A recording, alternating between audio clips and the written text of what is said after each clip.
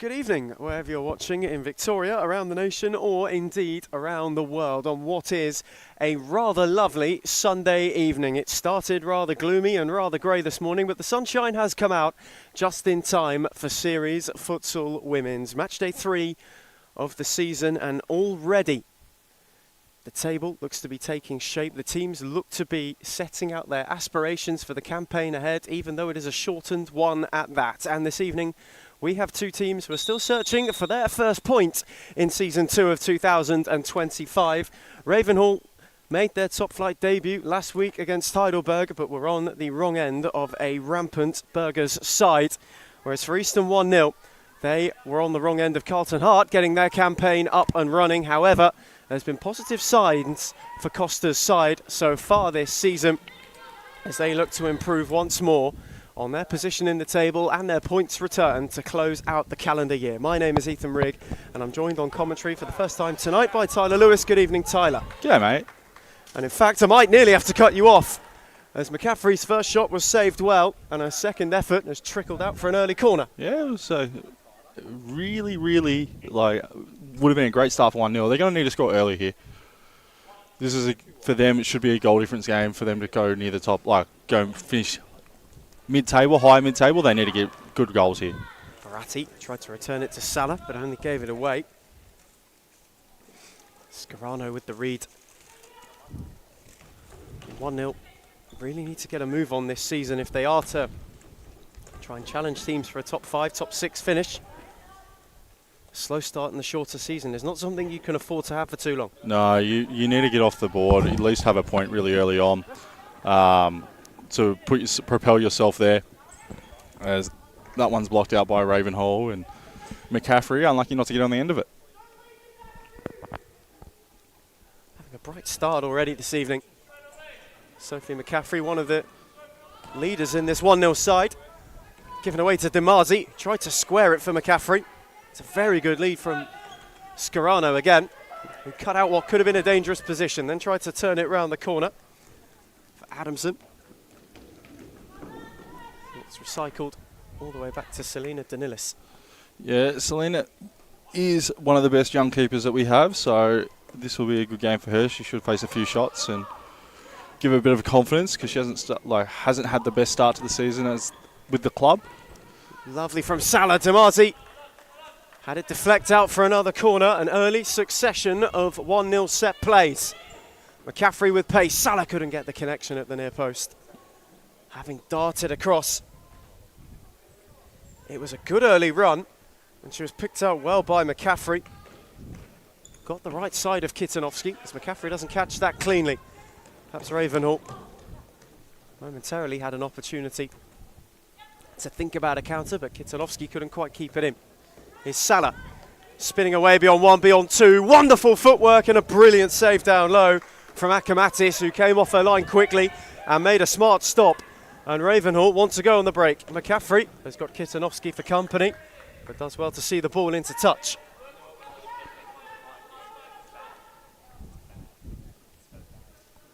Still seeing the players adapt to the stop clock and not running to every ball. Ravenhall are doing well, by the way. They're holding defensively fairly solidly at the moment. So once 1-0 break them, we might see them open up a little bit more, but as for the moment, they're holding their own. Verratti wanted Demazi. He'll get it with a bit of luck as Svetkopoulos took a tumble, gave it on to McCaffrey. That's a wonderful challenge from Scarano in recovery again. It's good. Looked to go at McCaffrey. As well to find Adamson. Gave it away to Salah.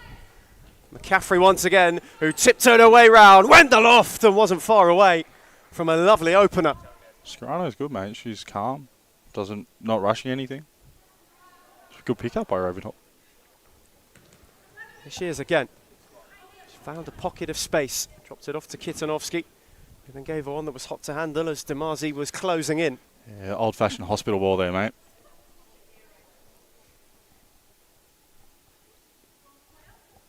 That's where they might play themselves into trouble tonight, Ravenhall. It's just making sure that they get enough pace on the passes and that also 1-0 aren't able to close in on the press. There's another given away. Picked up by Salah, who's spearing. Demazi didn't catch it cleanly. It was an inviting one for her. Kitanovsky couldn't sort her feet out. McCaffrey benefited from it. Rolled it on for Salah once again. And Demazi's on hand to turn it in. A brilliantly worked goal from 1-0, who'd been knocking on the door from kickoff, and they have their opener. Literally, it all comes down to the Ravenhall of starting to get gassed. They need to make a couple of subs. Again, stop clock, stop start. Probably need a couple of subs because they're really slow defensively getting back at the moment. They started off really well, been under a lot of pressure. Now it's opened up, so we might find that a couple of goals will come quickly for 1-0 now. Scarano again tried to steal him. McCaffrey did well to shield it. Verratti, Salah. He's again looking to twist and turn her way forward. Verratti around Adamson wonderfully. Verratti, that's a smashing ball for McCaffrey, who got around Akamatis, but wasn't able to keep it in. The touch at the crucial moment, just a fraction too heavy.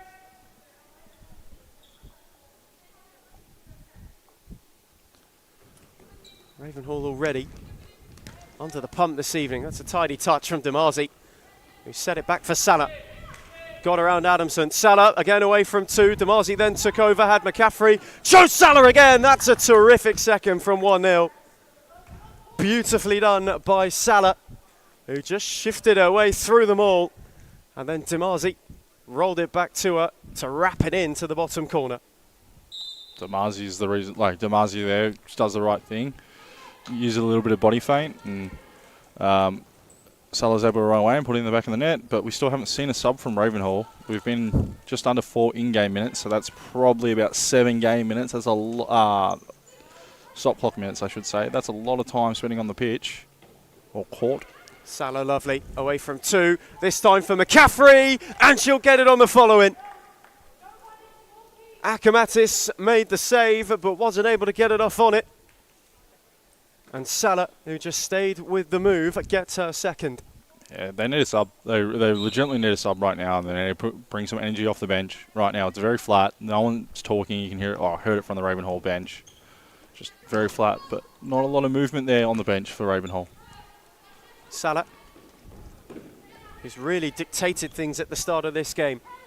Verratti tried to spear it down the line for Demazi. It was a fraction too heavy for her to be able to take under. Very interesting. After a quick couple of goals and an early flurry in the first 4 minutes, the Ravenhall haven't made a change, and McCaffrey forces the top save. Great save. Out of Akamatis, who had to readjust.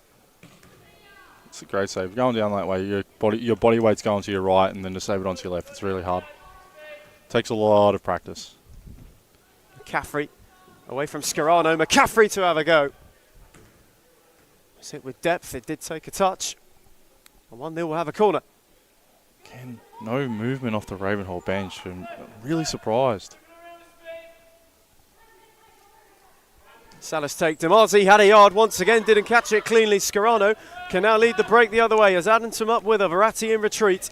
Adamson, Scarano, Danilis got a touch. What a clearance off the line. Verratti did tremendously well. Not only to retreat, but to judge it. And just as Scarano was looking to steer one back, Verratti got a brilliant touch to clear it. She's good, man. I've said it twice now, but like, she's a player that you could work with really, really well. Scarano side ball, Svetkopoulos. Again, Ravenhall just lose out in possession when they try to build something. Demazi now driving the other way. Away from Svetkopoulos. Important touch from Kitanovsky to block, and it stayed in. Svetkopoulos did well to prevent the corner, and then gave it away. Demazi, as Akamatis came, both slid into one another. Demazi not too happy about that. Verratti on for Salah. Demazi on the dive. Adamson might be able to take it away. Has only got Scarano and went the chip over the top, which was too heavy. Keeper did the right thing, came out. Both players went for the ball, 50-50 ball. Referee was never going to call that a foul. It's one of those things. Keepers are protected. Like at the end of the day, like you have to make clear contact with the player for a referee to call a foul on a keeper. said by certainly one of the better series futsal goalkeepers, as McCaffrey down the line for Damazi, tried to fizz it across. No, I don't play the big games anymore, mate. Ask Peter. It's on his podcast.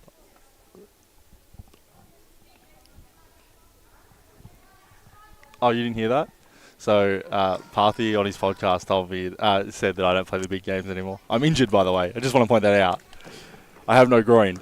Damazi on the drive forces another save from Akamatis, and that's why you're ever so happy to join me in the commentary box on a Sunday. Tyler Lewis on one leg. Takes his time to come and commentate with me. I do that because you're my friend, not because, not for any other reason. Just so we're clear. Verratti on for Skotnicker. That's a lovely ball for Damazi, who got a flick, and Kitanovsky took all the sting out of it for Akamatis. But Skotnicker got inventive and then was quick to win it back on the press. Svetkopoulos somehow got away with it. Decided to drive. It's blocked by Scarano in the end. And once more, Danilis is able to claim and roll it on quickly for McCaffrey. 3-on-2 for 1-0. McCaffrey went alone. And Kitanovsky got the touch at the expense of a corner. Yeah, 1-0 aren't passing. They can see goals and they're like, oh, I want to score one. But Damazi was on at the back post there, could have played and got received again. Just very selfish.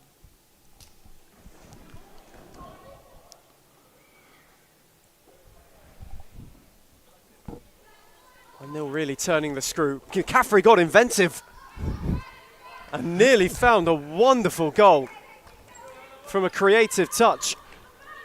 Damazi lost it to Scarano. Wanted to go down the line for Renda, but Verratti will happily watch it out.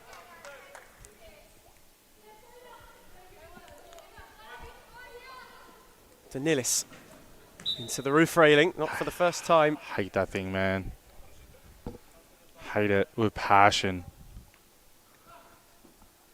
At least the men, because again, I explained this last week, but we play on 2 separate courts between Sundays and Fridays.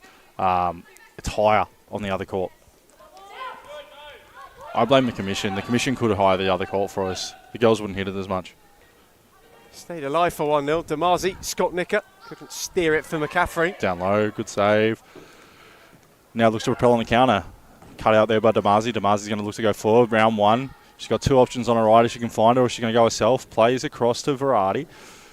Verratti's then lost back to Damazi. Damazi has a shot. Cut out there by Ravenhall. Keeper does well. Gets there. Takes the space away. And the Raptors trying to go down the line.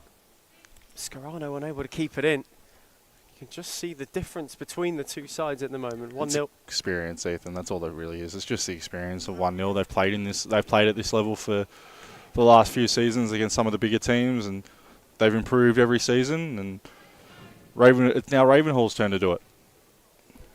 Damazi with a good bit of pressure. Svetkopoulos did well to win it. Had 2 options with her. That's a lovely ball down the line for Renda, who was just trying to take it on the turn and thus wasn't able to get it under. Brilliant ball there by Svetkopoulos. Just a little bit too much on it. It falls to Damazi. Great save there, but very lucky. Damazi kicked it right into it. Didn't know much about the save, but it doesn't matter how you keep him out of the back of the net as a keeper, as long as you keep him out of the back of the net. Akamatis has certainly had a lively start to life in the top flight. She'll be spent at half-time if they don't start defending for her, to be honest. Just facing shot after shot after shot. Here we go, Ravenhall on the counter. Can they give it back to Linilis? Down low, saves it. Now she's going to look to counter herself. As 1-0 go forward, they've got options on the right. Round 1, foul given. Delayedly, as Andriopoulos looked to venture forward. There's a lovely touch from Scarano at the other end as well. Credit to Danilis, though. She sets that counter-attacking motion. Quick play of the ball. She notices that her team have the advantage if they go quickly and plays it. Keepers learning that. You're not always just the last line of defense. You're very often the first line of attack. So, especially if you can hold the ball, that's a hidden trait. Andriopoulos. It's a good block from Svetkopoulos. Worked its way out to Renda. Andriopoulos with a lovely turn and a lovely shift and a brilliant ball to Damazi. They could walk it in. What a save from Akamatis down low. Told you, she's going to be spent at half-time, mate. She's been very, very busy. Super stop from the Ravenhall shot stopper. Verratti back for Andriopoulos. Got around Scarano. Wasn't able to go around anyone else. Akamatis quickly on for Renda. Scott Nicker in retreat. Scarano had it break for her and has spun away from Verratti. And Danilis has made a super stop down low. Scarano with a sharp pirouette. Mate, she's playing by herself. She's not legitimately playing by... Oh, no, her and Akamatis. Playing by themselves. Ravenhall's first corner of the night. It's been a rare venture forward for the Raptors. But both attacks forward, both like clear attacks forward, have come from Sperano. Like, no wonder she hasn't come off. Timeout is about to be issued by 1-0. Costa Frutzis has asked for the timeout next available. Scott Nicker. Great turn. Lovely turn away from Svetkopoulos. Scott Nicker tried to cut it back for Demazi. It was well read. Again cleared for Scarano, who, although having been everywhere in the first 10 minutes, is now operating as the pivot. Andriopoulos. Lovely shift away from Renda. On for Verratti, who's got a yard and was not far away. Back post option on there too. So didn't use, had decided to go for the glory shot. Didn't come off this time. Scott Nicker puts Svetkopoulos under pressure and it does go out for another keeper's clearance. Throw long, Sperano loses out. Verratti looks to plays Demazi. Back to Demazi. Demazi tries to turn, doesn't come off, and keeper comes out, does the right thing, takes away the space, dives into that ball, makes herself really big. Well, to take the sting out of it, and 1-0 will now have their timeout. They had to wait a little while for it, but as we go to the first timeout break, they lead Ravenhall by 3-0.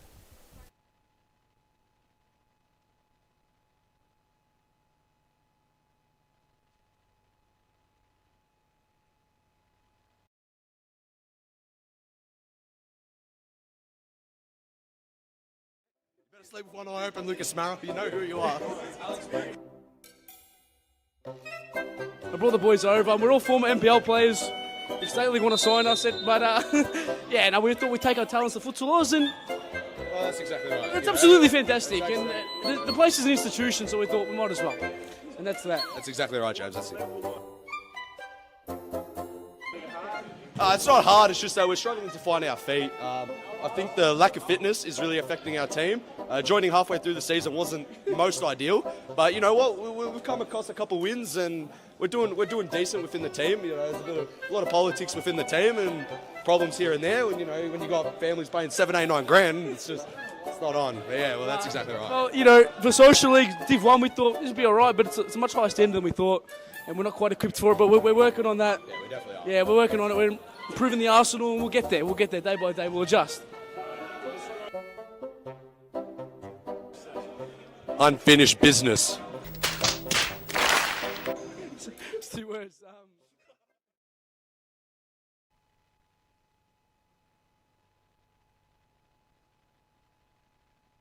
Return from timeout for the first time tonight. Eastern 1-0 are off to a fantastic start against Ravenhall, and that doesn't look to be holding up. Demazi, Scott Nicker to steer in a fourth. Demazi drew Akamatis and then unselfishly rolled it for 1-0 to add another on the night that you feel their season gets underway. Yeah, definitely. 1-0 need to get the result here. Everyone would be sitting here looking at 1-0 if they didn't pull out a victory tonight. And we thought Ravenhall would finish bottom because at the end of the day, new team coming in predicted to finish bottom. 1-0, made some really big signings over the off-season. And so far, in terms of what the league expectation would be, those signings haven't come to fruition as of yet. I think they will. Demazi, Verratti, very, very, very good players. Still got Monfanua to come in. They're really exceptional players. And once they can all start playing together in a couple of weeks, they will be a lot better off for it. Just with those new signings as well. We looked at the first couple of games of the season, of course, against Heidelberg on opening night. It didn't go very well for them, but last week they gave quite a spirited effort against Carlton Hart in the end. Yeah, it's going to take time. They just need time to gel. They've basically added a new team into an existing team. It takes time, man. Skopnica, Andriopoulos, Demazi. Even us at Phoenix, like we added 4 or 5 new players in. It's taken time. Like it takes adjustments from the girls. Like we goes down 7-0 against Fitzroy round 1, but then we draw against the reigning champions round 2. Like it takes a bit of effort. Like the girls have to all put in. Like they all have to be aware that there's new people here and new personalities and learn how to gel with each other. Scott Nicker goes round 1, finds Demazi, but it rolls under her foot. She's got a hole in it. Great ball there, just not on the end of it, a Ravenhall. But they're looking to go forward more, which is good. Certainly is a real shift from last week where Ravenhall were happier to sit in against Heidelberg. Certainly to their detriment after the first couple of goals went in. But tonight, you're starting to see a team that's just slowly, but ever so surely, coming to grips with the league. Bennett, Scott Nicker. That's a lovely ball for Andriopoulos, who sat Akamatis down but couldn't turn it in. Even though she missed the ball, Akamatis coming out there creates the shot going wide. Like, you don't always have to touch the ball to be effective as a goalkeeper. You're closing down space, you're making the shot harder to do, puts them on a tighter angle. The margin for error is much higher when they're out wider. Great tackle. Andriopoulos, great challenge, and it will break for Scarano, who's got Render up with her. It's a lovely ball in return, and it's hit the bar. And now 1-0 might be able to go the other way. Verratti on for Bennett. You can see them flood forward, all 4 of them. Scott Nicker, Andriopoulos. Brilliant save, Akamatis again. Sparata again. The reason they go forward every time. She's literally the only person going forward. Is that one is just way too easy. Giving up the middle. Scott Nicker just calmly, as easily, as placid as you like, just puts it into the back corner. Timed the run well as well off the corner. Completely unmarked. There's no movement from Ravenhall when they go forward, when they're defending it. Just nothing. Player wearing earrings.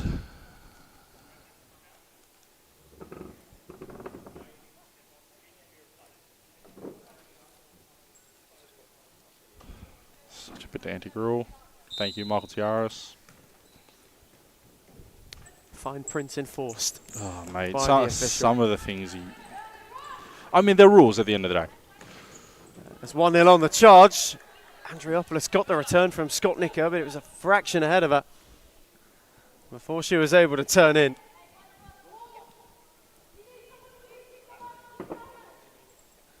"1-0 right now.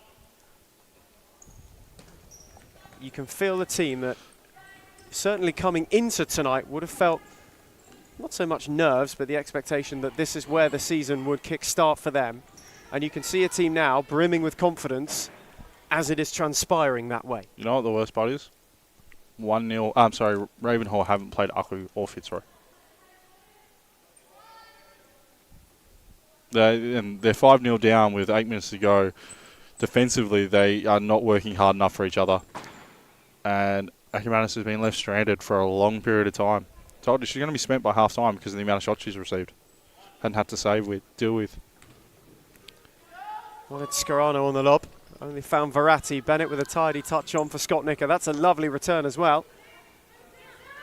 Bar it being a fraction behind. However, Bennett, quick to press Kitanovsky, quick to win it back. Scarano, tiptoed around by Verratti, who did terrifically. Bennett, away from Kitanovsky. And then Andriopoulos had just halted her run at the wrong moment. Akamatis didn't want to wait. And Scarano the target, again given away. Bennett to hit it first time. And Akamatis got a good sight of it and was able to take all the sting without anybody rushing on. Scarano again with a loose touch. And then a tidy challenge. Scott Nicker with a lovely shift and a lovely ball for Bennett. Andriopoulos, this is terrific. Futsal 1-0. And it just lacked the finishing touch. No, the smile on her face when she put that over the bar too. Like, that was definitely something to watch there. There's no movement from Ravenhall. Like, it's semi-disappointing. Like, I know that you come in, you like most people watching around wouldn't expect like Ravenhall to pull out a result, but just the effort that's coming from them right now, it's pretty pretty disappointing. Like, and then it's not the player; they're working hard. It's just they're buggered, spending way too long on the pitch. Scott Nicker back for Verratti. It's not like they haven't got a bench to choose from either. That's a terrific save from Akamatis again onto the post. They've got 4 players sitting on the bench that they could happily put on at any time. Give them 2-3 minutes, and then taking them off. Like, that's all they need to do. Verratti for Scott Nicker. I don't think Scarano has seen the bench just yet, even momentarily. It's Verratti. Again pressed by Kitanovsky, who did terrifically well to hold her up and even better to win it back. Sparano probably needs a 2-3 minute break. Put her back on. She's a burst of energy. She's actually really good. Like, there's so, like, you can see, like, she does little bits, but she's knackered. She's not running back because she can't. She's made 2 like bone-storming runs forward. You've got to sit there and think to yourself, oh, okay, cool, this player's just worked their backside off for you 3 times in a row. They probably need a spell. And Costa's sitting here rotating all these players through. Like, Damazi's on the bench. Like, she's back to form as well, which is good. She needs new socks again by the looks of it, though. Do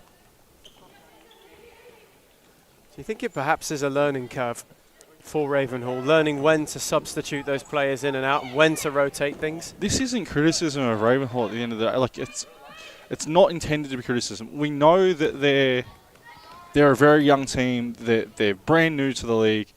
They're not used to playing on the big court. This is their first season ever playing on the big court, which takes some adjustment in itself. And learning when to make those subs takes time. So unless you're an experienced coach that's either played or coached on the big court for a long period of time, you make mistakes with subs a lot.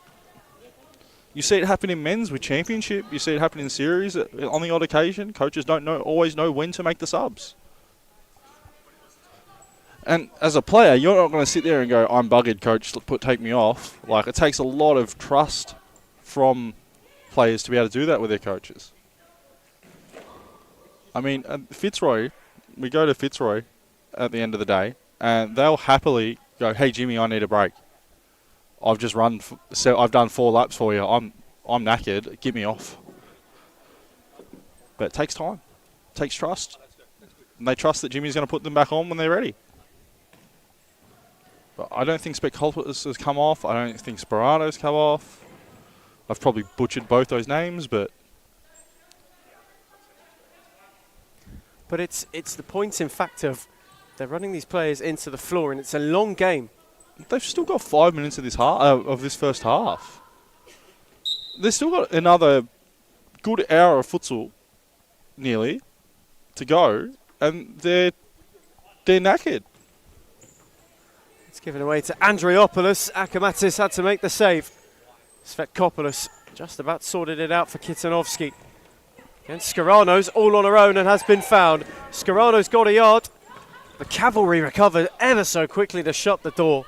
And no one ran off her. They made the pass and they waited because, okay, we're going to concede again. But it's not about that. It's not about not conceding again. It's about how hard you're working. And right now, it's not the players' fault. It really isn't. They're knackered. As Verratti gets on the end to turn in another. Andriopoulos with a lovely bit of work. The ball was weighted wonderfully. Beautiful pass. And all Verratti had to do was turn in at the back stick. And Akamanis, she's been, like, you think of the amount of shots she's had, she's saved majority of them, but you can see now she's not moving out to the ball as quickly as what she was in the first couple of minutes because she's tired, like, because she's had to face so many shots. You can see it with a lot of Ravenhall's players. Scarano takes her first break of the evening. And well deserved. You could see at the end of that last attack in particular, just the way that she had to get the ball out of her feet to try and take the shot on was one of a player who perhaps needed a breather. But there's nothing wrong with working a player hard as a coach. Like, that's what they're there for. They're there to work hard. They're there to put in effort. But when you see that they've put in their effort and they need a spell, take them off. Doesn't matter if you, like, coaches don't tend to do it because they're worried about the depth. You can work around that. And in futsal, because where there's only the 4 positions, in quotation marks, they get loopholed into a position. Svetkopoulos Great ball. Capuano all on her own. Danilis came off her line and did well to make the save. Capuano recovered it and then dragged a shot at the last minute. That's better Much. from Ravenhall in terms of just that ability to go forward. But the drive through in the middle allows them to. Andriopoulos, after a bit of an entanglement between Skotnicker and Capuano, on for Salah, who's just been reinstated. Unselfish again, and Skotnicker arriving late again to turn in yet another for a 1-0 side who are running riot. No, they've run right, mate. They're not running. They've run, they've come back, and now they're going again. Certainly not the first fortnight. Ravenhall had him imagined and envisioned in the top flight. Who did they play last week? Heidelberg. 13-1. 13-1 to Heidelberg last week. Svetkopoulos had it stuck under her feet, and Andriopoulos was the beneficiary. Kitanovsky came across and made the challenge. Heidelberg might be thinking maybe we should have scored more goals. This season might come down to goal difference at the end of the day, either. Like, we're very matched, like, throughout this league. This is probably the most competitive women's league we've had in a long time. It might not just be 2 teams this season. Heidelberg look good. Pinching point, and teams are pinching points when they're not meant to. Like, it goes to show you that pretty much any team can beat anyone on their day. Skotnicker with a good read. Kitanovsky fouled up. But it is one of the more hotly contested seasons that we're shaping up for at the moment. A shorter one as well, which places more emphasis on points. And goals. Salah is looking to add another for 1-0. Did well to keep that alive. Andriopoulos couldn't recover it, but Bennett could. 2 players working the hardest are... sorry, I'm looking at your phone. Salah and Andriopoulos, perhaps. Skotnicker's trying to sort herself through Svetkopoulos. That's a lovely shift away from Skotnicker. Svetkopoulos fancy to go on her own. Capuano had a poke. Grover, I think it is. Number 8 for Ravenhall.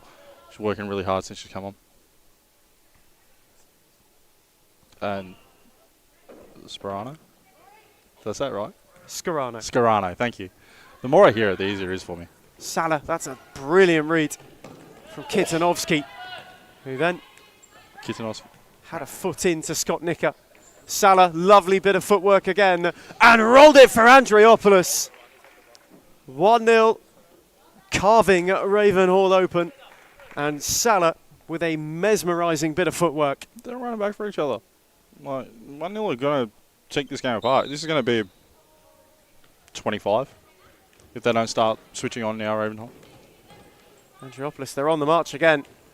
Salah, this time, she tried to return the favour from before. Salah just wasn't able to get a foot on it and stab it goalwards. You think 8-0 now, right? It's 8-0 right now. Still 2.5 minutes to go in this half. There's no way 1-0 don't score another one the way they're playing. Ravenhall are going to get more tired the more they play. This is going to end up... Massive adjustments need to be made by 1-0. By Ravenhall in the second half. Massive adjustments.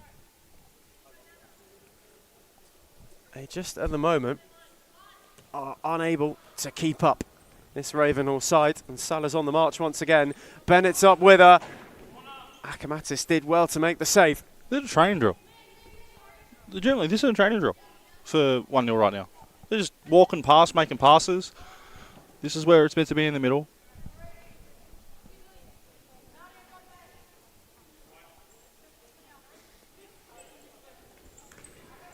Certainly has been an emphatic first half if you're of a 1-0 persuasion. Perfect way, perhaps, to wash away a frustrating fortnight. Scott Nicker caught that sweet, and Akamatis made a good save across.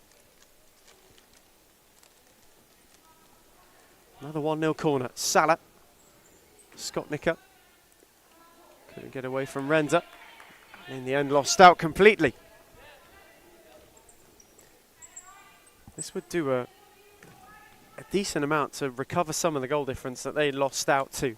The Heidelberg game mainly. What was that? 10-2, something like that? 10-4? Close. Yeah, it's the game. Well, so they're negative 8 right now. Well, so now they're even. I was about to say they might be dead level and they might about to be in the positive. Scott Nicker with tiptoeing feet adds their 9th before half time.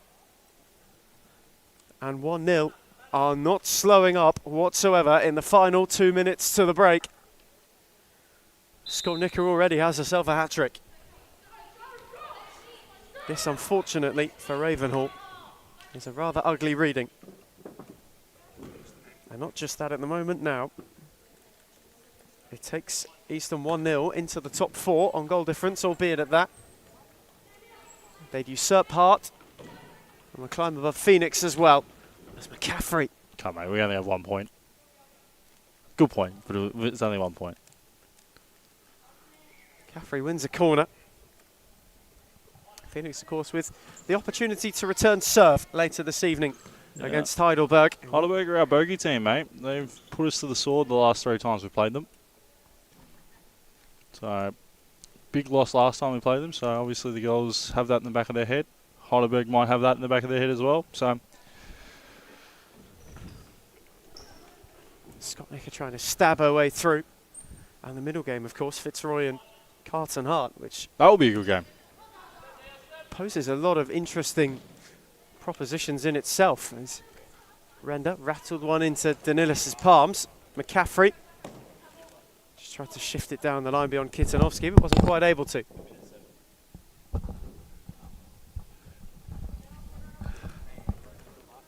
McCaffrey with a nice read. Shifted it on for Salah. A quick 1-2 with McCaffrey. Akamatis with a good save. Everybody's taking a tumble, and McCaffrey clipped it to the back post for Salah to keep it alive. On the return again, and she couldn't apply the finishing touch. Kitanovsky. McCaffrey on the challenge.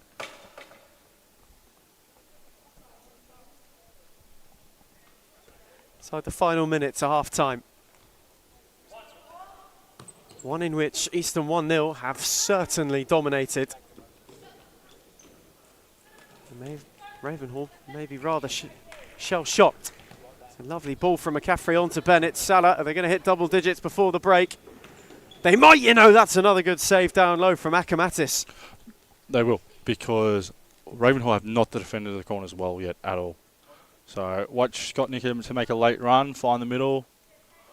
Or Salah. There's something going to happen here in the middle. McCaffrey. Salah. Trying to work it on for a shot. Bennett drilled it lower at the near post. Akamatis had her angles covered. Giving away Scott Nicker. Won it back. Salah. Around Renda and kept it in well. Salah. Scott Nicker. McCaffrey turned it over. If McCaffrey could shoot tonight, man, I swear this would be 15 at this point. She's missed a lot of chances. Salah's not on. Scott Nicker. Handball. 5 seconds remain. So perhaps one more look for them to take one with them, and Salah will spear it in for it to be double digits before the break. A terrifically taken goal. The free kick moved on quickly, and the second Salah had a yard. She smashed it into the bottom corner with aplomb. The perfect way to end for Easton 1-0, what has been a perfect first half. They flew out of the blocks and never quite looked back. The Raptors were rattled and may have to resort back to the drawing board. Half time in the early kickoff. It's Easton 1-0 10, Ravenhall 0.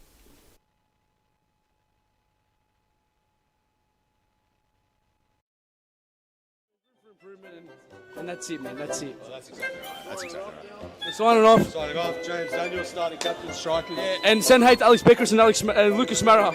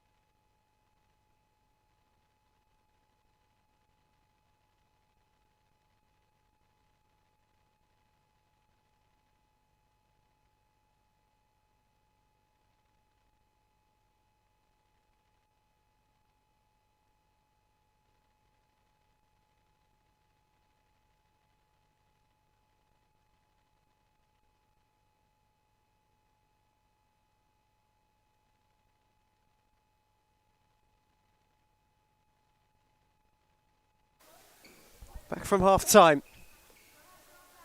After a first half, which I'm not sure many would have expected.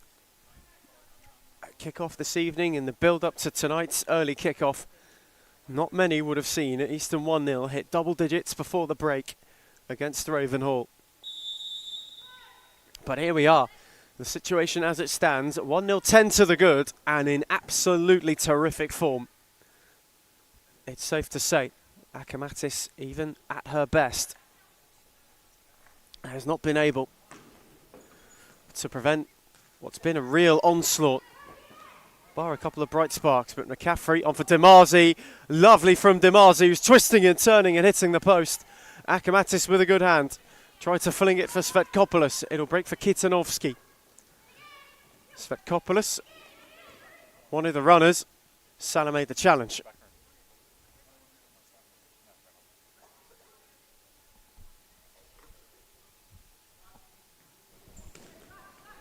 McCaffrey thought about going early and wasn't far away. Yeah, sometimes going early is the right option, Ethan. It puts the keeper off balance, especially if the keeper is moving backwards. Could tell Akamatis just wasn't fully set. She did well to get a tip on it. Unpredictable shot.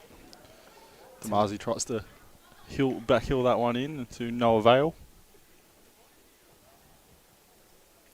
My question to you, Tyler. Where do you go from here? Train. Back to training.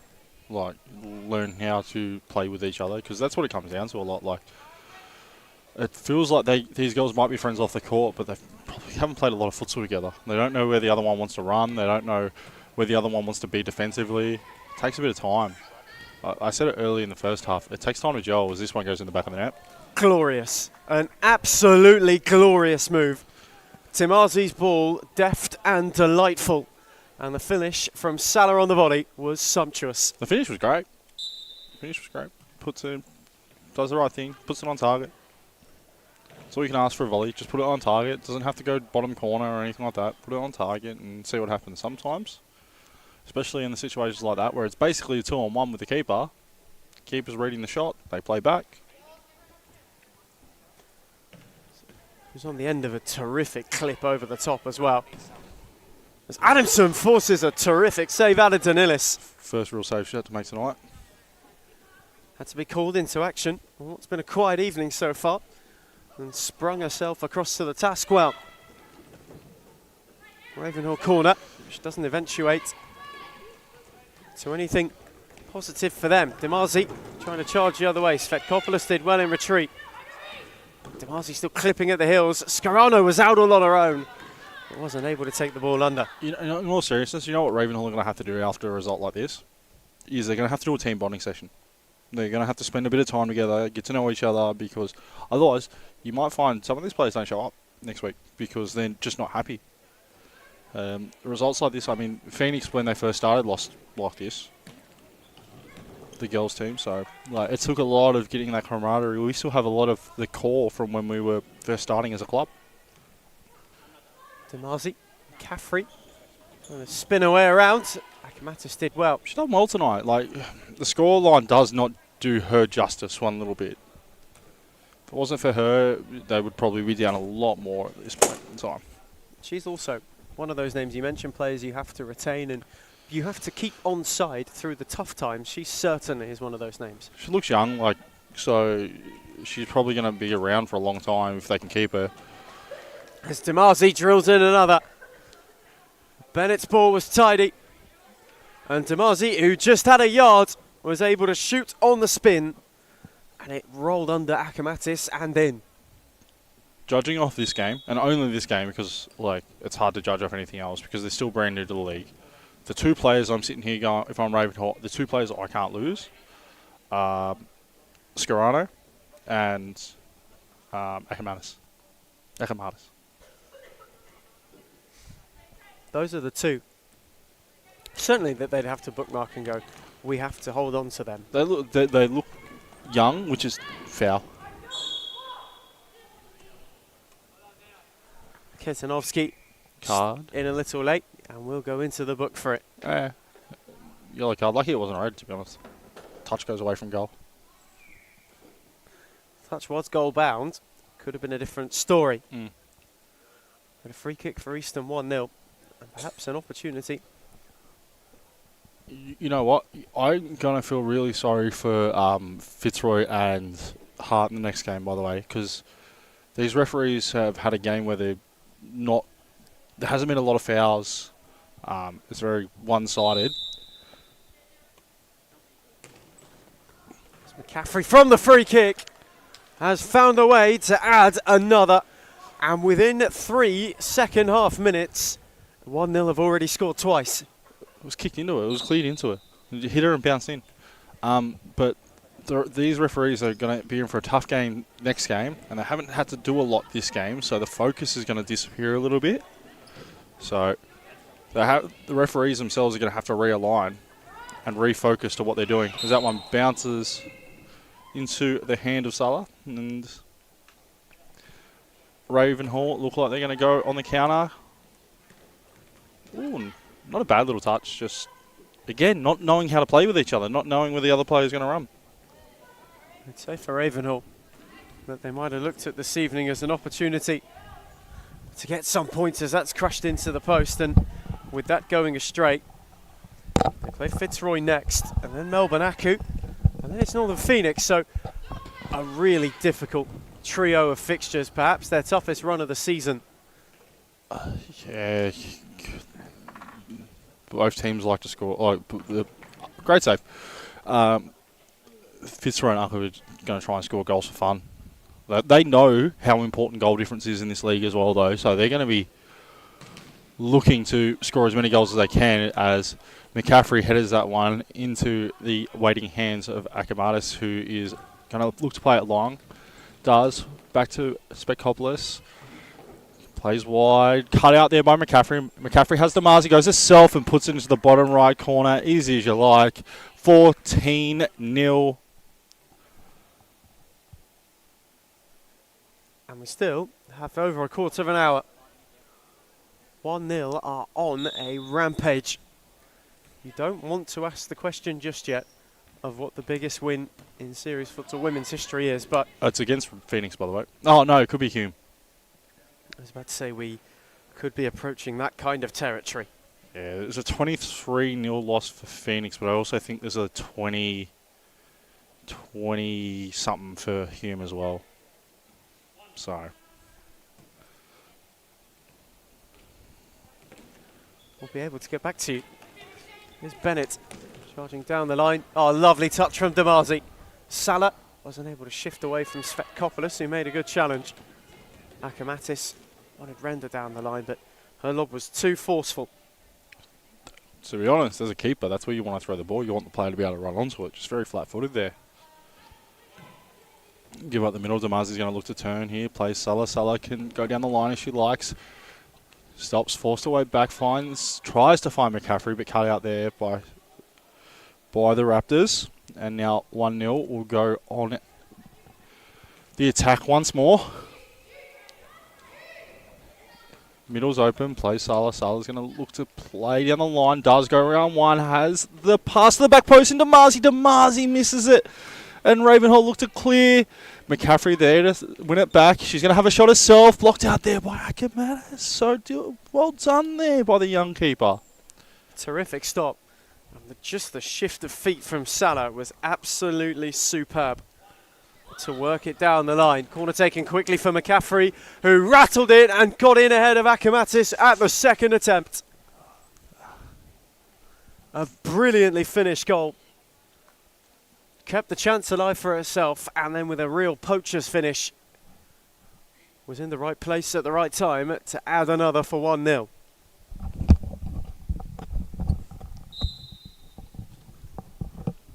This is a night that Ravenhall will forget in a hurry, and they will need to, they will want to, and it is very far from over.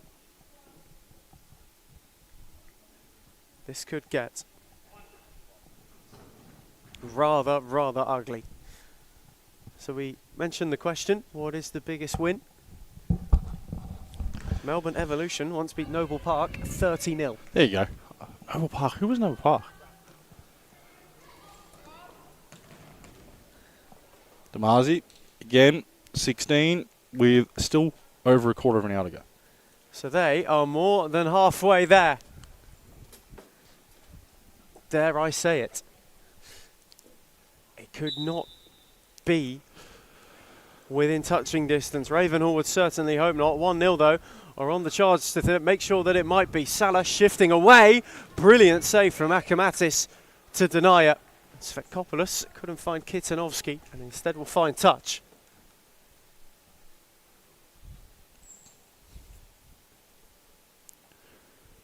So we just reminisce on what was.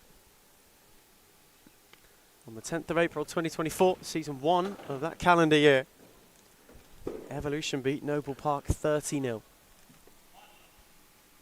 That is where they have to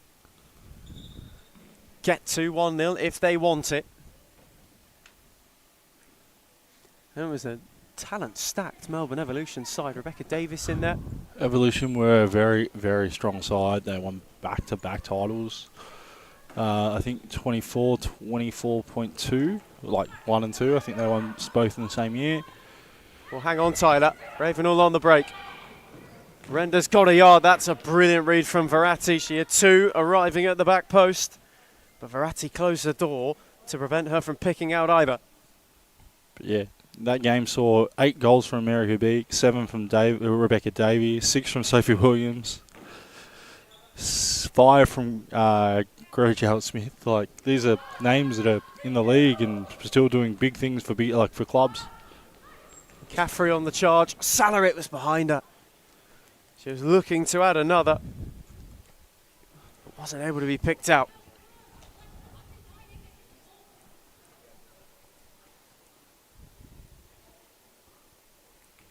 So 30 is the magic number.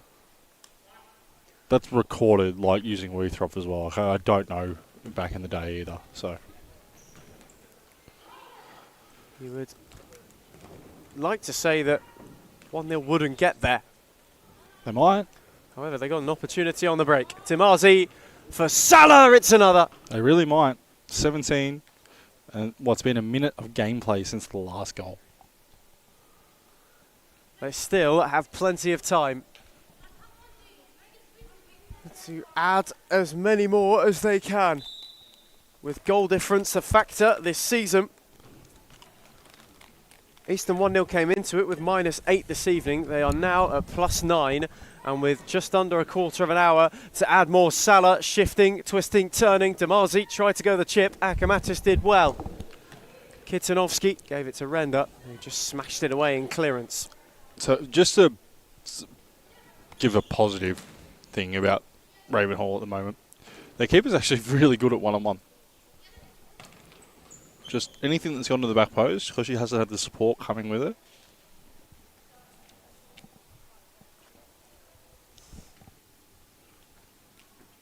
There always is a silver lining on a night like this, and for Ravenhall, it's been Akamatis, hasn't it? She's been superb. The scoreline will not show it. Scarano in the first half too was very good. She was very calm on the ball, even now. Like, Damazi's a big name in the league. Was a big name in the league for a long time. Obviously, she had a lot of last season off, but like in her Preston days, one of the best players. Scored goals for fun.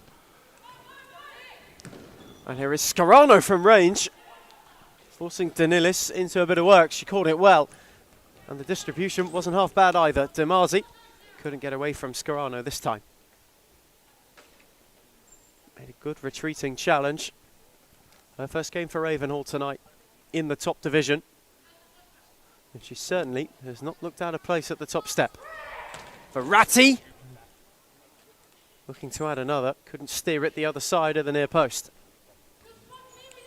Kamatis went long. Damazi leapt and won it. Svetkopoulos now is leading a charge the other way. Brilliant challenge from Damazi in recovery.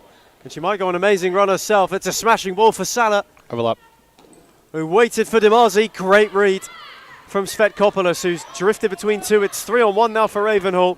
Scarano is central, and Danilis came out and made a clever and clean challenge. McCaffrey wanting to charge the other way, but Svetkopoulos shut the door on her. Selena did well there, man. Like, comes out, makes herself really strong. Good heavy challenge. No whinging about it from either player. And rolling foul given for the initial foul on Damazi right before they had that overlap cut out. Svetkopoulos sold short. McCaffrey is in and has added another. A tidy read from Sophie McCaffrey, who then just stormed her way through and with composure and coolness placed it into the net. Player of the match. I know we still got 13 minutes left, but it's hard to pick from, and in fact they might be able to add another goal. Damazi at the back stick had 2 with her. 1 was Scott Nicker, and it's a good save. again, just puts her hands in the right spot. Their reaction saves, you can't teach reaction saves like that.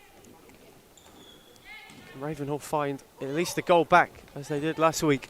Damazi, it's a lovely turn again. On for Verratti. Found Scott Nicker, who stole a yard.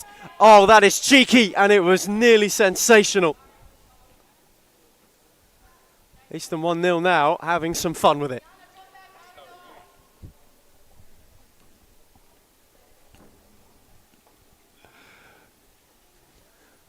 Nearly the most sumptuous goal you would see. Scott Nicker still trying to twist and turn her away for another. She's been absolutely relentless this evening in her effort to try and add more to the goal difference and to try and bolster 1-0's returns from tonight. Verratti with some tidy footwork. Scott Nicker with the back heel. Verratti nearly went the whole way round but didn't keep it in. The trick for Costa here, by the way, is he should be working on something that he's not confident in with his team. Like, I think you'll find once Fitzroy get the goals that they kind of want, and Aku get the goals that they kind of want, they'll start working on different things, maybe like a bit of fifth fly. Like, just not finding that from 1-0. I don't mean, at the end of the day, everyone coaches differently and does what they want, but they'll try different things. They'll try set plays and stuff that they haven't really played or adjusted with. So, but also in saying that, 1-0 have to learn to play together, and this is a perfect opportunity for them to understand how to play with each other. Do you think perhaps he's choosing to do that first and strengthen plan A before? I think he has to. But I would agree. I think it's a good chance to get some cohesion and experimentation. Could perhaps come in the final 5 minutes as Scott Nicker tried to lift it for Demasi. Well done. Akamatis quickly off her line. Yeah, she did well there.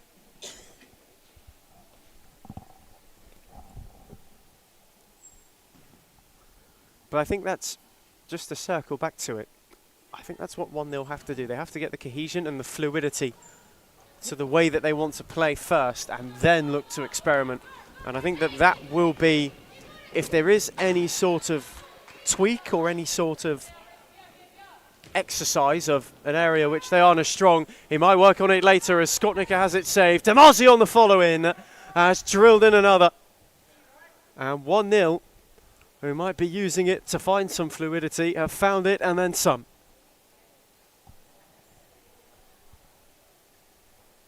They are within 11, with 11 minutes to go. Goal a minute.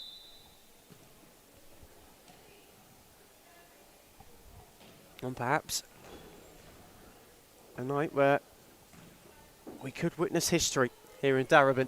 Dare I say it. McCaffrey charging forward. Lovely ball. Demasi! Akamatis made the save. Stomped away. Ravenhall want timeout. I wonder if we'll witness history again this season if they do happen to do it. Can only speculate on what might transpire, but for now, 1-0 are on the charge towards it. Verratti. Lost out to Scarano. No foul there? Okay. Tried to tiptoe her way through. Danilis. Back for Verratti, who's got Demasi on the switch and has found her. Two options running. Tried to spear it for Scott Nicker, but she went just too early before she could make an impact. And Ravenhall will have that timeout with 10.5 minutes to go. It's 1-0 who lead 19-0.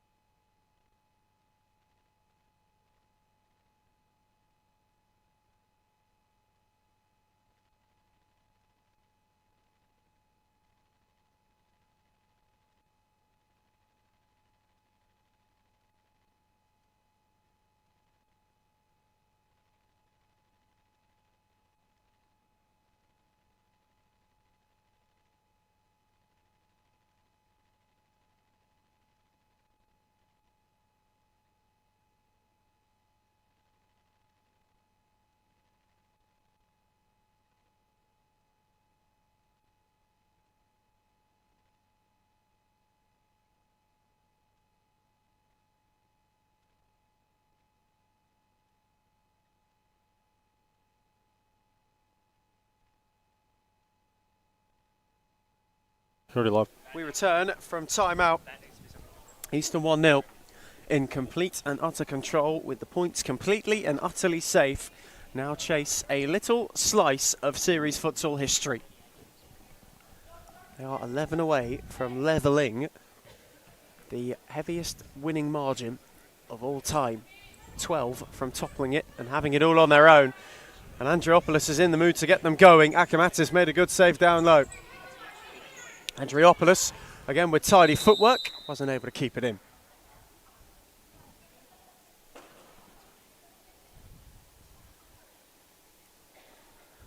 It's the first of 3 games tonight. Hart and Fitzroy next. What should be a fiery encounter. Two teams have made strong starts this season. Hart got themselves up and running last week. Fitzroy didn't feature, but were imperious on opening night. They're looking to make it 2 wins in a row, looking to get themselves at least level on points with Heidelberg, who are top of the table before they take on Phoenix to close it all out. Scott Nicker. Dimazi, that's a lovely ball, and it just needed a touch.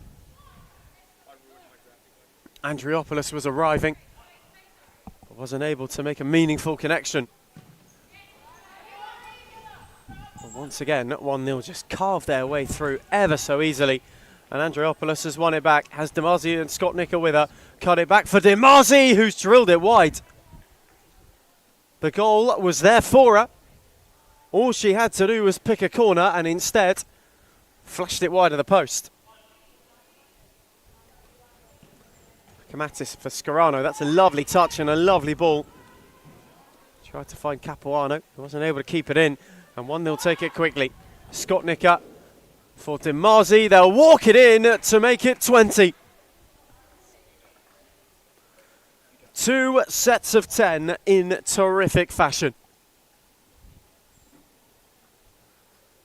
And they continue to pour forward and continue to deepen the pain for Ravenhall. The Raptors certainly being mauled on a night like this. Mate, the Raptors need to be put back in the cage at Jurassic Park after this. Scott Nicker. That 1-0 have literally caged them tonight. And Dimazi is adding another with a poke and placement, a piercing finish, and they are within 9.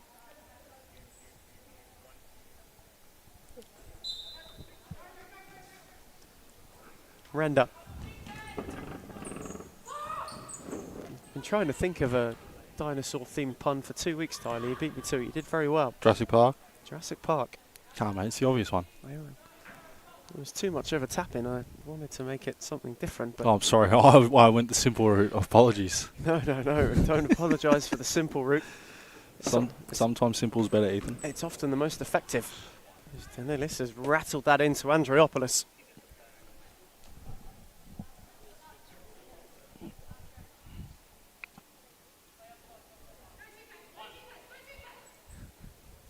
Can Ravenhall at least get themselves a goal back?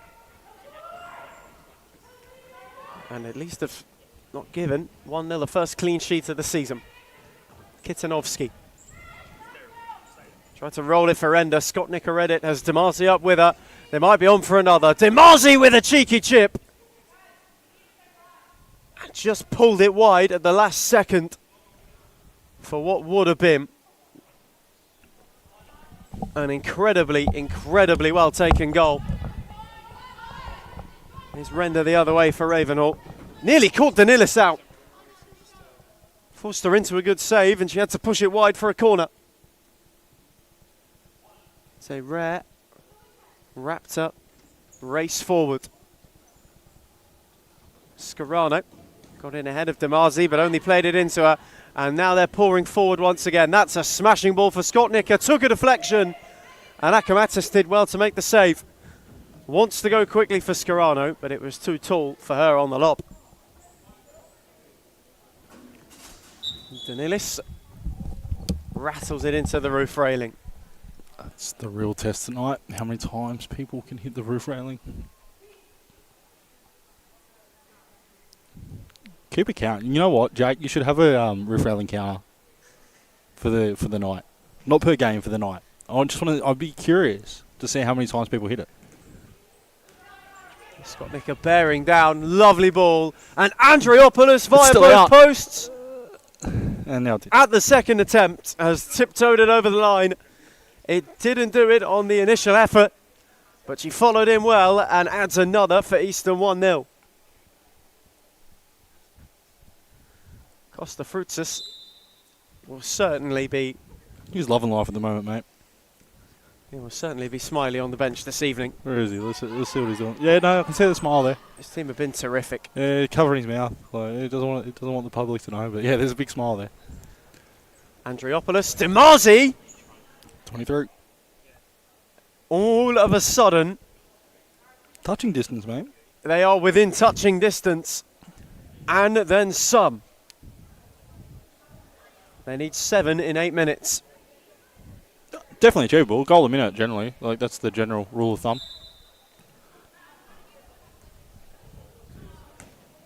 Real night to forget for Ravenhall. They will just want to hope that it doesn't go down in infamy.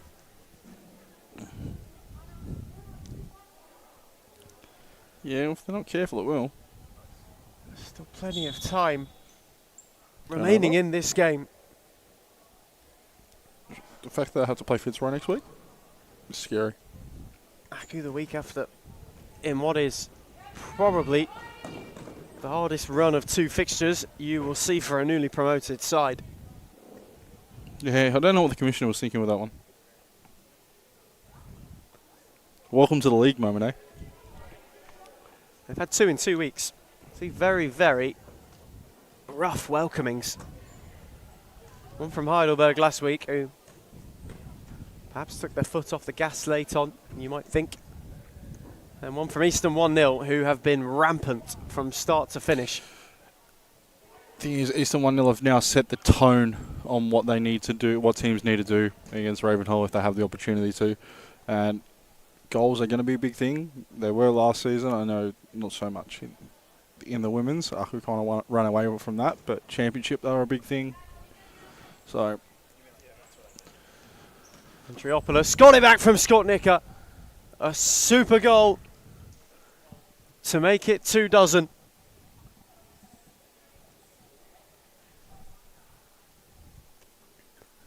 Eastern 1-0 are having a night to remember.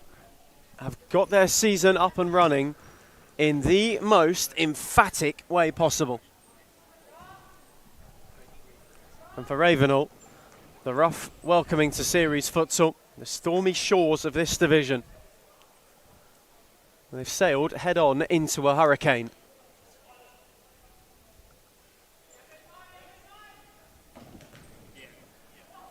tsunami. Perhaps it has been wave after wave of 1-0 attacks and they don't look like holding up. Tsunami was better, mate. For that reason, it is wave after wave after wave of attack. I was thinking they've been just blown away by some gale force winds. They've definitely been blown away, but However, storms always pass, or you at least always go over the eye, which provides some calm. Tonight, though, you get the feeling this could be the eye wall. Zakamatis did well to hold that with Bennett lurking. Rolled it on for Renda. Is there something to take from it? She ran out of room.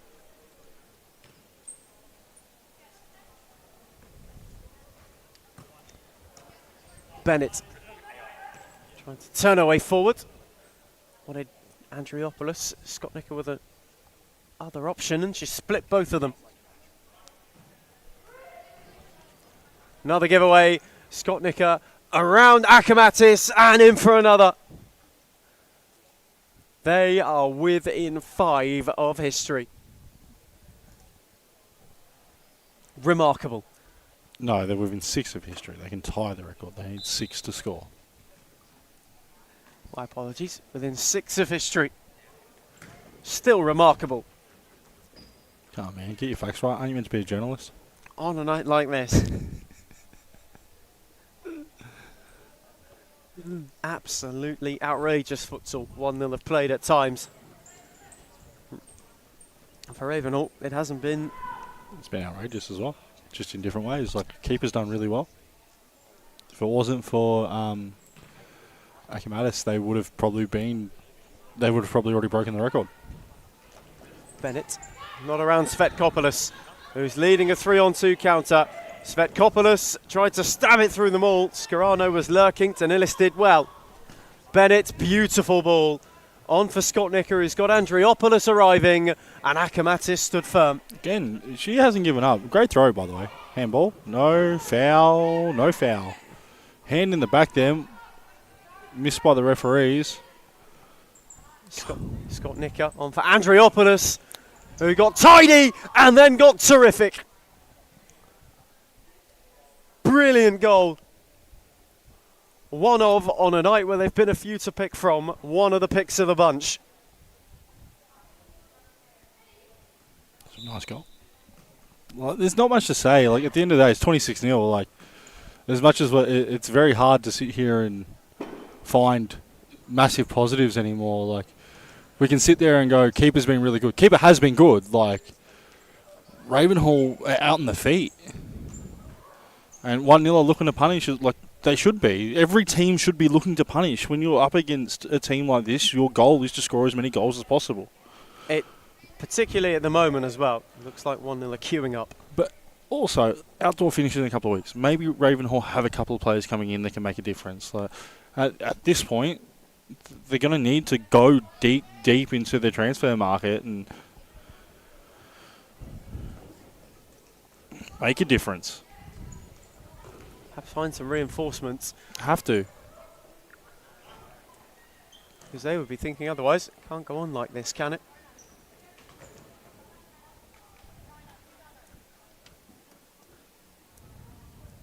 For Ravenhall, they will need to find, as Tyler has alluded to, reinforcements. They'll need to find something just to get them up and running this season. To find some cohesion, consistency, and just a way of being a lot more competitive. Scarano is one of those ways. Lost out to Verratti, who got it back from Demarzi. Verratti's on the charge. Scott Nicker was to spare. They'll walk it in for another. 4 and 5 at the moment. It's all 1-0 require. 27 for Eastern 1-0. A team who were the second lowest scorers last season. Only Thornbury scored fewer than them. They have now hit 27 in one eve and have jumped to the top scorers in the division, and they're not done yet. Scott Nicker's on the charge. Akimatis got behind it well. How many goals did 1-0 score last season, by the way? Because that's interesting to me. I'll look it up even, that's all right. Demarzi on the slide. Wasn't able to steer it in. Scott Nicker with a prodding foot, able to make the challenge.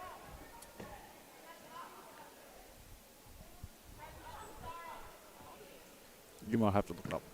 Can Ravenhall at least take a positive from this evening on the scoreboard, or is there going to be more pain? Verratti, not around Svetkopoulos, who's got two out with her. Scarano is one of them. They might actually get their goal, and it doesn't find its way to Svetkopoulos. Reaction behind her, as she was so close to turning in.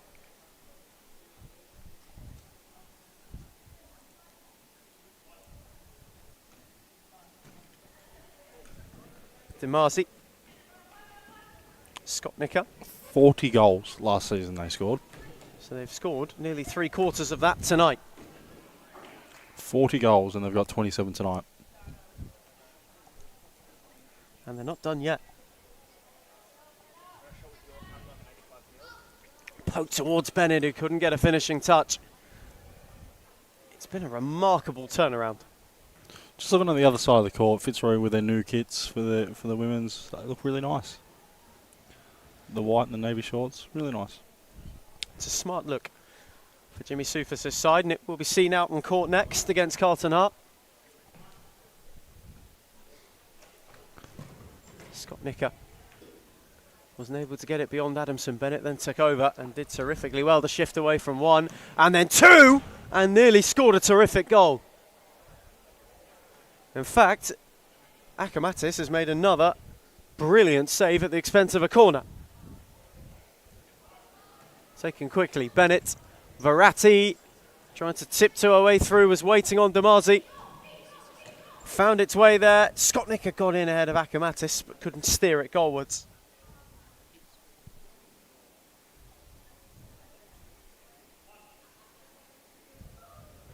Akamatis looked long. Scarano with a nice touch. Svetkopoulos lost out to Scott Nicker. Verratti quickly on for Bennett, and they might charge forward once more. Tried to spear it in, Akamatis spilled it. Svetkopoulos quickly there to mop up.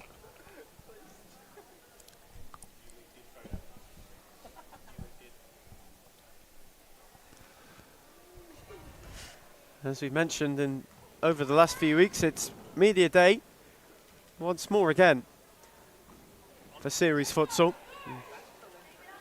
All of the 1-0 players got their player profiles taken for the season. Josh Fusco's just given us a glimpse at what is going on there in the editing process behind it.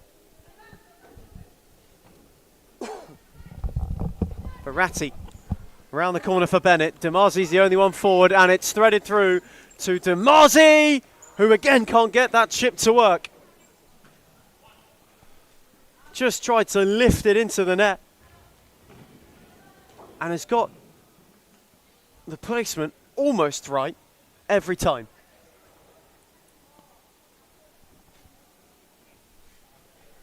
That one off the post, the one before wasn't far away either. It's Damazi again diving in, again coming away with it. It's 3-on-2 for 1-0. Ball was a bit heavy for Bennett, who then slid it through the legs of Svetkopoulos and flashed it wide of the face when she had an option at the back stick.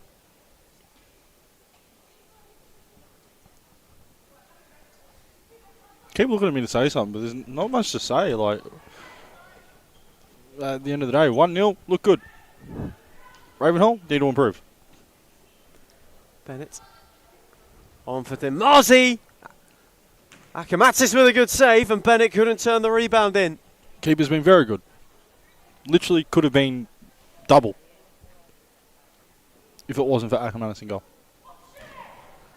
They'll have created a plethora of chances, and they're still not done. Damazi. Svetkopoulos on the block. Tried to get away from Scott Nicker, who held her up well. Still twisting his Svetkopoulos and then losing out. Damazi. Had Verratti on the overlap. Damazi tried to shift away and won a free kick.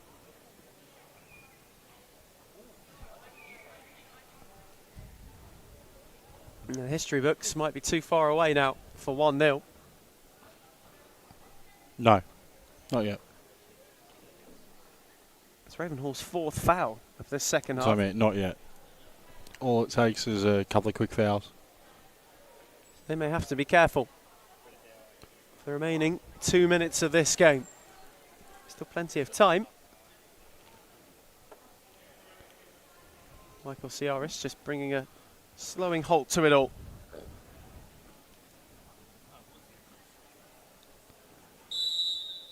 It is Bennett's free kick.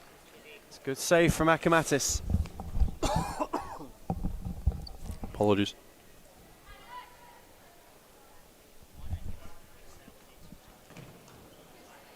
Again, Clement's belted into Bennett. They just can't get out at the moment. Ravenhall on what has been, well, to put it rather roughly, or rather bluntly, a rough one for the Raptors. It's Damazi. It's really incisive commentary. I love it. It's great. It really has not been their night. Verratti. Again, 1-0 trying just to poke forward for another. Svetkopoulos has got it through to Scarano, and Danilis has made a good save once again. Ravenhall corner. with 94 seconds remaining.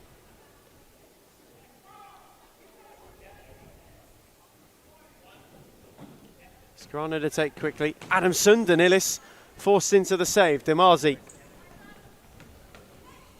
Back for Scott Nicker. Bennett, who has Demazi and who has Verratti. Couldn't get around Adamson. Now stabbed it on for Verratti. Demazi. Brilliant save again from Akamatis, who stuck with it all the way to the end. Demazi. Bennett this time. Under the legs and in. You know, Gio Stalatano probably could have coached this time, like this Ravenhall side. I think he should have. I think it would have been really good for his experience.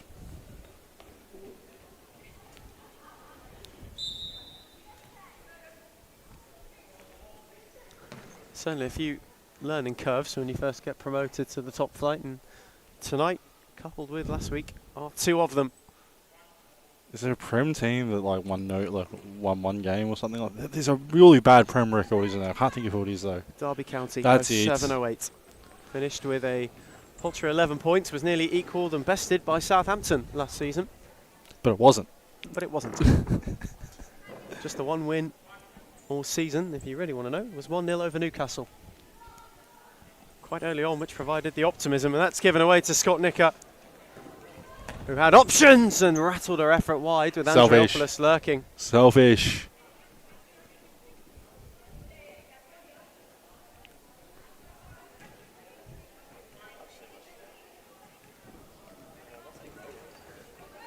Ravenhall just ticking down the seconds in the final minute.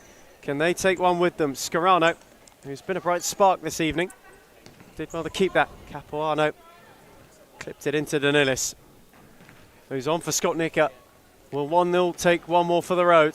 Andreopoulos turned it wide. So lucky. There's not way more. Scarano. At that point in time, you're better off just taking the player on and having the shot, to be honest. Tried to shift it away and shift it on. The options were closing. Seconds tick down. Inside the final 20. The record at a 1-0's reach. But it is still an emphatic and still a thumping win to kickstart the evening and to really kickstart their campaign.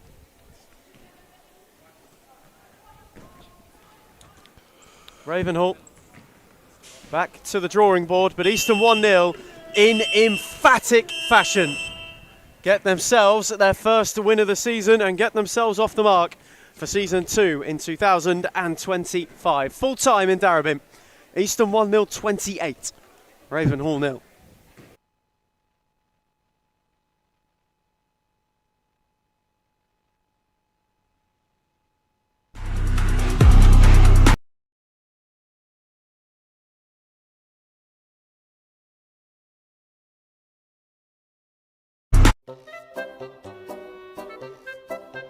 We're the Champ Hunters Div 1 Tuesdays. We should not be in Div 1, but nevertheless, we lost 8-3 today, but we're missing Alex Beckers. Send him hate. If you know who he is, please send him hate, and that's it. Well, that's exactly right, James. Going on with that, our gaffer, we've had a gaffer, for the whole team, and then he hasn't rocked up. Last 2 weeks, Lucas Smarra, you know who you are. You better sleep with one eye open tonight because we're coming for you, mate. You better sleep with one eye open, Lucas Smarra. You know who you are. I brought the boys over, and we're all former NPL players. If State League want to sign us, but we thought we'd take our talents to Futsalers, and Well, that's exactly right. it's absolutely fantastic. And the place is an institution, so we thought we might as well. And that's that. That's exactly right, James. That's it. It's not hard, it's just that we're struggling to find our feet. I think the lack of fitness is really affecting our team. Joining halfway through the season wasn't most ideal, but you know what? We've come across a couple wins and we're doing decent within the team. There's a lot of politics within the team and problems here and there. When you got families paying 7, 8, 9 grand, it's not on. But yeah, well, that's exactly right. Well, for Social League Div 1, we thought this would be all right, but it's a much higher standard than we thought, and we're not quite equipped for it, but we're working on that. Yeah, we definitely are. Yeah, we're working on it. We're improving the arsenal, and we'll get there. We'll get there day by day. We'll adjust. Unfinished business. 2 words. Disappointment. But there's room for improvement, and that's it, man. That's it. Well, that's exactly right. That's exactly right. Signing off. Signing off, James Daniel, starting captain, strikers. And send hate to Alex Beckers and Lucas Mara.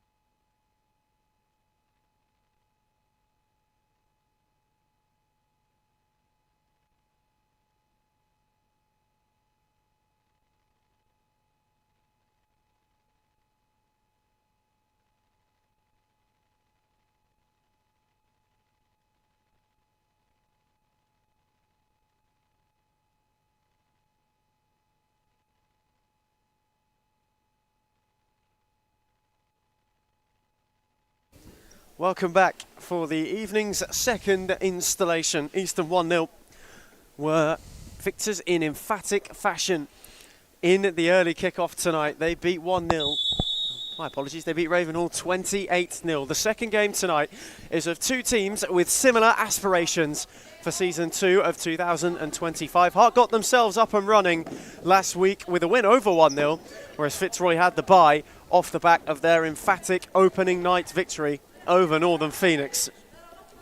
And tonight promises to be a showcase of what these sides are about this season and who is really there to take it all the way to the title bitter end. My name's Ethan Rigg and I'm joined on commentary for Game 2 of the evening by the cameraman turned commentator in Ethan Stone. Good evening, Pebs.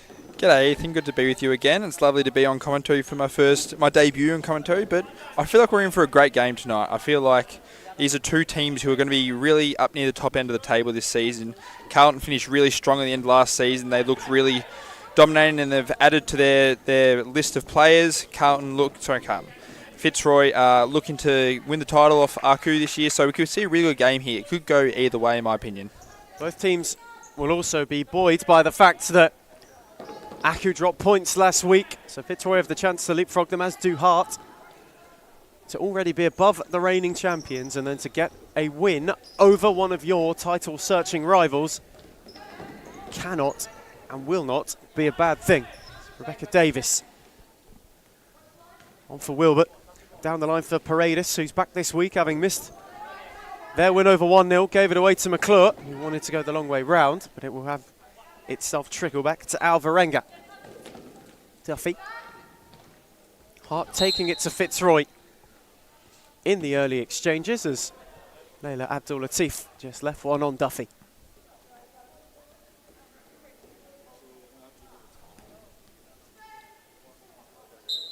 Davis's free kick for Wilbert. Hart on the front foot to begin it. Davis couldn't get away from McClure. Wilbert. And down the line. Paredes wanted to try and just steal in ahead of Galuccio, who read the situation well and saw it out. It's good to see Rebecca Davies back in Carlton colours again. We know we've seen her there before. We saw her last week in her first game back. She looked quite promising, but just the talent that she has on the field is very promising. Sorry, last two games, my apologies. But she looks like she's fitting naturally back in there, and the talent that Rebecca Davies has to bring to this Carlton squad really bolsters their opportunities and chances to create goals this season. Rebecca Davis did get her first goals upon return to Hart last week. Finally off the mark, back in Carlton colours.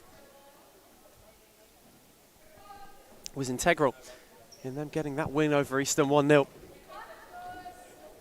Here's Duffy. Pressed by Sabre, down the line for Wilbert. McClure this time clipping at the heels, forced her all the way home to Alvarenga, who went long for Paredes. That was a lovely ball and a terrific take. Paredes then gave it away. McClure. Sabre had Galuccio up with a win alone, hit the post. What a block that is from Wilbert, as Galuccio was looking to turn in. Incredible defending on the line. That was an unbelievable shot there from Galuccio. You can see the talent she has, and that was a beautiful opportunity they had there. Just missed it hitting the post, but to see that early on is great signs for Fitzroy here. Fitzroy have had to withstand a little bit of a Hart onslaught. Now with an opportunity of their own. Elizabeth there from range.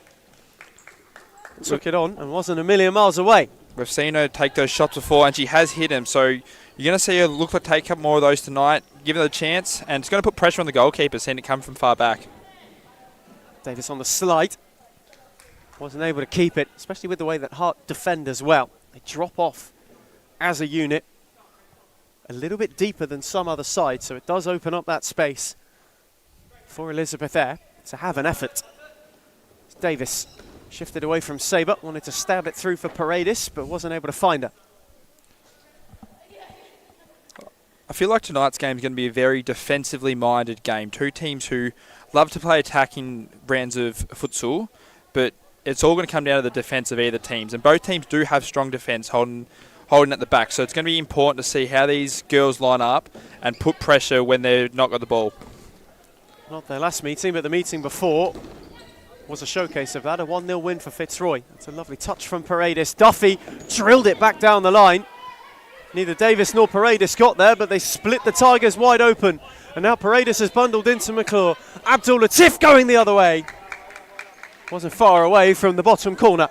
She can be so damaging, Abdul Latif, when she goes forward, and seeing that already, it's a great sign early on. Davis wanted Wilbert, but it was a fraction too heavy. Looking at two benches tonight. Hart spoke to Reece Interisi before the game. Said they were lower on numbers than he would have liked this evening. However, the mix he's got, you can't deny the quality with which it possesses. And for Fitzroy, Jimmy Soufis and Scott Rogan have got the full entendre in terms of tonight's available Tigers. Duffy, lovely return from Paredes.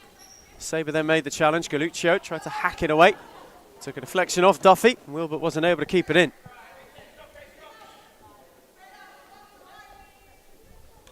No Frescalzo for Fitzroy tonight is going to be interesting to see how they fill in her boots. Obviously, the talent they have on this Fitzroy team is still amazing, but still, when you miss her, it is a big out because of her leadership and her quality she possesses on the court. To see how they're going to sort of go about it from now on and who's going to try and step into that role.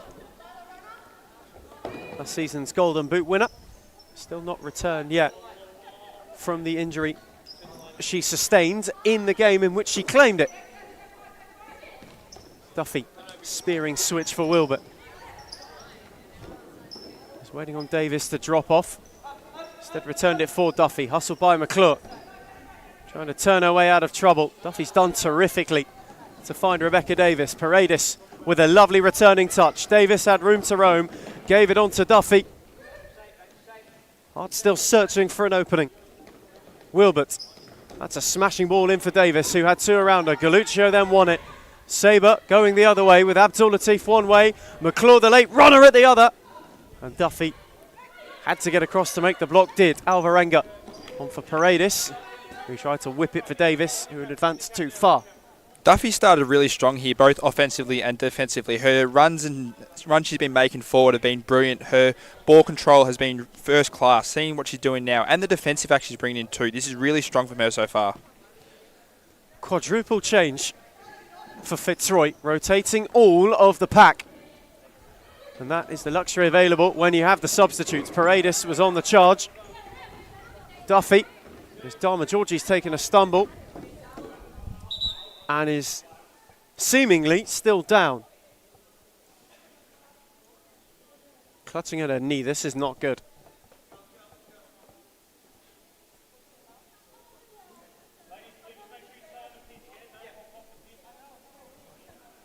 As Reece Interisi rallies his troops momentarily. Dharma Georgie stayed down and is in a serious amount of discomfort. And in fact, just while she gets some treatment, we will cross to a break to allow her to get off safely.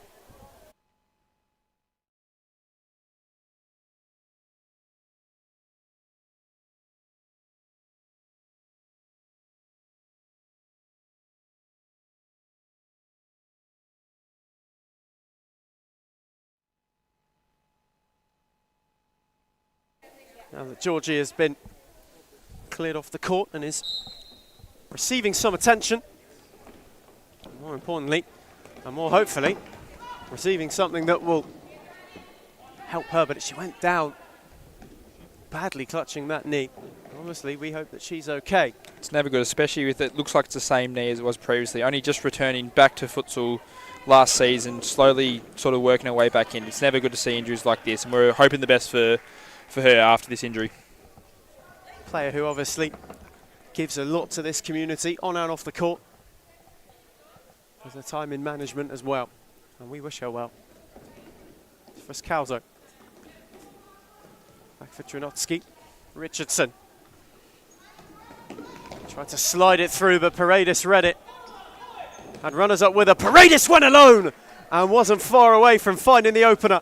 What a chance. She sort of gets in really good positions and makes something out of nothing out of something, and it works really well there from Paredes. He did well again. Frescalzo It's Deanna on the poke into the hands of Alvarenga. Paredes once again rolled it into Bogus. Went for Duffy. Paredes had it fall for her. Richardson came across the shot, the door, and just allowed it to trickle back to Air, who's quickly on for Friscalzo. Wilbert, hot in pursuit, in retreat, and did enough in the end. Neither of these teams able to really create a clear-cut opening, aside from the effort that was cleared off the line in what has been a rather cagey first 6 minutes, but it might open up for Paredes, who got around Richardson. Rolled it in for Bogus, who wasn't able to apply the finishing touch, but Hart just have a couple of looks. It was a bit of a lapse of judgment there from Fitzroy. They sort of seemingly turned off for a couple of seconds, and that's where Carlton took advantage and pretty much probably should have scored there with the opportunity they had. Richardson.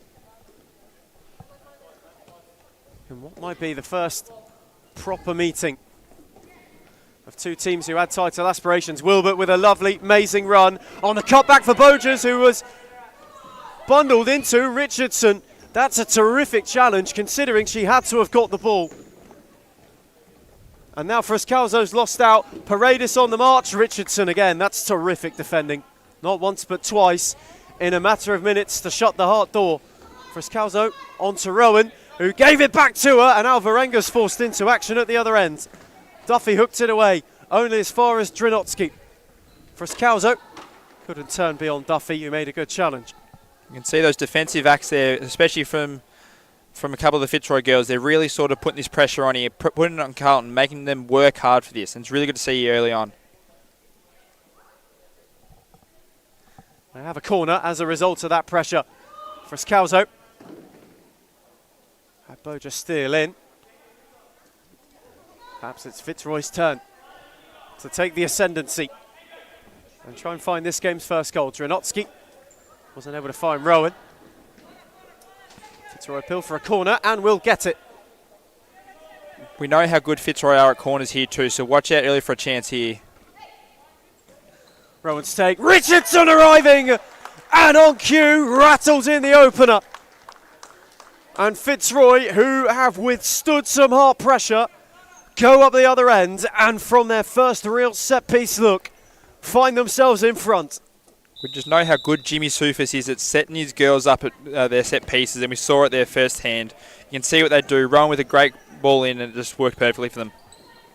And the Tigers break the deadlock. And Richardson, who scored it, was trying to roll away to add a second. Rasinos with a good cutout. The first blow landed in the first real look of two teams who will be vying for the top come season end. It's advantage Fitzroy for the time being. The onus is now on Carlton to try and bring us level it back here. They're going to look really dangerous here forward. They've got to make sure they don't play too offensively to concede goals like they had a chance there. Opened up for Owen, whose flick wasn't far away. The way that Hart flooded forward just provided Friscalzo with so much space. She's not a player that you can afford that much acreage to. Hart, you get the feeling, with less of a bench available, will be going to Wilbert and Paredes, certainly more so for quicker bursts. And Paredes tried to shift it around Richardson, recycled it for Rasinos, couldn't stab it for Davis, and now Drinotsky with a lovely ball for Friscalzo. And again, had a loose touch and wasn't able to keep it in, but the warning signs for Hart are there. You can see they're really trying to get forward here and get that ball, but as soon as they turn the ball over, Fitzroy countering on this very hard, and they're making it putting a lot of pressure here on the Carlton defence. Smashing ball from Paredes, found Rasinos, but Friscalzo slid in to put a stop to that.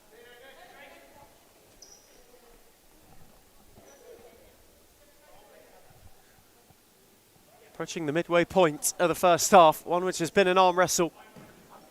Fitzroy, thanks to a roaming Richardson run, have the lead, but Rebecca Davis from distance wasn't far away, just sliced it at the wrong second. You're happy to see her take those options because you know what she can do. She takes those, she'll hit one every now and then.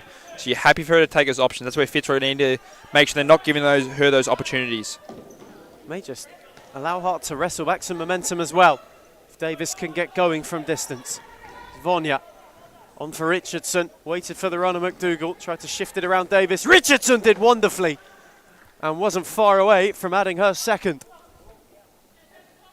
Once again, Fitzroy are able to flood forward and knock on the door. Paredes invited the challenge from Richardson, one which she wasn't able to spin away from. McDougall could only give it to Davis.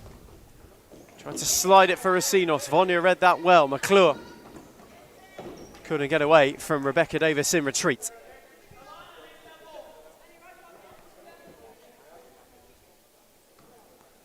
Davis trying to loft it down the line. Cleared only as far as Paredes. Racinos. Davis round the corner. Grace Paredes tried to place it down the line for Bojas. It just faded away at the last minute. And another chance for Hart to create some width and some depth in this game. Just goes begging. There's air. It's rather wasteful. Fitzroy just aren't giving them anything defensively. Like, they're set up so well here defensively, and Carlton just can't do anything about it. They're trying to make runs here, but they've just set up so well. Jimmy has this sort of defence that works so well, and then they're struggling to get there. Wilbert threaded it for Paredes. We got away from Abdul Latif. Check back from McClure. Cobby Wilbert once again. Went with loft for Racinos. That's a lovely touch from Abdul Latif. And a tidy ball from Vonya. McDougall, this is lovely futsal and a great challenge from Davis in recovery, who speared it on for Paredes. Dropped it off for Wilbert. Davis with Cobby Wilbert. Hart happy to slow it down. Davis just breezed away from McDougall and flashed it wide. Showcasing the power she has there, Davis. She absolutely nailed that one there. You can see where she gets that power from. That strong right foot really works wonders. Just able to shift it as well. Set herself up for the shot so nicely. Just didn't quite wrap her foot around it as she would have liked. Caught it sweetly enough, all right. Abdul Latif went searching. Unfortunately for her, McClure had dropped off. Hart again go to the rotations. Becca Davis. Sinos takes a breather. Duffy comes back on. Wilbert took that down well and wriggled away from Vonya. It's Cobby Wilbert, tried to square it for Paredes. Delightful ball across the face, but Paredes just wasn't able to apply a finishing touch. Wilbert had so much time there. It was great to see. She sort of just took her time, got that turn, and found space. And that's what you want to see. That's the chances that Carlton are going to have to make to be able to score here.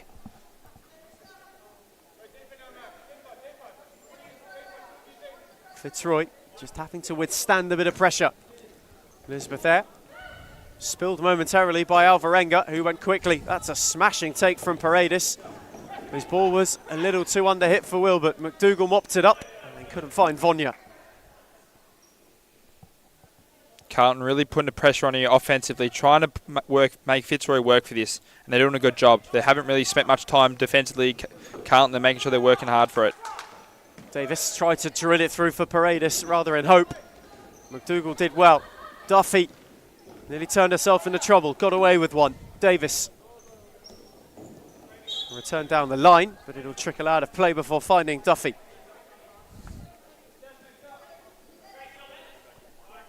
Aya quick to restart things. Lovely ball for McDougall. Abdul Latif waited on the runners, gave it away. Duffy has nearly got a yard to go forward, and Elizabeth Eyre did well to come off her line. Quickly tried to fizz it on, and Rebecca Davis has got it. Rolled it on for Duffy. That's a super save from Eyre, who came out. Terrific stop to preserve Fitzroy's lead. She was so calm and collected there, Liz Eyre, and she just, you know what to expect from her. She's going to put her body on the line here, and she just made herself look big to make sure that wasn't getting through. Carlton Hart corner. Quickly out for Davis, who's worked it hard. And Rebecca Davis wasn't a million miles away from making it 1-1. Just faded at the last second. And they might get another look. Wilbert. Sabre quickly in retreat. Duffy on for Davis. In for Paredes. That was a lovely touch around the corner, but Wilbert had just come back from that position, and thus the attack broke down.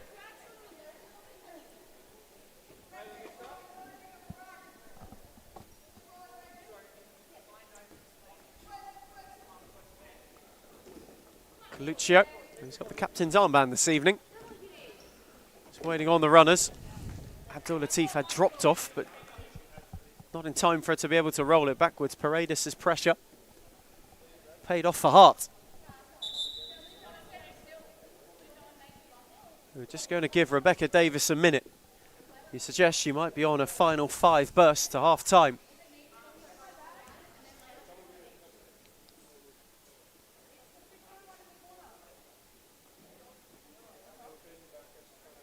There's Elizabeth Eyre.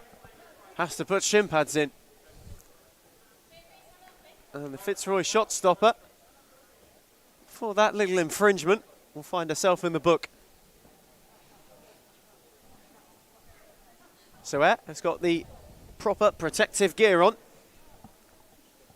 Michael Ciaros never misses those to make sure everyone's wearing their shin pads, abiding by the rules. Wilbert.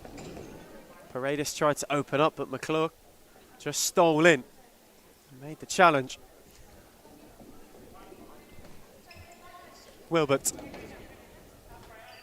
Hart again looking to find an avenue to an equaliser. Wilbert around Sabre and did well to keep it. Back for Duffy, quick switch for Paredes, who again took it down well, spun away from McClure but only into Richardson. Paredes wasn't able to get round either of them in the end. And again it just peters out for Hart, who have had a good 5 minutes. Elizabeth Eyre with loft for Galluccio, too much loft in the end.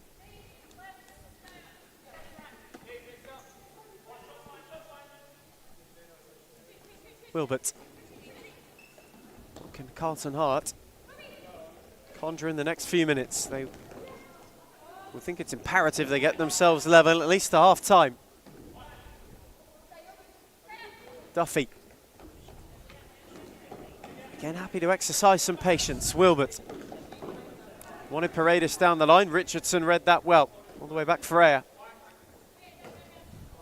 who again has gone long.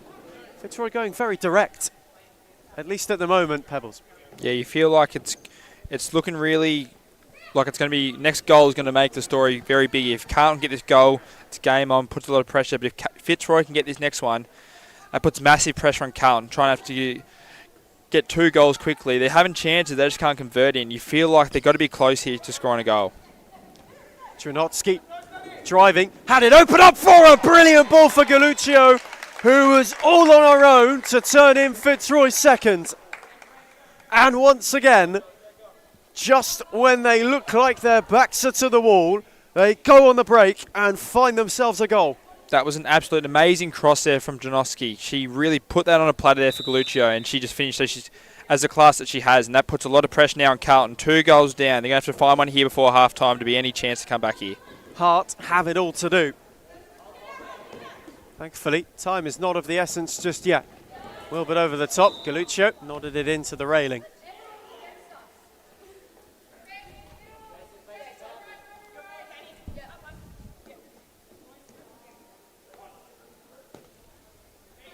Hart, who have exercised some patience, may need to go a little bit more direct to get themselves back into this game. That's a lovely drive from Duffy. Wilbert took it down well and then sold Racine short. Galluccio's got Richardson up with her. Went alone and Alvarenga had to make a good save. Galluccio didn't connect with it. Sabre steered it into Richardson, who's got Duffy hot in pursuit. It's all the way back with the keeper. Eyre tried to spear it. Wilbert won in. A touch was heavy. Richardson. Happy to see it trickle out. Galluccio. Fitzroy's turn to take the sting out of whatever Hearts have tried to throw at them so far. Richardson tried to clip it for Dranotsky. Alvarenga read it well. Racinos. On for Duffy. He really wanted Wilbert on the switch and made it work. Wilbert, lovely bit of footwork. Away from Galluccio, tried to stab it through. Richardson in the way to make another big challenge. Fitzroy is so well drilled here. You can see when they're really taking advantage of when Carlton have their small lapses of judgment. They've scored 2 goals from it. And they're just making sure they're staying patient and well drilled defensively. And they're making it really tough here for Carlton to push anything forward. Richardson laid it off for Dranotsky. Again went down the line. Fitzroy would need to win massively to go top of the table tonight prior to the final game.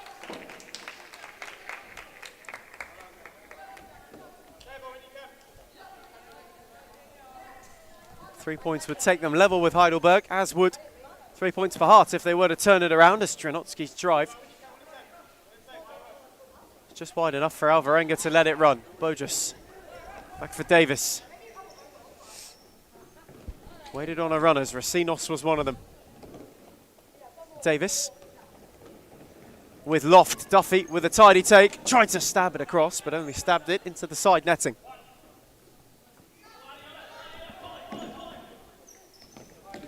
Dranotsky down the line for Rowan. He tried to wriggle out of a Carlton Hart cul-de-sac in the end and gave away a free kick.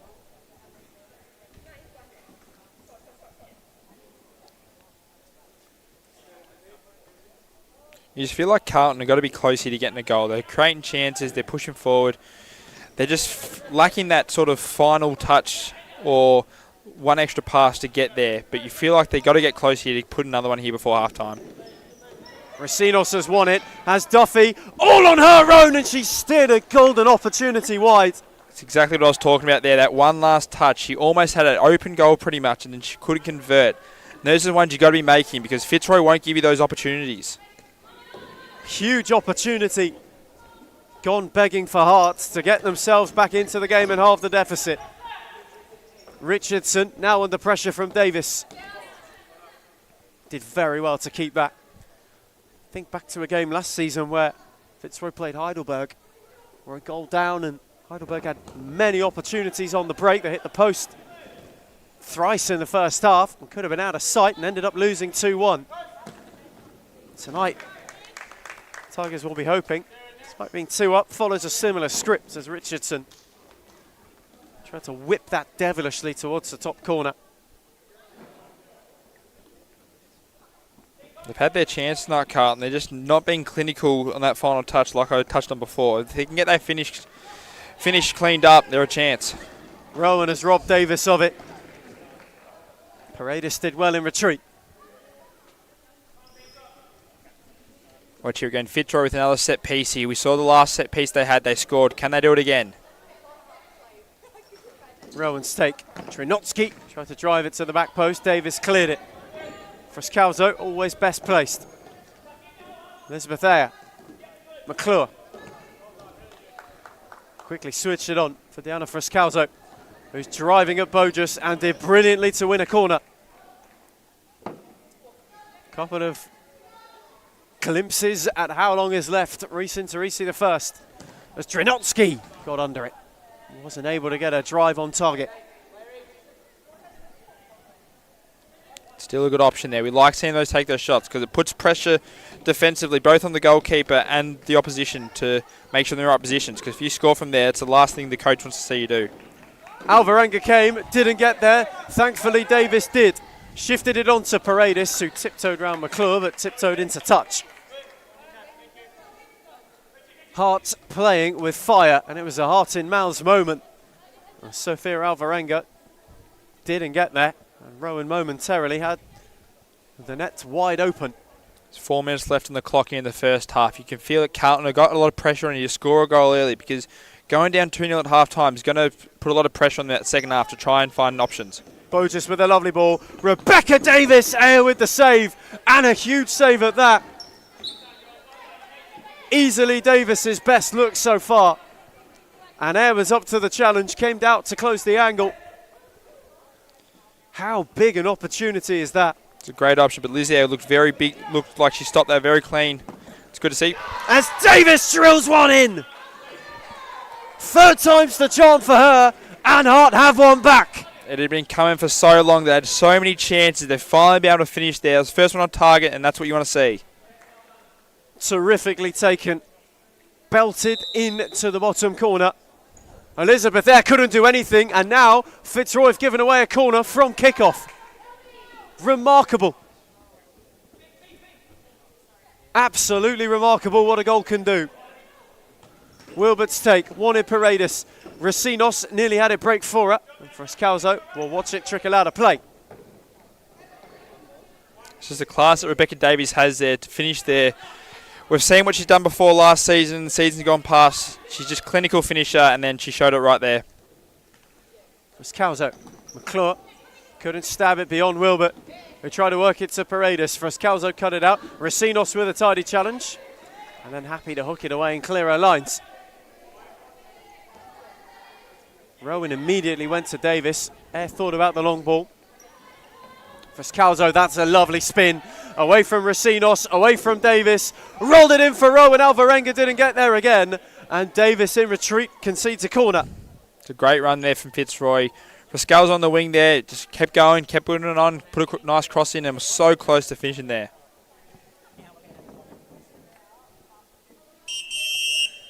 And Jimmy Soufas wants timeout. 3 minutes to half time, where Hearts have halved the deficit. We go to our first timeout. It's Fitzroy 2, Carlton Heart 1.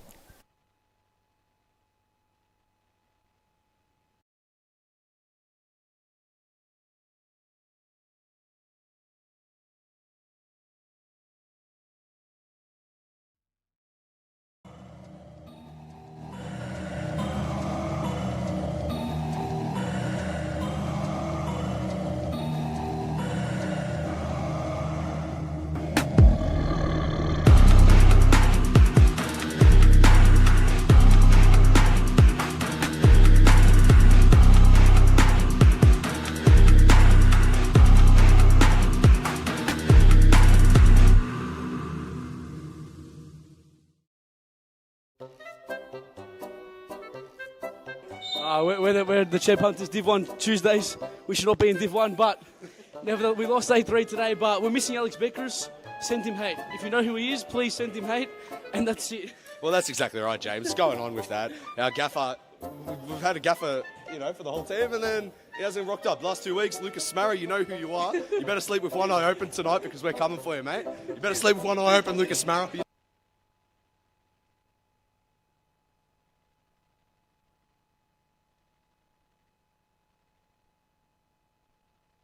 We return from timeout.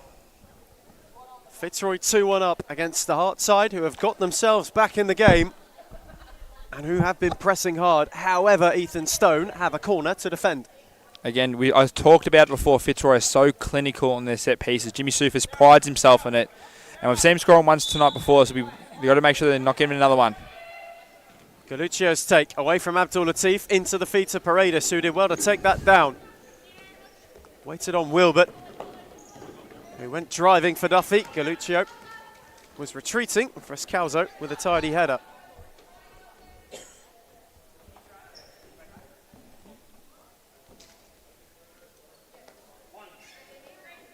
Hart with another side ball, having escaped the set play. That was an inviting flick from Paredes. But Wilbert had just dropped off a fraction too early. Abdul Latif on for Elizabeth there. Is there one more goal in this first half? McClure on the drive, Paredes in retreat. Duffy did superbly. Absolutely superbly to win that back. Davis. Clipped down the line. Paredes in ahead of Galuccio. Tried to turn it round the corner. Galuccio did well. Found the feet of Frascalzo. Out the other way for Abdul Latif. He's driving at Wilbert. And then giving it away. Duffy on for Paredes, who had two around her and lost out. Abdul Latif's touch on for McClure, who got around her. Got around Wilbert. Wasn't far away and won a corner. You just feel like there's going to be one more goal in this last quarter. There's only 2.5 minutes left, but you feel like someone's going to get one here late, and it's going to put a lot of pressure going into half-time. Galuccio rolled it on for Frascalzo. That's an important block from Davis. Got herself in the way and got a foot on it. Final couple of minutes to half-time. Do we go in as we are, or is another added either way? Frascalzo couldn't squeeze it away from Duffy. Wilbert, that's a lovely touch from Paredes, who was lamped into by Galuccio. while in retreat. Hart will have a free kick. And Galuccia somehow has escaped caution. I got a feeling the referees are going to be discussing here what they think is going to be. Was it the last player there? Could it be a red card or is it going to be yellow? I feel like we're going to get a card here. I reckon the refs are deciding which one's going to be. Discussion between the two officials. It was certainly a dangling leg. Michael Ciaris goes to his pocket. And it is yellow. Danny Galuccio will go into the book for that challenge on Paredes, who was parading forward. Yellow card might be a little bit generous there. I thought, was it Duffy was on there, and I feel like, was it Paredes? It was one of the two of them. I can't remember, my apologies. But I feel like they were on there for a goal. It was a 1v1 against the goalkeeper.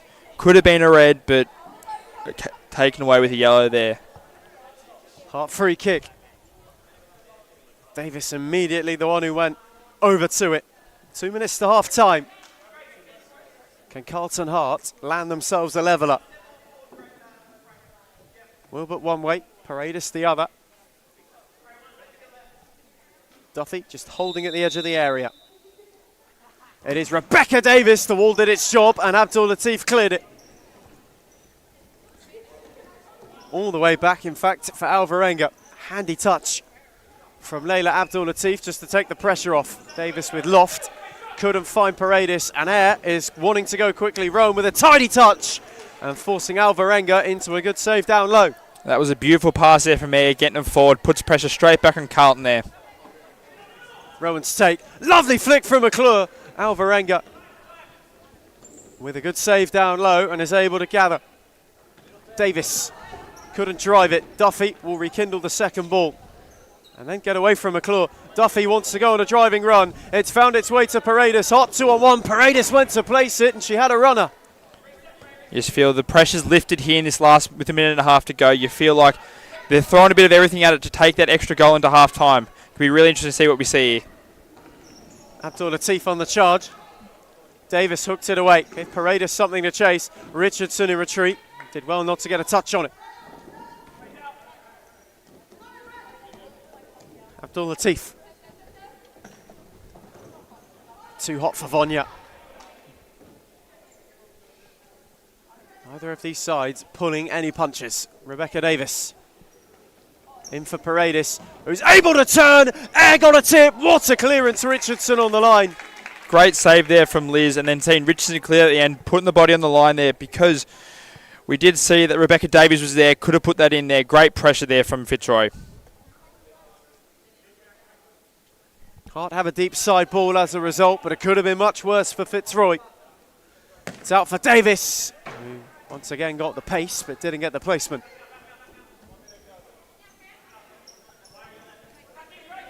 Richardson. Can either of these sides find time to get just one more to bid the first half adieu? Davis. Wilbert, who was lunging, lost out to Vonya.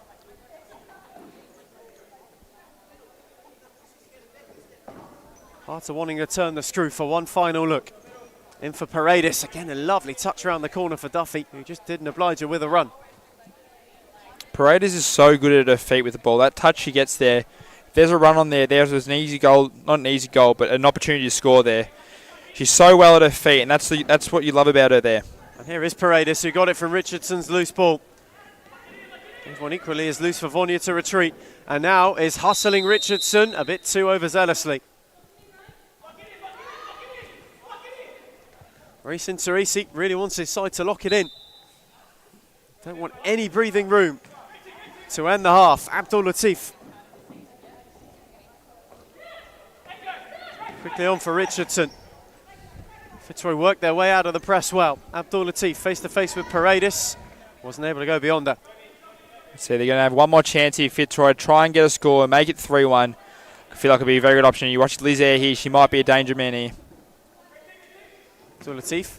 Richardson smashing ball into Rowan on the turn. Alvarenga had to push it wide for a corner.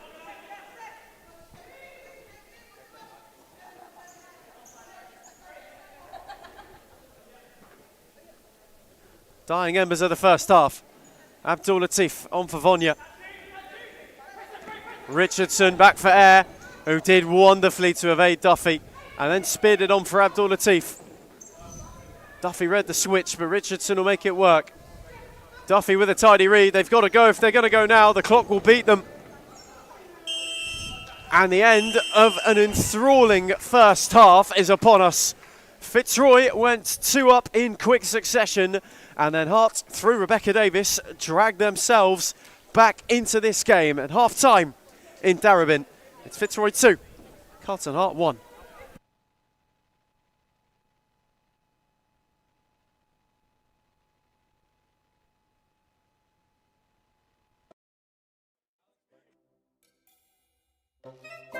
I brought the boys over, and we're all former NPL players.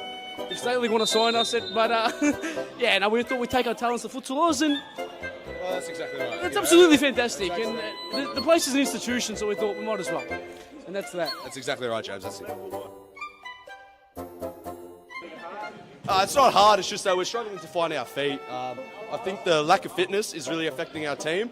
Joining halfway through the season wasn't most ideal, but you know what? We've come across a couple wins, and we're doing decent within the team. You know, there's a lot of politics within the team and problems here and there. When you got families paying 7, 8, 9 grand, it's not on. But yeah, well, that's exactly right. Well, you know, for Social League Div 1, we thought this would be all right, but it's a much higher standard than we thought, and we're not quite equipped for it, but we're working on that. Yeah, we definitely are. Yeah, we're working on it. We're improving the arsenal, and we'll get there. We'll get there day by day. We'll adjust. Unfinished business. It's 2 words. Disappointment. Disappointment. But there's room for improvement, and that's it, man. That's it. Well, that's exactly right. That's exactly right. Signing off. Signing off, James Daniel, starting captain, strikers. And send hate to Alex Beckers and Lucas Mara.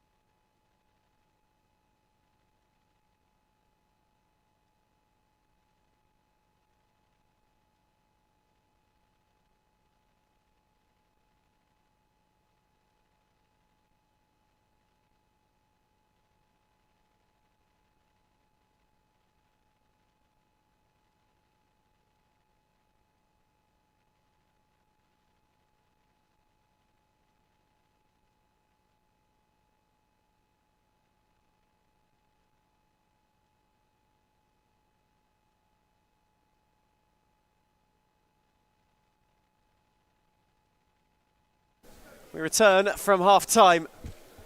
Carlton Heart have it all to do, although they did halve the deficit just prior to the break, thanks to a delightful Rebecca Davis drive. This game hangs in the balance as two teams who fancy themselves as heavy hitters this season go toe-to-toe. Yeah, Carlton are going to be I reckon Reece will be very pleased with how the first half went, but he knows they want more, and you know what Jimmy's going to want from his Fitzroy girls. Well drilled. It's going to be a great second half ahead of us. Fitzroy 2-1 up and looking to go level on points with Heidelberg at the top of the tree. Hart looking to claw this game back and maybe themselves go to 2 wins from 3 so far this season, and it would ruin the 100% record of one of their title-chasing rivals. Rebecca Davis trying to fizz it into the feet of Bogus. Racinos on for Duffy. Away from McDougall. Davis kept it alive and did well to do so. Racinos drilled it in. Bogus with a delightful take. Richardson's challenge was a good one.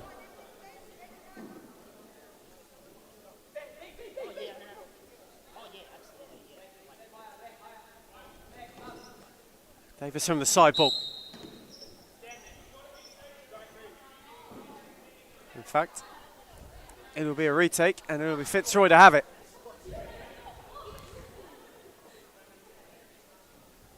Free kick for Elizabeth there. And a little bit of a pressure release. Stranotsky only cleared it to Davis. Racinos has got Bogus all on her own. Stranotsky with a good read, and she had to be there. Clipped it into Sabre, who's battling with Davis. Rebecca Davis with a strong challenge.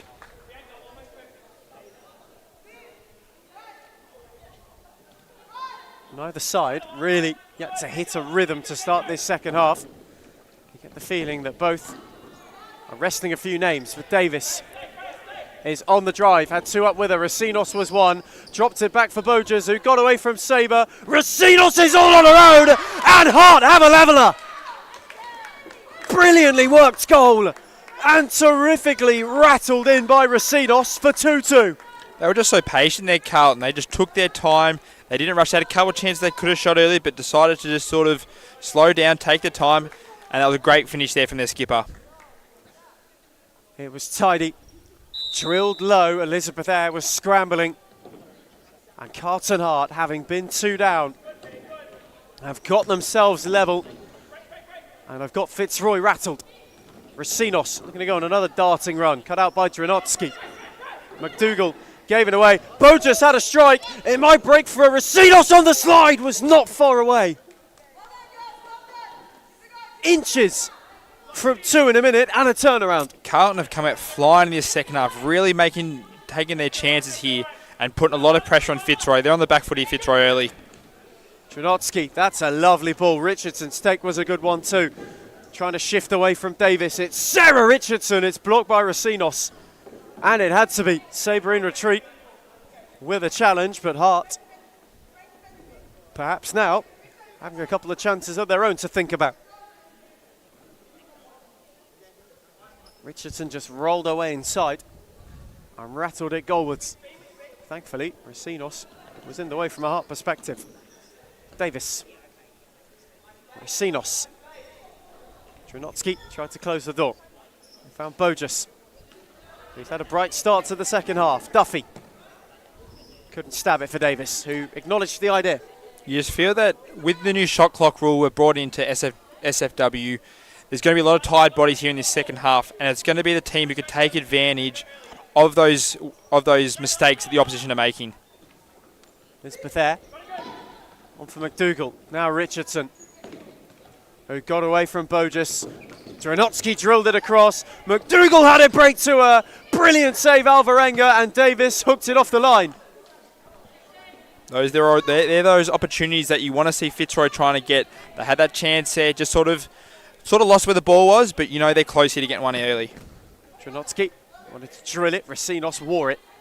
Fitzroy will have a corner.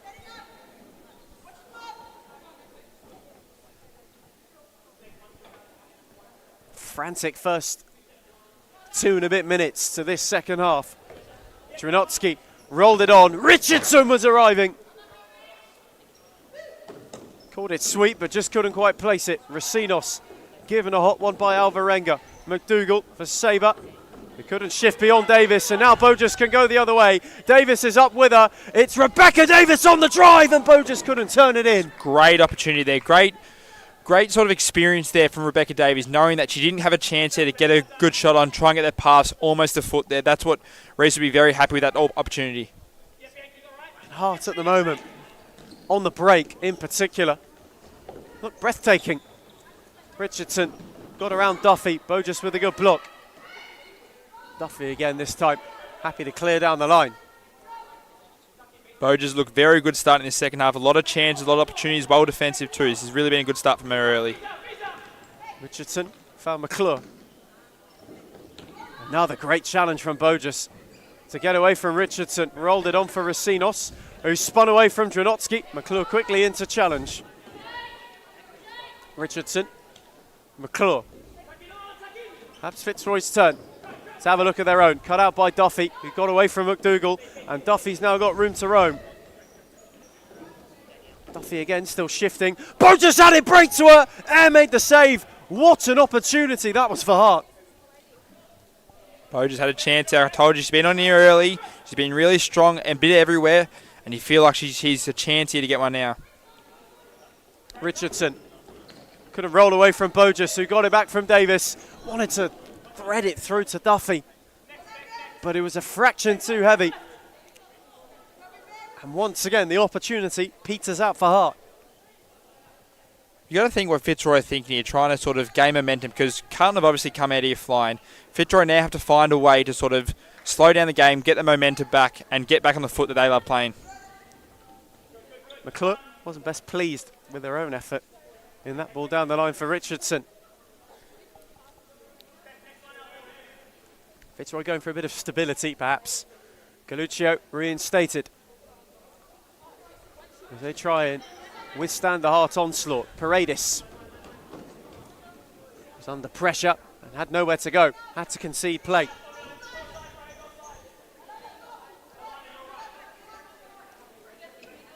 Aside from the goal, it's been a cagey second half. Hart have had their looks. Fitzroy yet to find their feet. Frascalzo tried to fizz it. Duffy did well to get in the way. And if in doubt.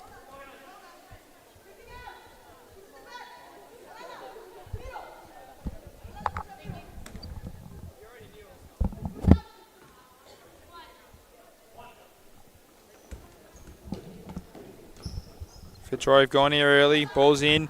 It's gone out. Back to Galuccio here on the forward left flank. It's going to be interesting. I feel like Galuccio is going to be that person. If they are to score, she's going to be involved somehow.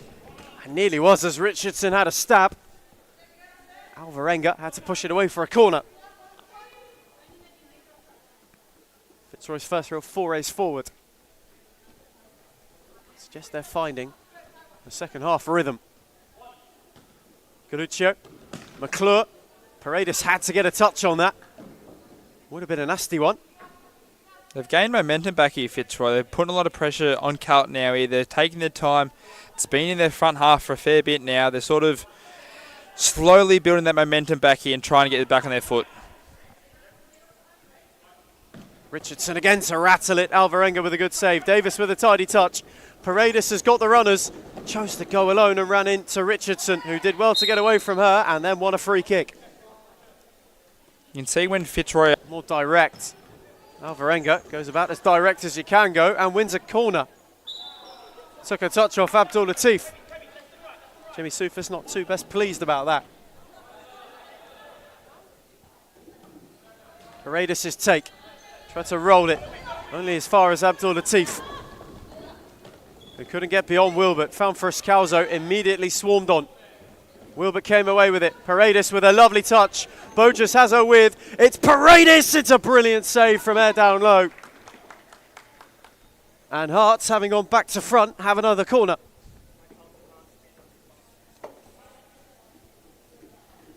Paredes' take. Wilbert wasn't able to wrap her foot around it and really get it goalwards.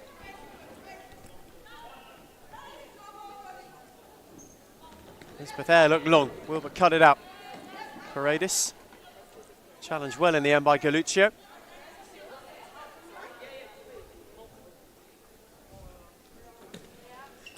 Paredes wanted to go quickly.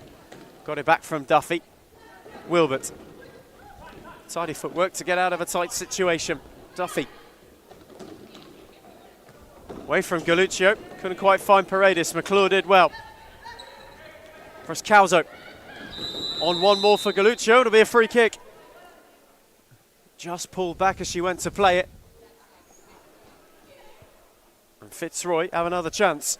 Just that experience there from Galluccio. You could see there was a chance that Paredes was going to give away a free kick, and she did in the end, but just that experience to know that she was going to get tugged there and make sure that whistle was blown. So Fitzroy now from a free kick. Have an opportunity. Elizabeth Eyre momentarily is up and out of net. I reckon watch for Skulls go here on the left flank. I reckon she's a chance here to get a pass off and in. Abdul Latif deep as insurance. Galluccio on for Elizabeth Eyre, who didn't catch it cleanly. And then did well to get herself out of trouble. Racines with a tidy challenge. Bojas back for Racines, who's got Wilbert up with her. Racines threaded it for Frascalzo. That's a fabulous challenge in recovery. But Paredes has kept it alive with a hand from Abdul Latif and has won a corner. That was an unbelievable effort there from Frascalzo to get her body in front of her, put her body in the line, and she reaped the rewards there. Hard corner. Wilbert with loft into the palms of Eyre, who's got Abdul Latif, who had Galluccio all on her own but lost out to Racines and then pulled her back. Fitzroy with their first real moment where they had Hart caught out and they didn't make the most of it. You can see there's a couple of times here as this game's going on. There's tired bodies here, little bits of mistakes happening. You're just going to see what one of these teams is going to try and reap the rewards here and take advantage of it. Paredes nearly did, forced Eyre into a good save. Cleared all the way back for Alvarenga. Wilbert. Racines spun around Galluccio. Paredes wants to go at Abdul Latif. Paredes checked back. Frascalzo came in on the press and then bulldozed away beyond Racines, who did superbly to keep it. Abdul Latif came in and Hart will have another free kick. They're not happy with that call there, but you can just see they're just sort of trying to really get a nice clean tackle in. Just was a bit unclean in the word you can say it.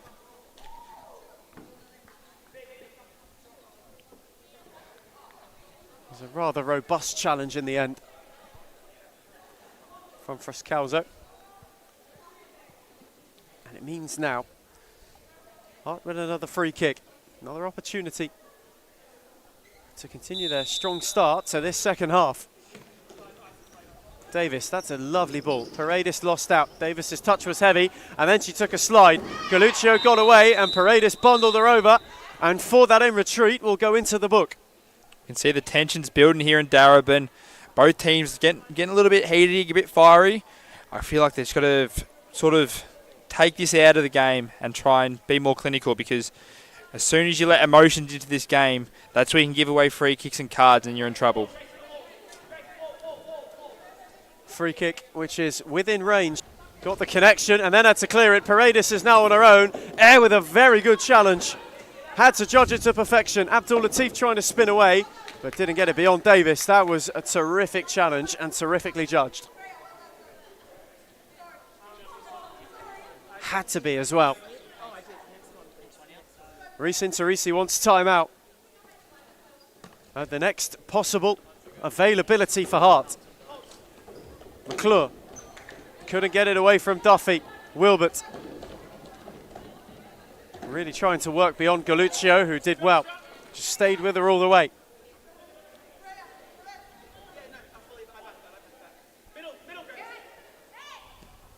Abdul Latif. Quickly back for Galluccio. Couldn't spin around Wilbert, who did superbly. Has Paredes up with her. Wilbert couldn't get it away from Abdul Latif. Paredes then went and won it back. Duffy. Wilbert. Down the line for Paredes, who's looking to spin. That's a terrific ball. Duffy shifting, twisting and turning and forcing Elizabeth Eyre to push it away. And Hart, who wanted that timeout, will have it.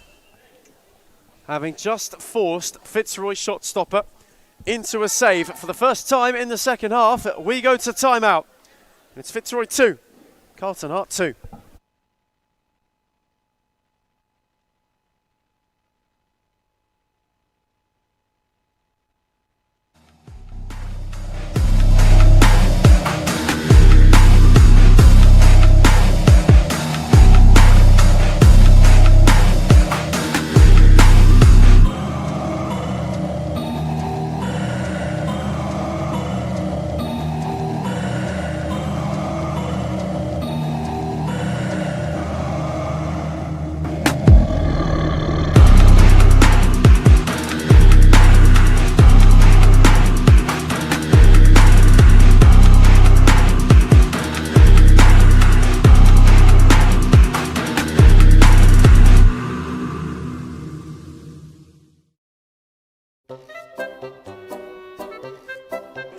We're the Champ Hunters Div 1 Tuesdays.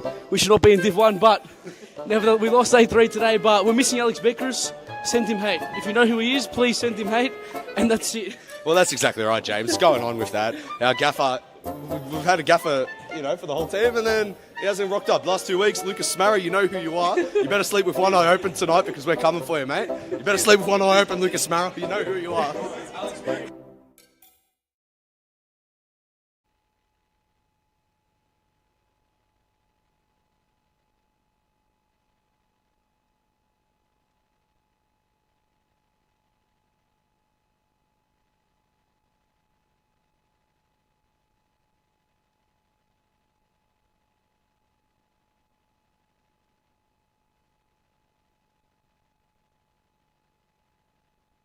We return from timeout for the first time in the second half. Hart, who have got themselves level, are now knocking on the door.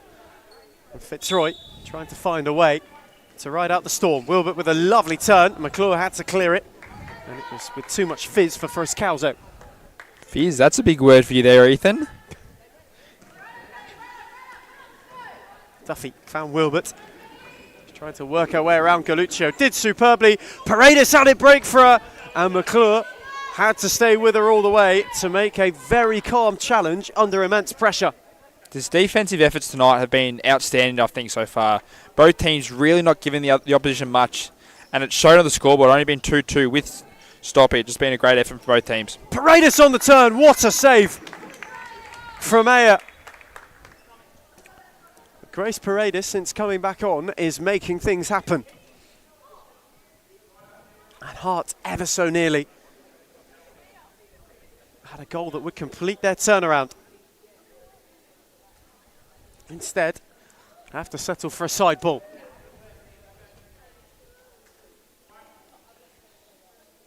Duffy's take nearly sold Davis short. Froscalzo was quickly in. Wilbert spun away from them both and fancied to go from range. One with which she wasn't a million miles away. Galuccio. On for Rowan. Galuccio, that's a lovely take from Froscalzo. Works it on to McClure, who wanted the 1-2 in the channel, but it just had too much force on it.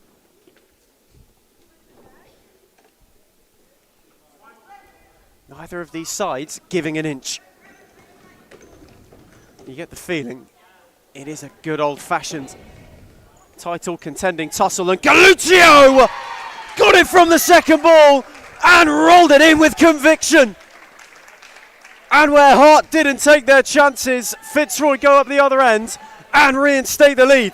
That was really clinical there from Galuccio. She took her time. I said before that she's going to be that person. If they're to score, she's going to be the difference maker, and she did it right then. Great finish from Fitzroy's captain on the night, and Froscalzo's now on the charge. They could add 2 in a minute. It's just wide of the far post. That would have been a perfect minute of futsal there from Fitzroy if they were able to finish there. 2 quick goals in quick successions would have been, Jimmy would have been very proud if they were able to score that one there. All of a sudden, post time out, 2 touchlines, got 2 different figures. Jimmy Soufas more laid back, Reece into Reece, now the one with a million thoughts and a million things to ponder. Now we wonder where Carlton to go here to try and get that equaliser again. They've been in the back foot all night, been behind, but they've always found a way to score here, and I feel like it could be happening any moment here. Duffy only found welcoming arms of air. He He went long for Rowan. That's a lovely nod on for McClure, who perhaps wasn't expecting it. Alvarenga in for Paredes. Galuccio marshalled her well. Elizabeth there wanting to go long. Both sides going direct. And Rowan is winning a corner.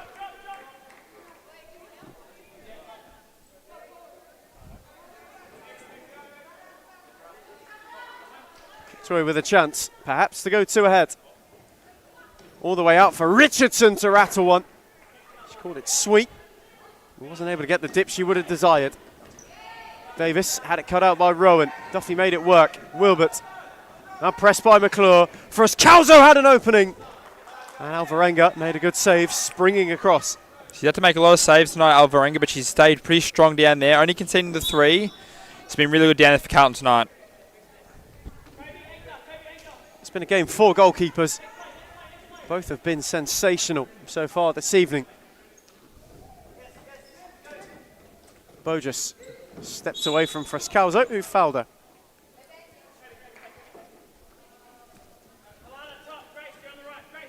One thing to note perhaps, Hearts have committed 4 fouls. That was Fitzroy's 3rd.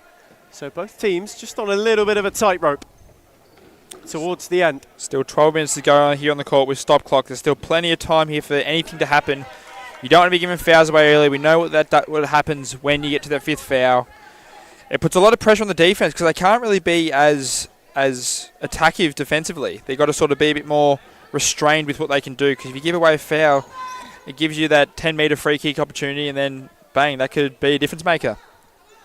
And perhaps both teams might start exercising some caution just for the time being, because that is not an opportunity in a game that's been as tight as this that you want to give away.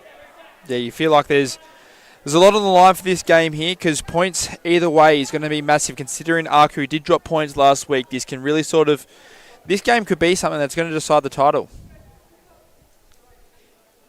Fitzroy have a corner and a chance for a 2-goal buffer. Richardson got in ahead of Paredes and then wriggled her way around us superbly. Paredes didn't give up, however, and was able to win it back. Bogus on for Paredes, who has runners, one of whom's Duffy. Tried to spear it for Bogus. Would have been a beautiful ball, but only found air. Richardson's touch, not away from Wilbert, who then ran into Sabre, who made a strong challenge. Fitzroy 2-on-1. Richardson for Sabre, who checked away from Bogus and rolled it just wide. Doing both there, Sabre, offensively and defensively. Getting that tackle in there and being that receiver from Richardson. Almost finished there. You could see that would have been a massive game changer there. Ever so nearly had an opening to break this game wide open once more. Wilbert, quick 1-2 with Paredes. Then went with Loft for Bogus, who got in ahead of Vonya. Tried to turn it for Davis. Sabre with a loose clearance, which invited Rebecca Davis to force Elizabeth Eyre into another terrific save. That was a strong move there from Rebecca Davies, using her body to take advantage, and it worked so well. Eyre, when looking for Sabre, also found the railing. Is that number 3 or 4 tonight with the railing tonight, Ethan? We've seen this game. There's been a fair bit of it. Number 4, everyone's favourite and least favourite defender, depending on the outcome. Hey, the railing's never conceded, has it? Some call it rock solid. Real Rolls Royce of a defender.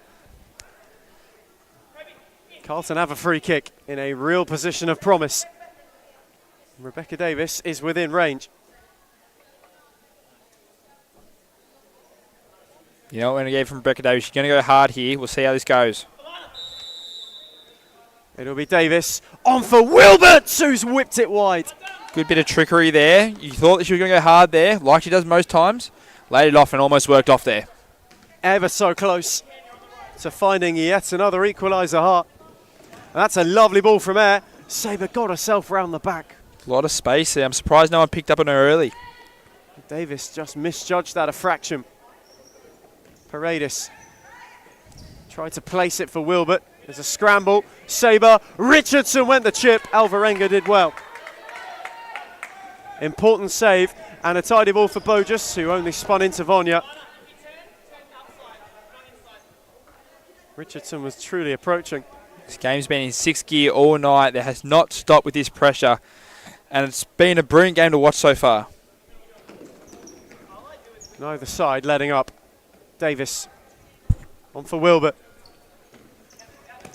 Davis tried to place it for Paredes. McDougall, Richardson took over, and Paredes is in all on her own. Air got there and did very well. Richardson kept it alive. Davis on the press. Paredes came to join her. Richardson, that's superb defending. Yeah, they've just really sort of had to put in the hard work here, Fitzroy. For the last 5 minutes, Carlton have really tried to be strong offensively, and they've just held it well. Davis with a tidy touch. And then an lovely spin. Tried to return it for Paredes. McDougall on for Sabre. Switched it for Richardson to take the sting out of it. Richardson's given it away to Paredes, who shifted it on and poked it just wide of the far corner. There's a couple of people you don't want to turn the ball over to, and Paredes is one of those there. You've seen so many times she's been able to finish close near the box, but that one there, just unable to get a good contact on it. This game has had many a heart-in-mouth moment. That was nearly one for Sarah Richardson. And it nearly gave Carlton Heart a real beat in this game. You'd almost say a heart attack. Perhaps for Jimmy Soufas. Paredes ever so close to accepting a gift. Here is Richardson again. Back for Air, whose clearance couldn't find Sabre, and once again the heart pressure paying off.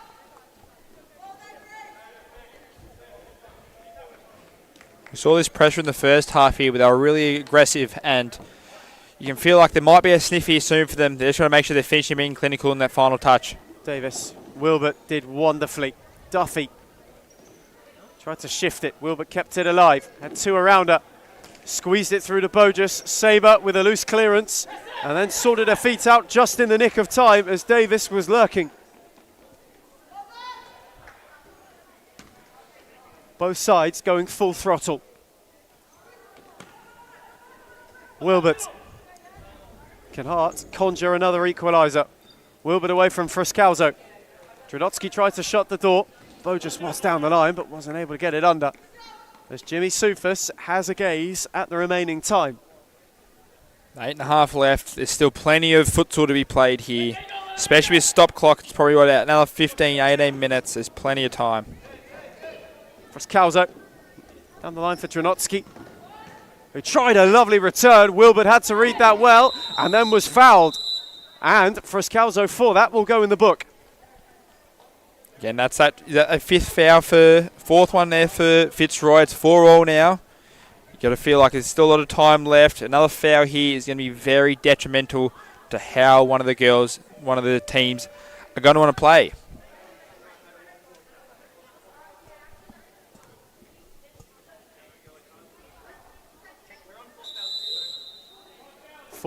Five fouls, in fact. You're wrong, Ethan. For Fitzroy. My, oh my. So, now then, the Tigers have to tread a tightrope. Hart have one to give, so they themselves are not on much thicker ice. And Frascalzo has it breakaway. Alvarenga did superbly. Davis happy to clear her lines. Hart playing with fire. I feel like Fitzroy might try and play a bit more aggressive here now because they've got that fifth foul. They can't really tend to be very defensive here and give away a free kick. Dronotsky's giving it away.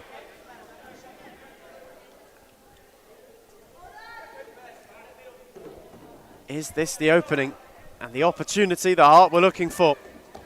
Davis quickly on for Wilbert, who's got away from Dronotsky. Wilbert around Galluccio. Just couldn't find the placement inside the post of Air, who wants to go quickly. Rolled it on for Richardson, who went alone and was not far away from the top corner. Alvarenga taking no prisoners either. Dronotsky came away with it. And again, it just had too much force for Frascalzo. We feel like it's got to be a goal here soon. I feel like both teams are on sort of not thin ropes, but they're pouncing on their opportunities. You're feeling they've one away here. If Fitzroy can score here, that almost puts a lot of pressure on Carlton. Have to get two more just to even share points with them. But if Carlton can score this next one, oh boy, we've got a game on our hands. Dronotsky in for Frascalzo, who's trying to spin Wilbert, still twisting, turning. Richardson on the rollback and smashed it in. A piercing hit right into the bottom corner. And Hearts, who had been on the edge, are now in critical condition. That is a great finish there from Richardson. She'd been showing glimpses of that tonight, and she reaps the rewards, gets that goal, and boy, oh boy, Hart are going into the ICU maybe. Could be lights out, but we'll see how we go. Terrific goal. A real rattling strike to give Fitzroy a buffer, one which they so desperately desired. And now they move level with Heidelberg at the summit. Ayres giveaway though. Davis from distance, air on recovery, got a palm to it, and neither her nor McClure could prevent a corner. Going to put a lot of pressure here on Fitzroy. Obviously they're at 5 fouls, they don't have any to give. This could be interesting to see how they play this out. Duffy's take, too heavy for Davis. That's a chance, it's an opportunity for Hart, which has gone begging. One where they could have besieged Fitzroy, a touch. Elizabeth Ayre. Trinotsky, whose touch invited Bogus. Paredes came across as well. Galuccio did superbly to get it to McClure. Frascalzo on for Trinotsky, who's driven it wide. Duffy. Quickly on for Paredes. Galuccio again. Recovers gallantly. And McClure couldn't turn it round the corner.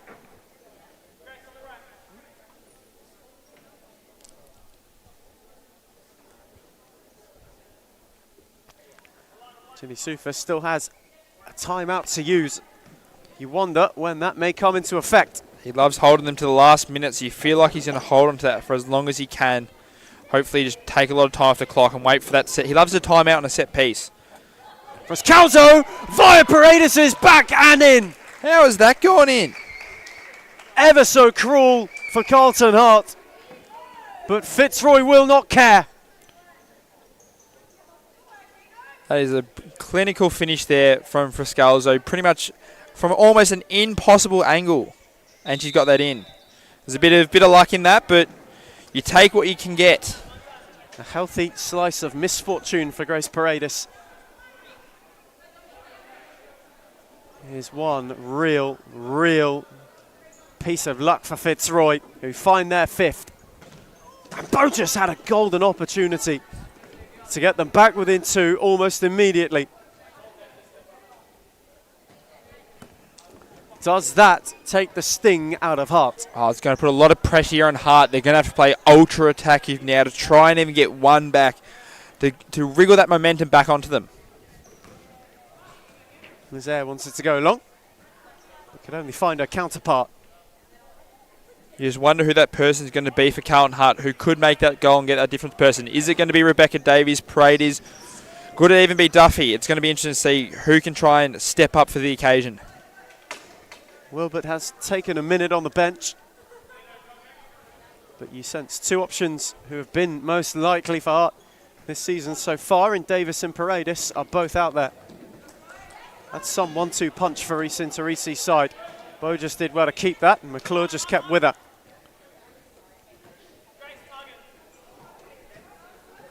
Another reshuffle to the system, and in fact, they will not let Wilbert rest. What do you reckon Reece is thinking here to try and find that equaliser, Ethan? Throw your most balanced 4 out there, which is what he's done.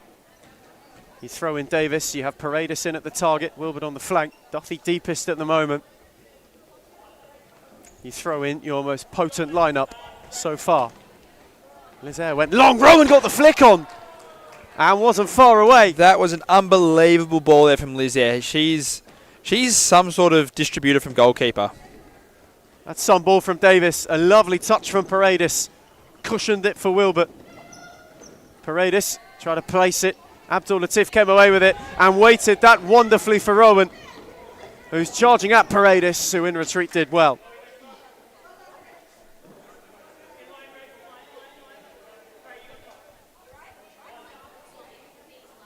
Abdul Latif from the side ball. All the way back for it. You can hear Reece Interice urging the press. Rowan's loose touch. Wilbert couldn't get away from McClure. but could keep it.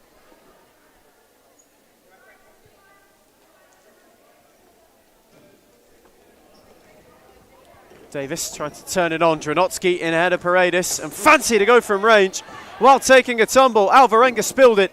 Davis turned it round the corner. Now Paredes was pulled back. Took a delightful touch. Waited on Duffy. Carlton bench was unhappy with the no decision there. Thought there could have been a whistle, but good that Michael's put it away, not giving anything easy. Rowan, Abdul Latif tiptoeing away forward. Wanted the return for Rowan, but wasn't able to. And Risin Tarisi is rather incensed about that, as Ethan Stone had mentioned. As Michael Ciaris just comes to have a word. I think I'm quite happy with him giving that no decision, because even though it is sort of a disadvantage, I just think that if you call that there, it's inserting himself in the game. I'm glad he let that go. Instead, Ciaris just choosing a talking to cool it all down. Nice, cool Ciaris. Davis over the top for Paredes, who made it work, and now it's 2-on-1. Wilbert up with Duffy, who's hit the post. Oh, so close there from a finish there. Unlucky with the post, but you can see what Carlton are looking to do here. Try and get those chances. Could she have possibly passed that off there to give it an opportunity? She had a runner. Wilbert was the option. May they rue yet another miss.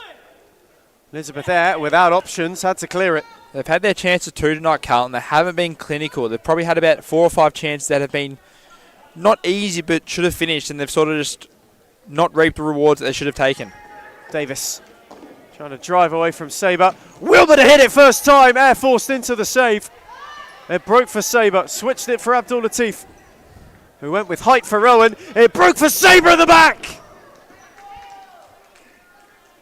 And that is how quickly the script can flip. That was almost a brilliant dummy there. If she finished that, that would have been a great volley there. Wilbert couldn't wriggle away from Sabre, who's got a smashing turn. Duffy with the challenge.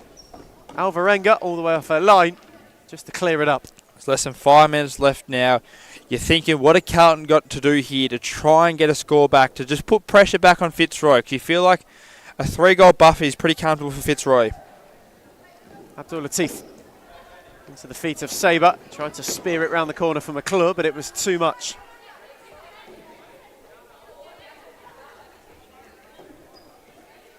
Risin Tarisi again wanting a change. Duffy might be thinking about a breather. You doubt Davis, Paredes or Wilbert will come off now to the end.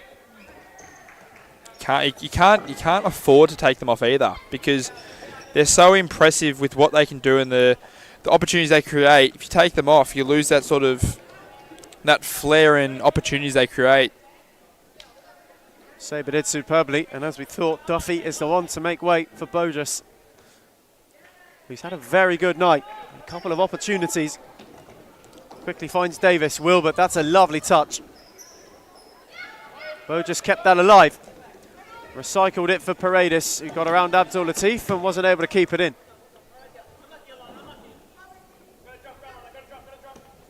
Abdul Latif, lovely ball in for Sabre. They took it quickly. Bogus with a tidy challenge, and it had to be. Abdul Latif. All the way back from McClure. Clipped it into Rowan, who wasn't able to work it one more.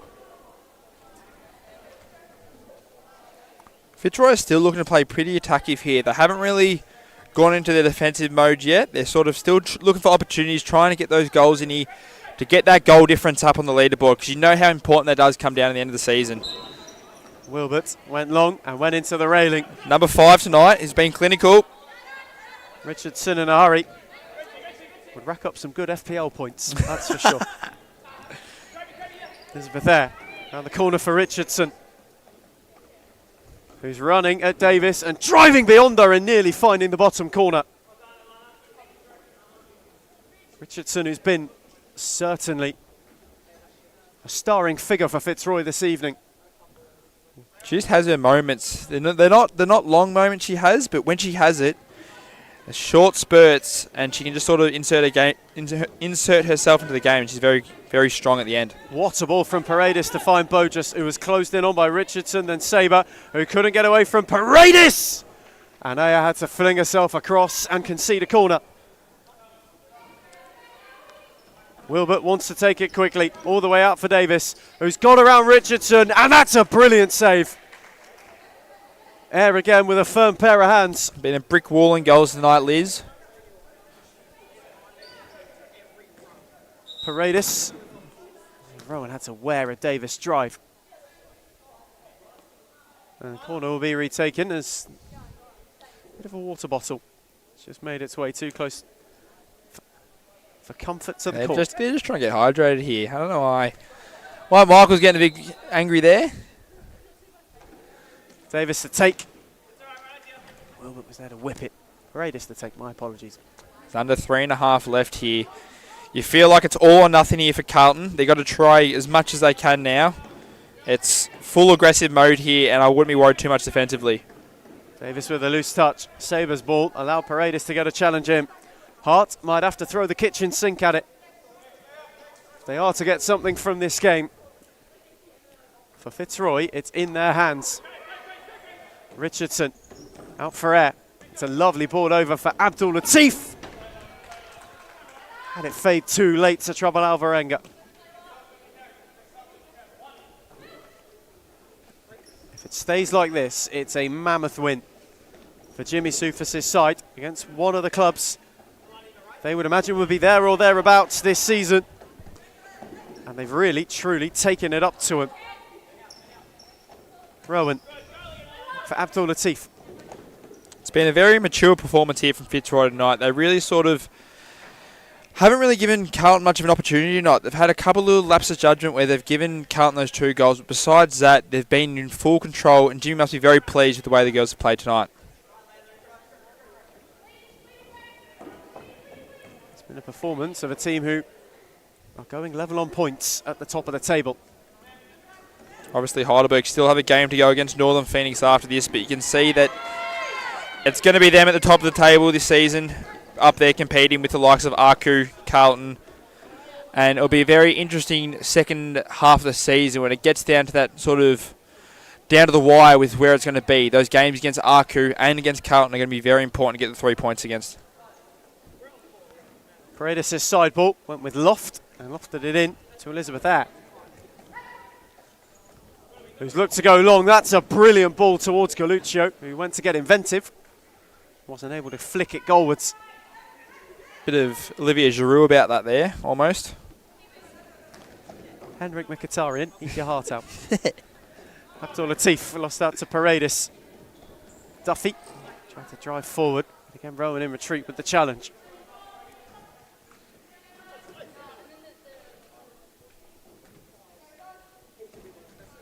What have Hart got? Just over 2 minutes to showcase their credentials. If they were to make this uncomfortable, not only would it take a mammoth effort, but it would have to come now. We feel like in stop clock anything can happen because 2 minutes can go very quick or very long depending on how they take their opportunities here. Abdul Latif lost out.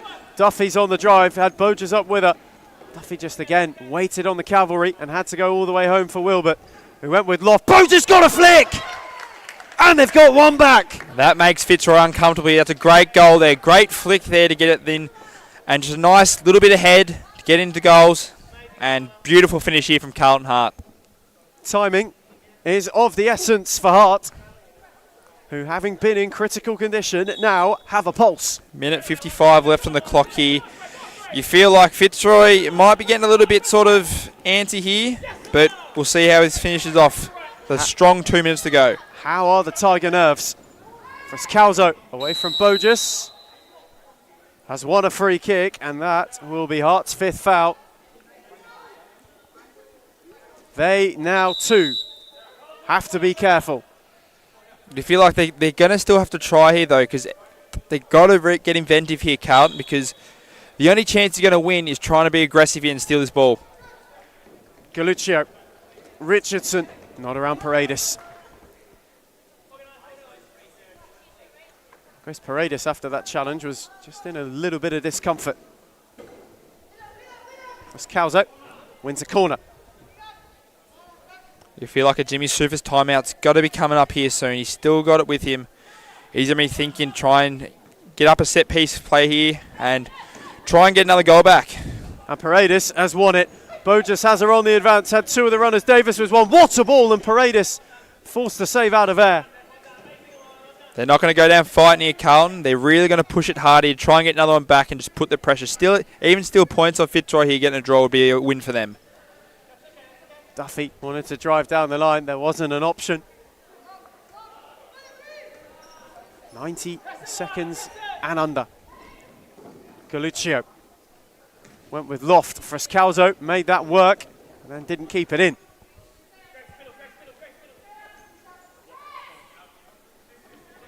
My word, what an ending we could have on our hands. Duffy tried to spear it over. Oh dear, oh dear. That is the open look that Fitzroy were waiting for. Hart may protest, but the Tigers will have a 10-metre penalty. Galuccio, she drew that very well there. A tiny little bit of marrow there, but it was there. I'll give them there. But it's not what Carlton want on the books here because it gives them option. They're putting their big guns here on the penalty kicks. Liz Ayres here for the goal. And keeper versus keeper. Which keeper's going to come out on top? Elizabeth Eyre against Alvarenga to finish off what has been a spirited Hart fight back. And to all but assume that 3 points will be headed for Fitzroy. It is Elizabeth Eyre, has belted it in. And that might be that. They've clawed their way here, and when you have a keeper like Liz Ayre, who you can use as an offensive threat like that, you find those in a blue moon. They're very rare to find, but you have them. They're a great acquisition to have on your team. Davis gave it away to Richardson, who's rolling forward. They might add another, and Richardson's flashed it just wide. A minute on the dot for Hart to somehow find 3. Bojas couldn't find Davis. Less than a minute left now. Fitzroy just got to sort of not give anything stupid away here. Try and hold this 3-goal lead. It's going to be great for their point differential come the tight end of the season. So on the flip side of it, where do you think Reece Teresi will think it went wrong for Hart tonight? I feel like she's actually had a really good night in goals. She hasn't really given any easy goals away. I think little lapse of judgment from the defensive sides have probably made her have opportunities where she's had to go one-on-one, but I think she's still got to be happy with her performance tonight, even though conceding 6 isn't what you want, but I think there's just little bits where Carlton need to clean up here, and Reece will have a look at during the week. McDougall to add one more. That's a brilliant save from Alvarenga. From point-blank range. McDougall wanted to provide the stamp and seal. Now, where do you reckon Carlton are going to have to go next time they come against Fitzroy to get closer and to bridge that 3-point goal difference? I don't think they've been that bad. I think it's about being more clinical. Yeah, well, like we talked about it before, those chances they've had in front of goals tonight, the one-on-ones they haven't even had on target and put Liz Ayre under pressure, and that's where that difference is. Fitzroy have really been pretty clinical with their chances forward. Given away to Davis from Ayre. It'll make its way to Richardson, who wanted to roll it for Frescalzo. And in fact, Hart themselves will now get a penalty. Oh, this is...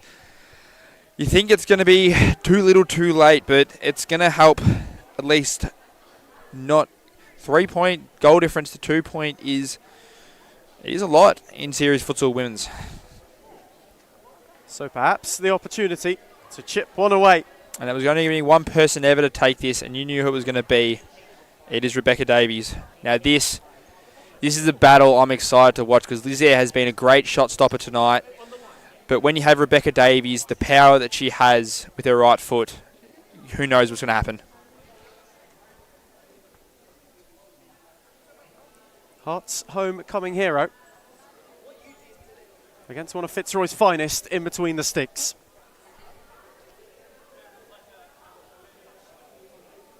Rebecca Davis to draw one back. Scores with aplomb. Great finish there. You know what you get from the Australian international, and she does that once again. Great finish. Is that number 2 for her tonight? Yeah, she's had a great night tonight here, Ethan. You know what you get out of Rebecca Davies. You've seen what she's done here, Western United, and the other club she's been at before. She does it again. Rebecca Davis has a brace, and although it may be in consolation, very tidy finish. Really rattled it into the bottom corner. You think Reese is still going to be happy with this performance tonight, even though they've gone down, losing by 2 goals. To compete with Fitzroy the way they have has been nothing but superb from how they've gone. Especially how they sort of started slow last season to where they are now. They're a real threat for this season, and we could see them make plenty of upsets throughout. Although it might not be Hearts' night, they can certainly take pride in the way that they have performed. But at the end of it all, Fitzroy find a way to come out on top in the first real meeting of a title-chasing entanglement. The Tigers find a way to get 3 precious points. They momentarily move level with Heidelberg. Full time, it's Fitzroy 6, Carlton Hart 4.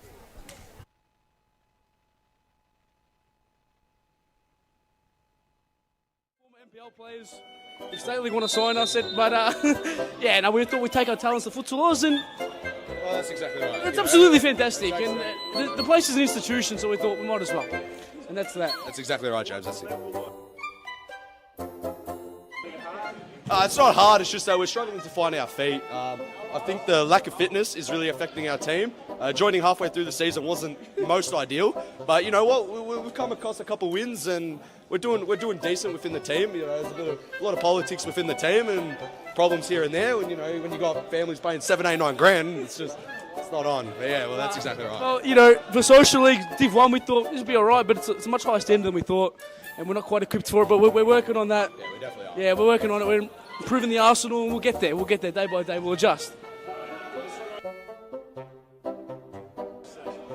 Unfinished business.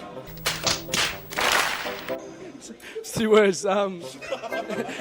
Disappointment. Disappointment. But there's room for improvement, and that's it, man. That's it. Well, that's exactly right. That's exactly right. We're signing off. Signing off, James Daniel, starting captain, strikers. And send hate to Alex Beckers and Lucas Mara.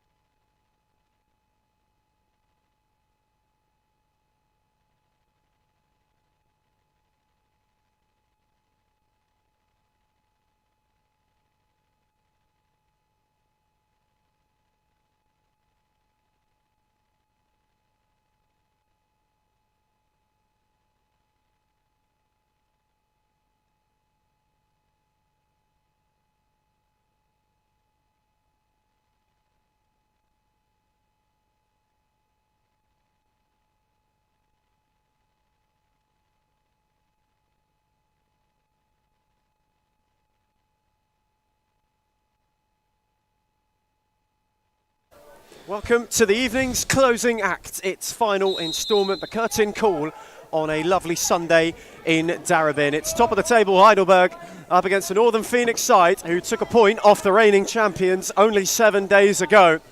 Two teams who are brimming with confidence as of recent results, and two sides who certainly have a point to prove if they want to be in the title racing mix. Ethan Stone. I feel like this game is the game that I think everyone's been waiting for tonight, because this is one that is really going to set up either team's season.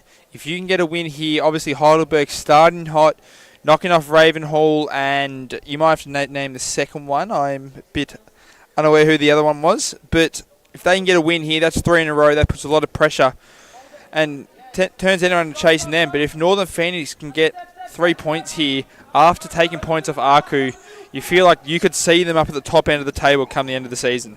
They would bunch them all up together. Heidelberg with back-to-back wins over 1-0 and Ravenhall to start their campaign. And Phoenix, who were, to put it bluntly, mauled by the Tigers on match day 1, got themselves a point against Aku. Here's Salakidis. Couldn't tiptoe away around Malloy, who all of a sudden is on the break. Had Sargin up with her, Malloy went alone. And Paige Daly's first save of the evening is a rather comfy one. Quickly on for Tanaka. Bagang. Lovely touch around the corner, however, Whiting hadn't advanced. I think you've touched on it before, but the acquisitions that Northern Phoenix have been able to make this season, obviously taking advantage of Western United's folding of their club, but the advantages they've had and the acquisitions that Tyler has made has really strengthened and bolstered this squad, led by Christian Malloy, who, in my opinion, is one of the best leaders in this league. To see what they can do this year after the season they had last year and the struggles they had early on is going to be a testament to see, one, how the girls can play, and two, how Tyler Lewis goes as a coach. And 3 of that former Western United quintet for Northern Phoenix will start this evening. Laura Hayeks just made a rather wonderful save. Stella Nissan, who got her first goal in Phoenix colours last week, loses out to Bagang. Whiting, Tanaka, back for Salakidis, who's pressed by Sargin, stabbed it through to Bagang, whose touch will allow it to trickle all the way back to Lara El Hayek, who in her time as Northern Phoenix shot stopper has certainly made a splash. Tanaka. Malloy was invited to come and claim it, but didn't get a touch on it in the end. Well, I think for Northern Phoenix to get a 2-time Golden Glover winner is an amazing pickup, considering Tyler is a coach. As a coach, he's a keeper. To have them into the team as a shot stopper is a great acquisition. And to see how they're going to go with her, and to see how many they're going to concede this season is going to be the interesting focal point, I reckon, because we know they can score goals. They've got talent everywhere in the pitch, but last season it was the goals that was their biggest issue. Bagang's on the charge. Sargin in retreat with a good challenge. Concedes a corner. Yeah, I probably conceded a bit too much last year, Northern, that they would have liked, but obviously getting Lara Al Hayek is a great pickup, and it'll be interesting to see how they go defensively this season. League's second leakiest defence in Season 1, 2025, and Northern Phoenix have gone to some sureties to try and shore that up. Al Hayek is one of them. Salakidis loses out, and Nissan's on the march. Had Mergianos up with her. Salakidis in retreat did well. Tanaka, pressed by Mergianos, hooked over the top only as far as Sargin. He got it back from Bagang. Miller Best. Mergianos back with Best, who tried to fizz it. Couldn't quite find Nissan. Yeah, it'll be interesting to see how Heidelberg go tonight. Obviously, the first 2 games against 1-0 and Ravenhall, who probably aren't 2 of the best oppositions in this competition, but if they can go pretty much toe-to-toe with Northern Phoenix tonight, and if they take the 3 points, it really sort of stamps their authority on what they want to get this season.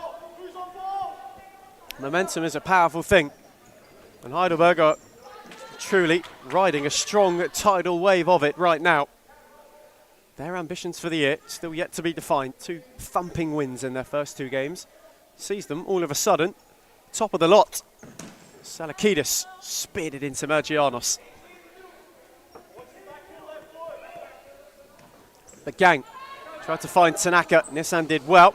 Couldn't find Best in transition. And they too have kept a lot of the same core intact from last season. When you sense towards the end was when they started to get it together. And they built on that in the off-season and started this season in yellow-hot form.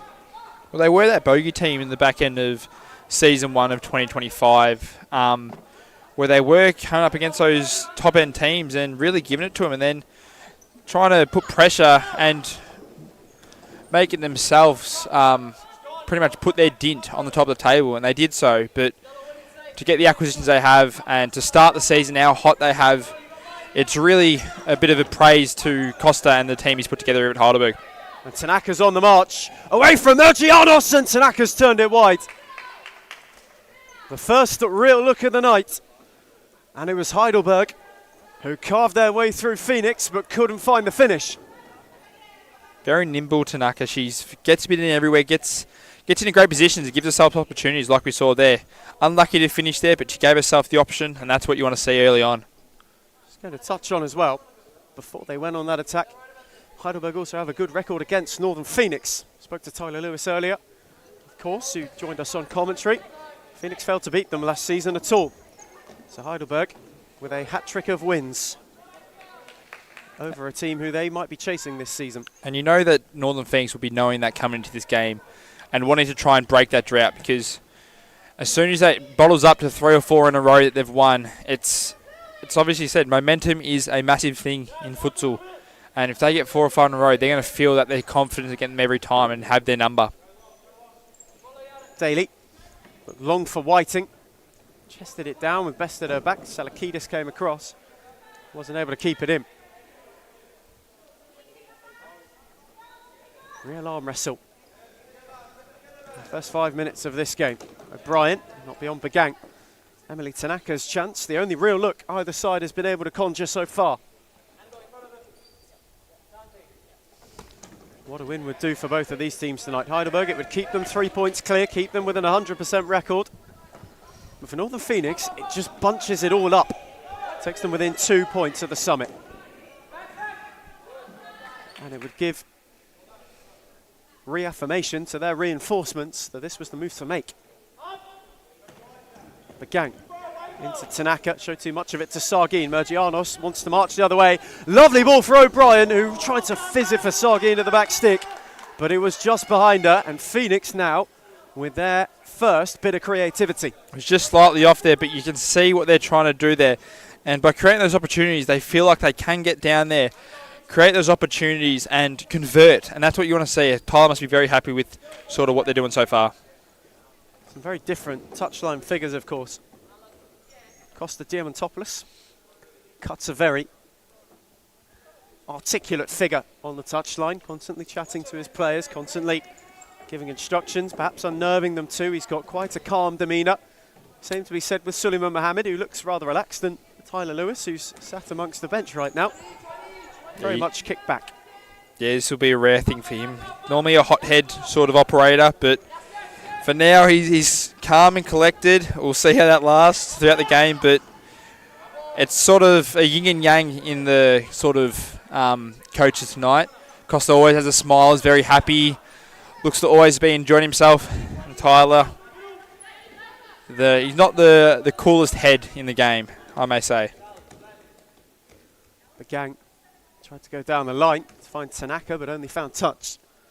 You feel, though, with a point against Aku last week, it's really lifted a lot of the pressure and a lot of the mood that was around Phoenix after opening night, and Best wasn't far away. Had it dipping devilishly on Daly, who was happy to see it over the top with a hand to the crossbar. Yeah, well, you said it there. By taking points off Aku, it really sort of is. It's a massive boost to the team, because the team thinks, hey, we can do this. We took it to the best team last year. They won the title, and by taking points off them, they think, if we can run with these guys, we can do a lot this season and sort of put their stamp on Series Futsal Women's Season 2. Tidy read from Sargin, who then spun away from Salakidis. Chinkota did well. Gave it and got it back from Bagang. Lovely shift away from Sargin, but her ball for Salakidis was a fraction too hot. But Heidelberg having a lot of the early possession. Phoenix haven't exactly sat in, but have had passages of dictating the game. Few and far between. Salakidis squeezed it through to Tanaka. Back for Salakidis, smashing ball, and Heidelberg go ahead. Emily Tanaka on the end of a super Salakidis pass, and Heidelberg, who have controlled a lot of the early 5 minutes, take the lead. That was a sublime ball from Salinakis. Beautiful getting in there. Nice touch, and Tanaka was on the end of it and converted, and that's what they would have wanted to start. Costa must be very happy with the way they started. Tidy finish for Heidelberg, who have themselves ahead. The leaders, as it stands, continue to push clear at the top of the tree. And Phoenix, as they did at times last week, have it all to do. But Gang, Chinkota beaten off it by Best, who then in turn couldn't keep it in. He's already vocal on the bench here, Tyler Lewis. But obviously they probably haven't started the way they wanted to Northern Phoenix. They've been in the back foot from early on. Just got to try and wriggle momentum around here and just try and get back to the way they play. They like to play offensively, sort of working their way up the field. They should get back to that and try and just take Heidelberg's pressure away from them. Mariella Begang just told to take a few more yards than she in fact initially did. Hayek hit the railing, just takes all the sting out of the situation. Tanaka couldn't turn it for Chinkota. And this game, which has started at such a fiery and frantic pace, starts to come to a bit of a simmer. Best on for O'Brien, who certainly starred last week. Lovely ball in for Sargin. His touch allowed Begang to challenge. Salakidis then won it back.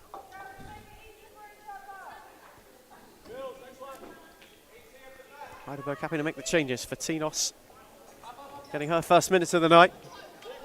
Phoenix prepping Malloy and Nissan. Martello with a nice read. Best couldn't bring it down. Martello then lost out, as did Sargin. For Tinos turned it for Chinkota El Hayek. That's a super save. Quickly off her line at the expense of a corner. Pressure's on Northern Phoenix here early. A little bit of lapse of judgment at times here. Struggling to sort of find their rhythm. But they're going to get soon because Heidelberg have rocked up from the start and haven't gone out of sixth gear since the start. Round one, then two. Shouts for a free kick. Tanaka on for Chinkota. Tanaka then, amidst the sea of approaching Phoenix shirt, happily placed it away. And there is that double change for a bit more potency. Stella Nissan, who was superb last week, as well as captain Chris Malloy, who tried to find Martello. Salakidis with a nice read. Tanaka tried to turn it over the top. Martello had it break for her, and Salakidis was quickly out to make the challenge.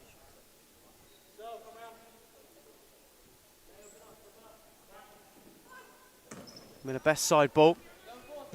Too long for Martello. And that's been the difference between these two so far. Whenever Heidelberg have won the ball back, they've looked to build. Phoenix looking to go almost hyper-direct. They're trying to force some options here. What does work at times, but the way that Heidelberg are playing, they're really sort of composed, playing smart ball. It's really sort of hurt Phoenix to start with because by forcing stuff, they're really conceding turnovers, and then Heidelberg have really been able to take advantage of that. Malloy with a loose touch. Tanaka, Salakidis speared it in for Fatinos, who couldn't spin Stella Nissan. Happily ushers her out of play for the keeper's ball. Suleiman Mohammed giving instructions as Al Hayek with a lovely ball finds Martello. Nissan took over. Salakidis again all the way there. You can really feel the tension in the way that both of these teams are playing at the moment. Neither can really hit top rhythm. Mergianos wins a corner. Phoenix with a foray forward.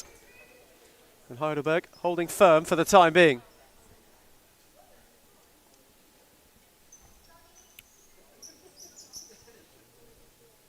Nissan's take. O'Brien's the out option. Finds its way to O'Brien's dummy. Malloy called it sweet. Chinkota got the block in. Mergianos back for Malloy. He flashed it across the face. Yeah, it still looks like they're trying to force options here. They're taking that first option, but sometimes that first option isn't always the right option. They've got to sort of build it up, sort of spread open the defence, and they've struggled with that early, and it's really sort of showing. Heidelberg really haven't had to worry about much defensively as yet.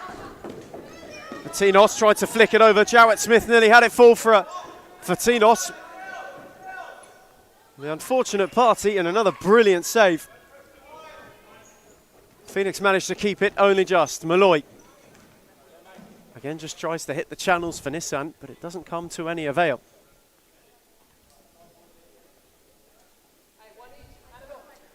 Northern Phoenix, you get the feeling. Are feeling the pressure. Heidelberg, who made a fast start and made the most of it. Currently keeping as much of a control on it as they can. Jowett Smith tried to roll it back for Fatinos, who had just had a yard open up for herself. Wasn't able to get there.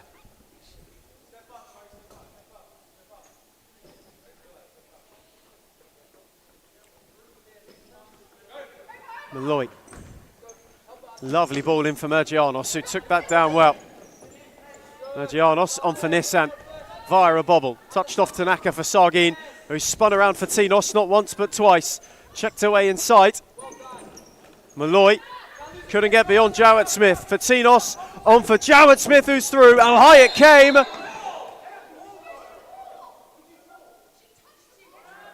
And now then, Sargin is going to find herself in the book.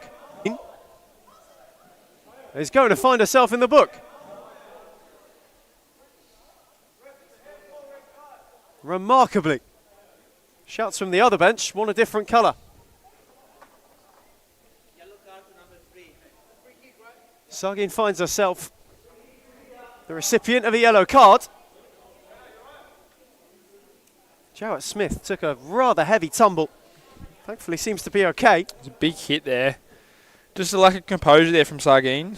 Just sort of forgot where she was positioned and gave over a silly one. Lucky it wasn't a penalty in the end, but sort of lucky no one got injured. Heidelberg free kick. Fatinos had it open up for a found by Bagang. Wasn't able to pick out the top corner. Phoenix caught napping almost. Al Hayek. Again long for Mergianos, who invites Nissan. Malloy. Tried with Loft once more. Bagang always in best position to read it. Now Chris Malloy with a chance to make her way forward. Mergianos nearly clipped it for Nissan. Cleared only as far as Sargin. Mergianos back for Sargin. Now Malloy. Phoenix exercising a bit of patience until Fatinos came in on the challenge. Heidelberg have just dominated so far at the start of the game. They really sort of have put their foot on what they want to play, and it's really making it hard for Northern Phoenix to sort of get any momentum or make any runs because they've set up so well here, Heidelberg, and haven't really given them any opportunities. Mergianos nearly had it break for her, got away from them all, apart from Bagang who made the block. Jowett Smith. Sargin with a good challenge and did well to keep it alive.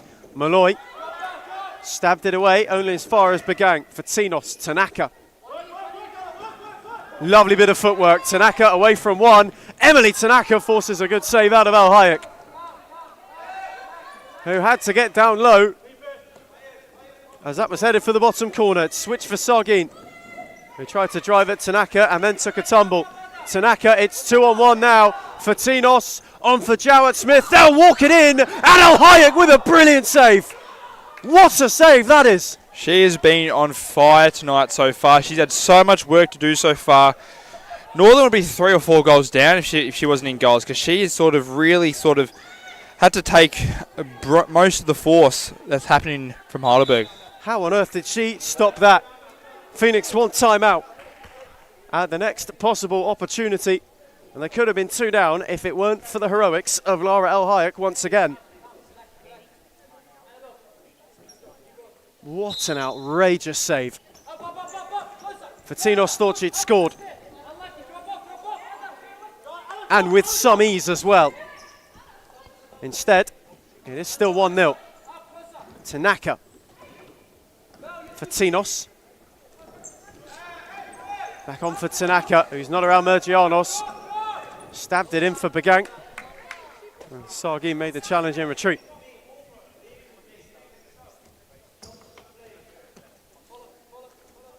Tanaka. Lovely ball to find for Tinos. He momentarily got away from Malloy before losing out. Sagin's touch was heavy and she had to concede.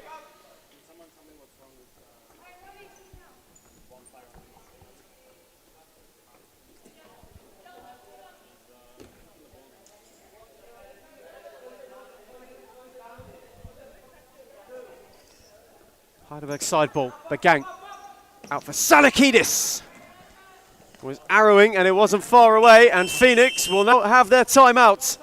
Having been tested, having been pushed, Heidelberg are the ones with the breakthrough.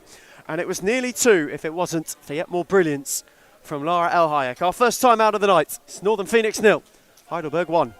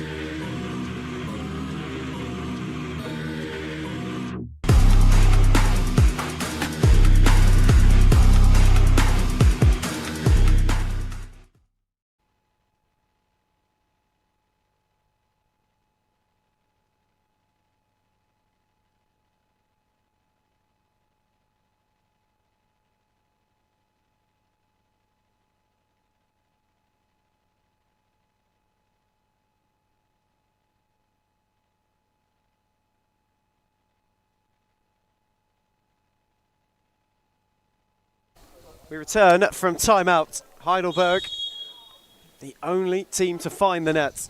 The solitary goal in the game is theirs, and the lead, more importantly, is theirs. It could have been 2 if it wasn't for Lara El Hayek continuing her fast start in Phoenix colours.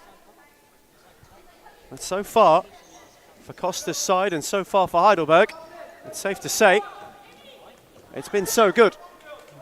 They've really sort of put their stamp on this game and really sort of, like I said, dominated. They really haven't given Northern Phoenix any opportunity to be aggressive, and that sort of speaks to the way Costa's trying to get his girls to play, the way they're defending, keeping possession of the football.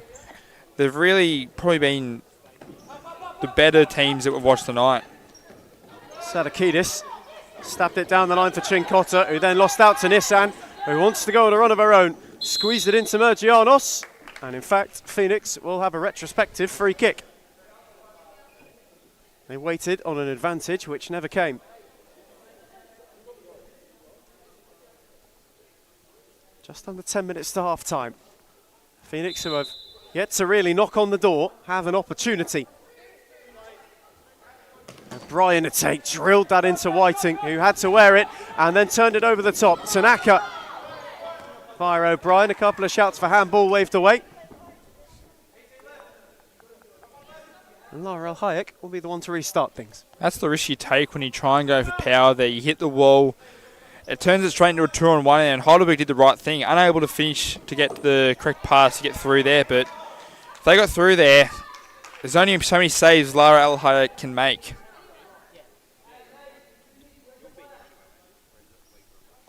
Heidelberg certainly turning the screw to find a second. When you're a goal down and trying to force it, loose passes like that one from Sargin become commonplace. Tanaka, Chinkota speared it into Mergianos.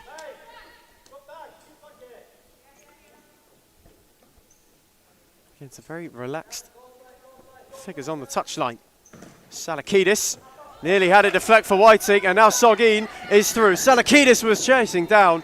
Sargin did well to take it early as Daly wasn't quite set, but she made a good save. And that's a brilliant ball for Tanaka, who reffed it back for Whiting, who whizzed it wide.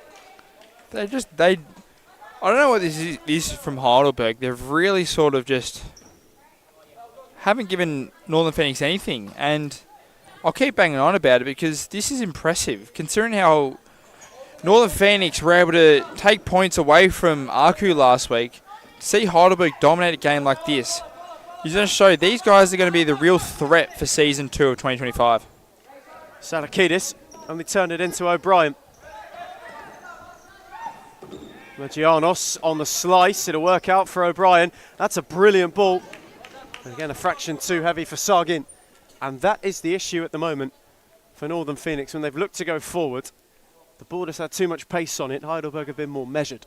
Yeah, it's had too much pace on the ball. There's been times where just Heidelberg have just been so well drilled man on man, they haven't given them any space. And there's only so much room you can make with a defender. You've got to try and create your own space. But when they're set up as well as they are, it's hard.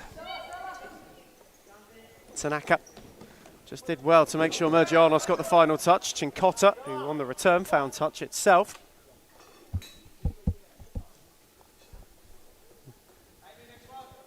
First half where Phoenix have really yet to hit first gear. Certainly not the heights and the performance they did last week so far.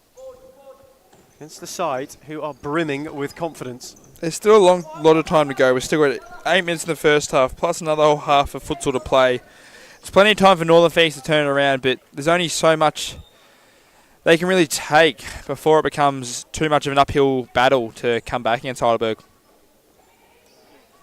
Salakidis down the line for Chinkota. Challenged by O'Brien. Foster's used those rotations far less frugally than those on the Phoenix bench. Whiting from the side ball, rattled it. It'll ricochet for Nissan, who's got room to drive into and had Sargin with her. Nissan now not beyond Salakidis, who made a super challenge.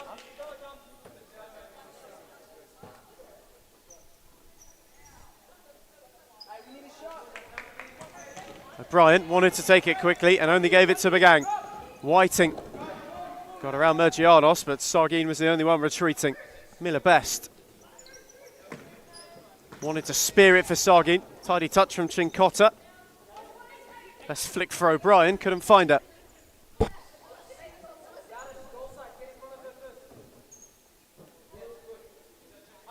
Heidelberg just happy to slow it down at the moment and really make Phoenix be the protagonist, and Chinkota on the end of it. Nearly, ever so nearly, stabbed in a second. They're just using their experience here, Heidelberg. Bit more mature players here on the court of age, and it's showing because they're taking time, and especially Northern Phoenix younger players are sort of making mistakes they don't normally make because they're under this sort of pressure.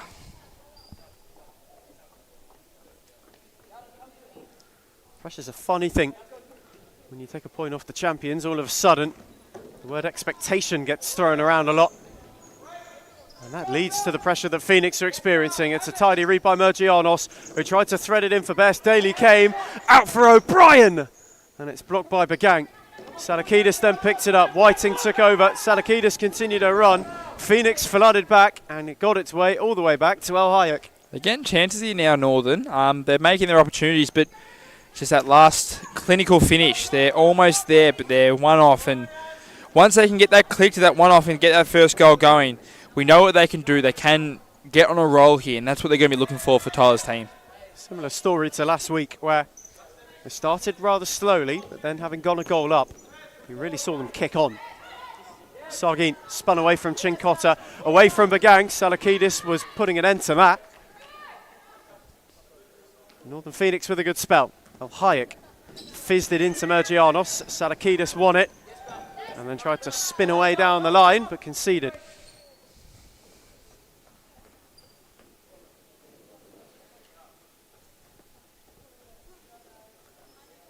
This game ebbing and flowing, as all good close contests do. That's a lovely ball and a great take from Sargin, who's sponging Cotter and forced a terrific save out of Daly. It's cleared only as far as Malloy, who wanted to find Best, who wins a free kick. That's better there from Northern, having those chances, taking their time. And that's worked out. A great opportunity there from... going blank again, I'm having a terrible one here. Great opportunity, and they're having moments now here. They've just got to finish here now, and they'll get their score here. Phoenix have another free kick and an opportunity to get themselves level. Malloy and Best, the two holding court. Who's going to hit it, you reckon, Ethan? Miller Best seems to be on pole position. He's left it for Malloy, fizzed it into Fatinos. Then recovered it for it. Sargin couldn't shift it away and only gave it to Jowett Smith, who's got runners left and right. Jowett Smith not beyond Malloy, who did amazingly well. Great defence there from Malloy. That experience we talk about. Mature futsal player. She knows what it's all about, and she sort of took her time and didn't give Heidelberg any chance of getting past her. Sargin is back for Malloy, who went out the other way for Best, who's got around Bagang, who had to foul her, and it'll be another Phoenix free kick. It's number 4 now for Heidelberg here. They've got to be careful here. With 6 minutes left to go, they give another one. Heidelberg are going to try and pounce an opportunity to sort of milk a free kick here and try and get that opportunity for that 10-metre free kick.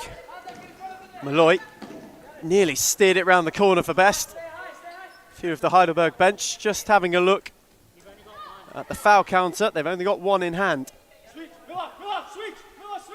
It's one thing Northern have been pretty good with. They haven't given away many free kicks as of yet. Normally they tend to give away, but they're trying to be a bit more subtle and not give anything away. And they've done it so far, only the one, but you can see it can turn around in an instant. If they start giving away some, the momentum can shift real quickly. Phoenix have kept it relatively clean. Jarrett Smith tried to hook it over the top for Tanaka. Malloy did well, found Goscombe, who did even better to keep that in. Then gave it away to Tanaka. Malloy on the slide. Best happy to watch it out. And Heidelberg, just when they got a bit of space centrally, were not able to craft an opening for themselves. Hayek looked for Goscombe. A tidy touch from Bagang. Jowett Smith tried to roll it on for Fatinos, who was crowded out.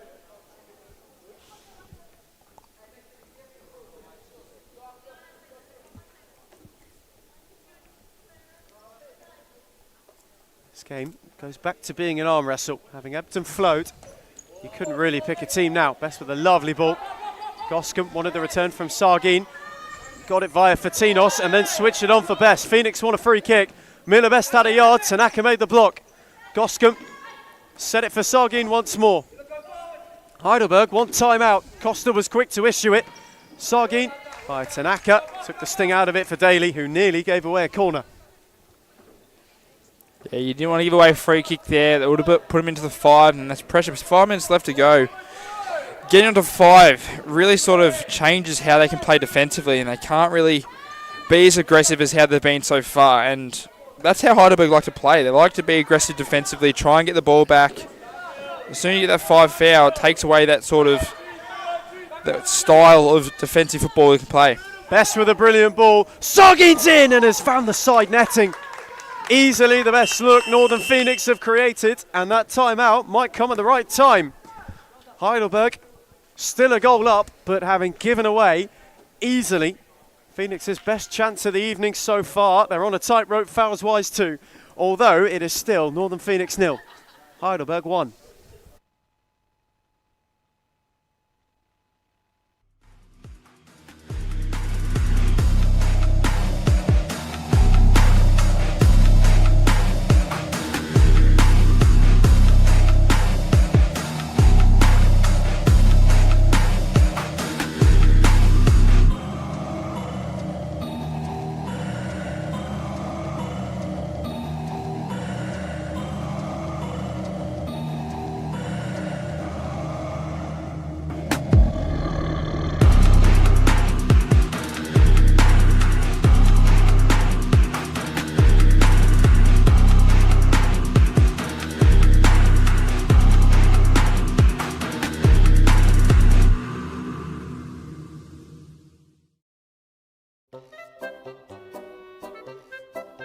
We're the Chair Punters Div 1 Tuesdays. We should not be in Div 1, but nevertheless, we lost 8-3 today, but we're missing Alex Beckers. Send him hate. If you know who he is, please send him hate, and that's it. Well, that's exactly right, James. Going on with that. Our gaffer, we've had a gaffer, for the whole team, and then he hasn't rocked up. Last 2 weeks, Lucas Smarrow, you know who you are. You better sleep with one eye open tonight because we're coming for you, mate. You better sleep with one eye open, Lucas Smarrow. You know who you are. I brought the boys over, and we're all former NPL players. If State League want to sign us, we thought we'd take our talents to Futsal and Well, that's exactly right. it's absolutely fantastic. And the place is an institution, so we thought we might as well. And that's that. That's exactly right, James. That's it. It's not hard. It's just that we're struggling to find our feet. I think the lack of fitness is really...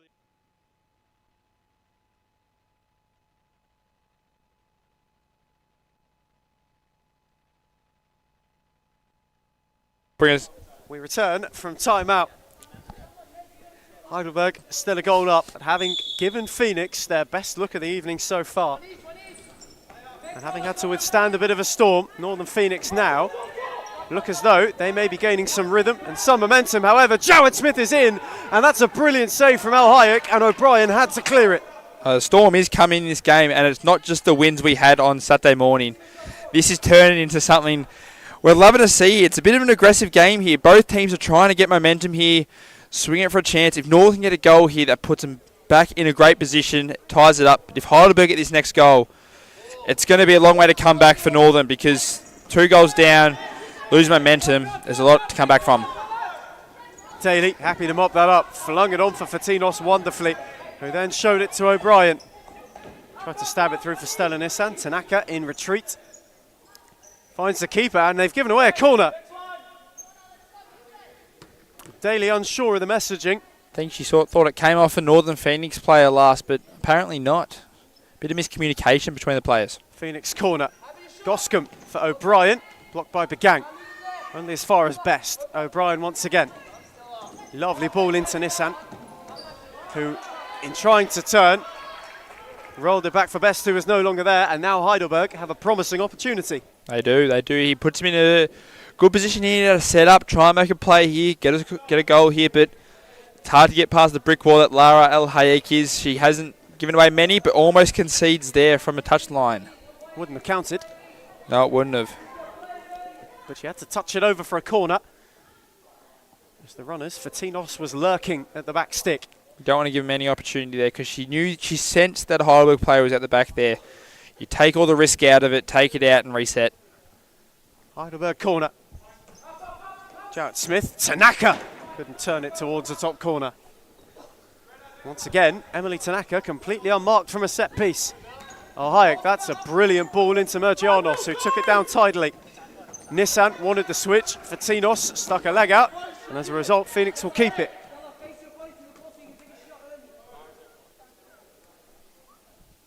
Some words of wisdom being barked by Suleiman Mohammed on the touchline.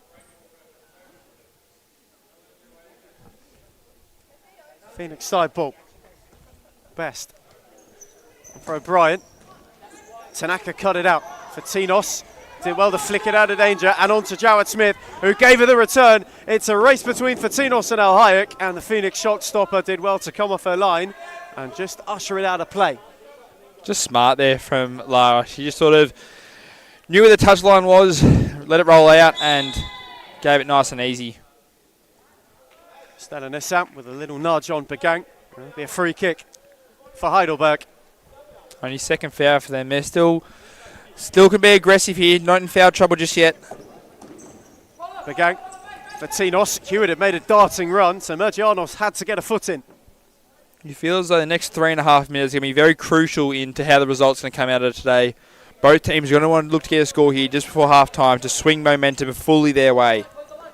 Begang had a yard on the left foot and whipped it only as far as Al Hayek, who could gather it and then fling it out to Best beautifully. Nissan. Back down the line for Best, who might go at Fatinos, understanding they're on 4 fouls. Best twisting and turning and did well to keep it in. Fatinos got a challenge, but Phoenix will keep it. Quickly for Best, took a deflection. Broke for Hewitt, who trying to go round, saw it out of play.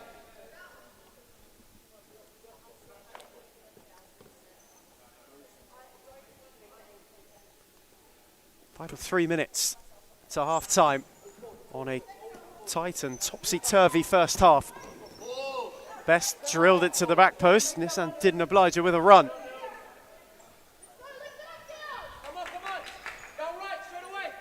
Daly for Salakidis. Showed too much of it to Mergianos. Tanaka then tried the challenge.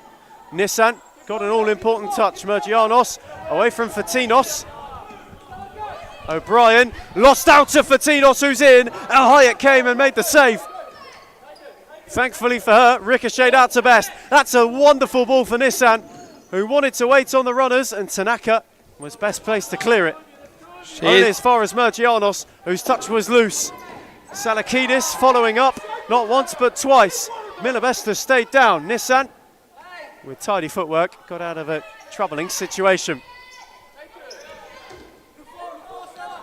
You feel like Northern Phoenix are really capitalising here on pressing hard here. They've had their chances. Unlucky to not get a free kick there, but they're really pushing hard here. I feel as though they're going to look to get a goal here before the end of the game. End of the half. Tyler Lewis just asking the question, where was the fifth foul? Tanaka with a tiny bit of hold up. Left it for Salakidis, who wasn't far away. Agonisingly wide. This has to be one of the better goalkeeping performances I've seen in Series Futsal Women's in a while. Lara has been on absolute fire. I don't know what they'll do if she wasn't in goals, because she's probably saved about 4 or 5 on-target shots. It did, in fact, get a touch from Al Hayek, and it will be a corner. Fatinos, Tanaka tried to steer it to the back post, but nobody was home.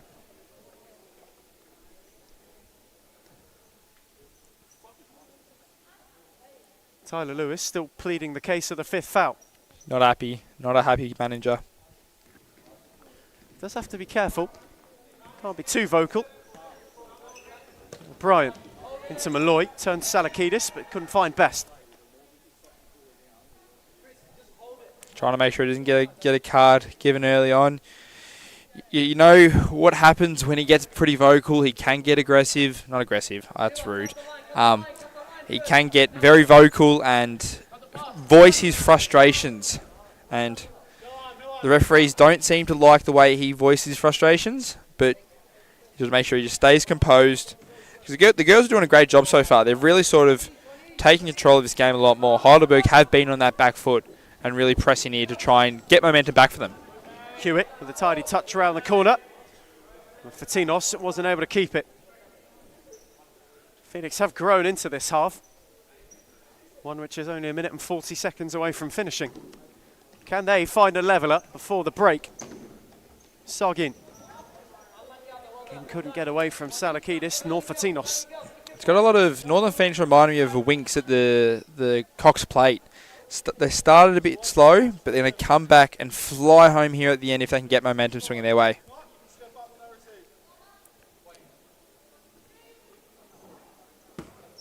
Hewitt happy to go home to Daly. Waiting on her runners. Tried to spear it through. Malloy with a good interception has got away from Hewitt as well. O'Brien cut out by Fatinos. Salakidis couldn't get there. Sargin resets. Al Hayek went with Loft. O'Brien one in. Sargin tried to shift it. Hewitt made the challenge. Salakidis came to help her, and Phoenix have a corner. Pushing real hard here to try and get one with a minute left. Trying to force a goal here to get it back to square with Heidelberg, but you feel like it's not if, it's when. Malloy's corner. Quickly, Hewitt took the sting out of it for Tanaka and now can lead the break. Hewitt did well to get away from Malloy. Salakidis back on the switch. Hewitt has a yard. Couldn't quite find Fatinos, and O'Brien hammers it away. They're not giving up here, Heidelberg. They're working really hard to try and swing the momentum back. You get chances, because you know what they do. When they get chances, they're really putting pressure on Lara in goals. So if they can get another one on target here, they can sneak one past, swings momentum fully back for them. The team giving an inch towards the end of this first half. Costa, who is doing his best, Marcelo Bielsa, is now back on his feet. in the All Black tonight. Brian wasn't far away. Got a good bit of whip. Wanted a corner via a deflection.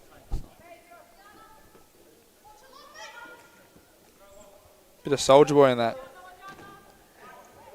Daly with loft into the roof again.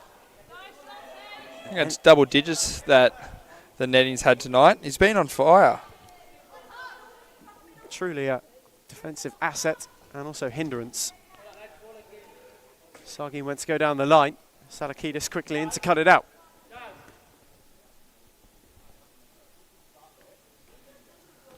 Is this Phoenix's opportunity perhaps 40 seconds to go. to get themselves a look on half-time? Sargin, Malloy battled with Salakidis. Sargin slashed at it and sliced it over the top. They're getting chances now here in Northern Phoenix. What a good. They're looking to get better options and better shot choices here, and it's paying off so far. They're putting pressure on them. You feel like they've got to be close to getting one here. Daly's lob, Salakidis' touch, nearly invited Sargin. Malloy made it work. Fancied an early go and forced a good save out of Daly down low, who then had to be alert as Sargin was arriving. Quickly on for Hewitt. Tried to turn it around the corner for Fatinos, cut out by Malloy. Down the line for Sargin, and Hewitt stood up well. It was something out of nothing there from Malloy. She sort of just took the risk, took the shot, and put pressure there to make it save for Davey. Daly got down well. Was that their final opportunity before the break? Malloy again from range, that one far more comfortable for the Heidelberg shot stopper, who's looked long, too long for Fatinos. But that will be that. The time will beat them all. And Heidelberg are halfway there. As it stands, they pull 3 clear at the top of the tree, but Northern Phoenix are far from out of it. A couple of late looks for a team who found their rhythm against the Heidelberg side, who made the most of an early advantage. Half-time of the go-home show in Darabin. It's Northern Phoenix 0, Heidelberg 1.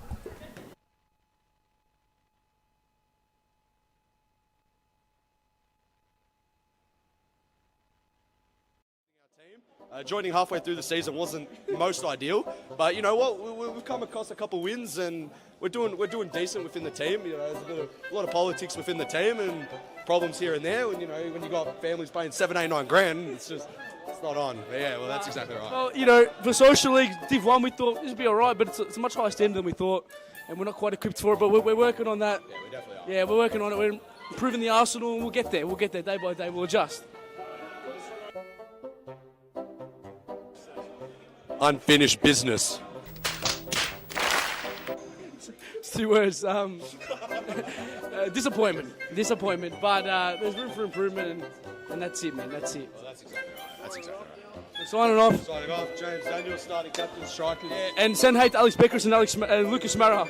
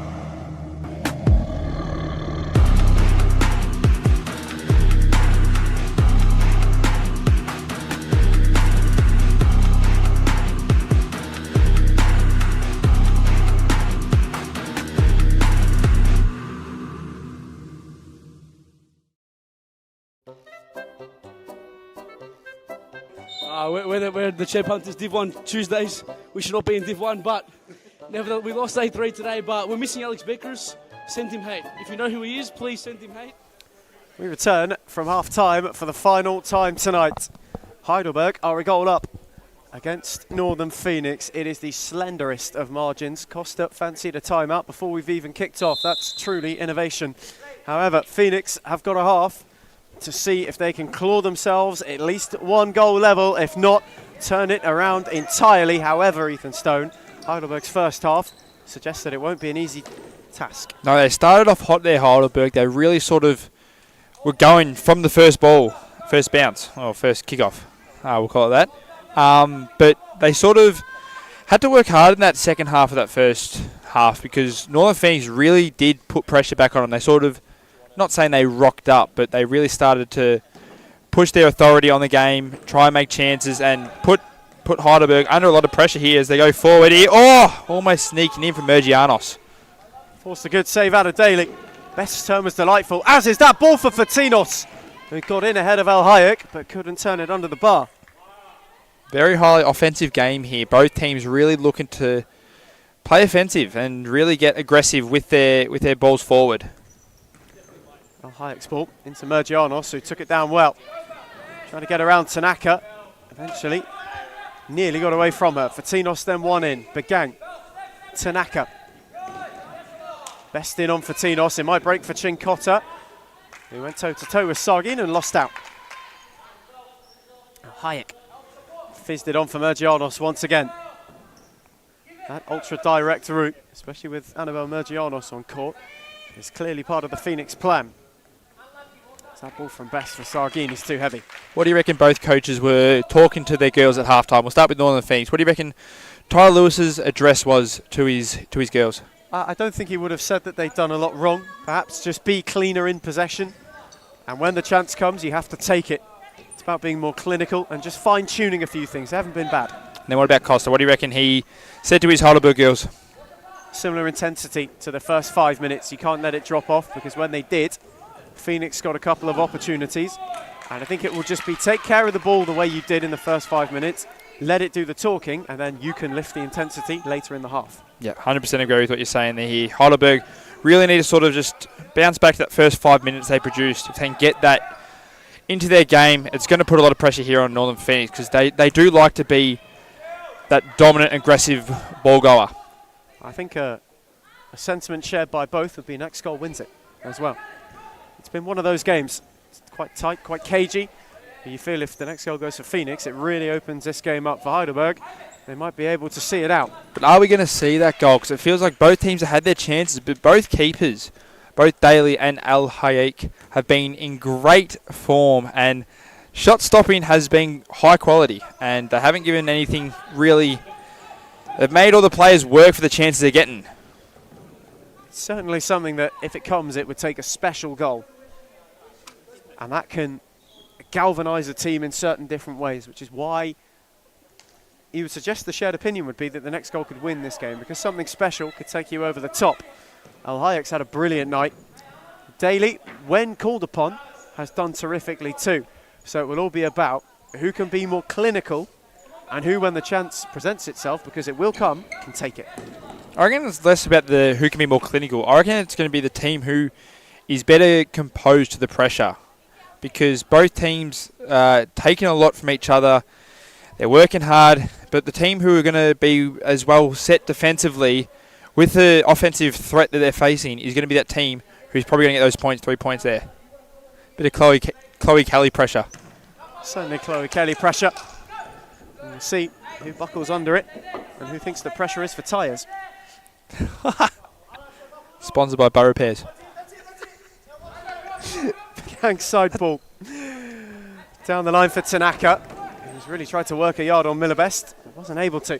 She's been good tonight, Millibest. She's sort of, besides Malloy, she's been that sort of focal player for Northern Phoenix, getting the ball through her. And she's someone who deals with pressure well. She likes getting not aggressive, but she likes a bit of that physicality and playing physical futsal. And when she is playing that, she's at her best.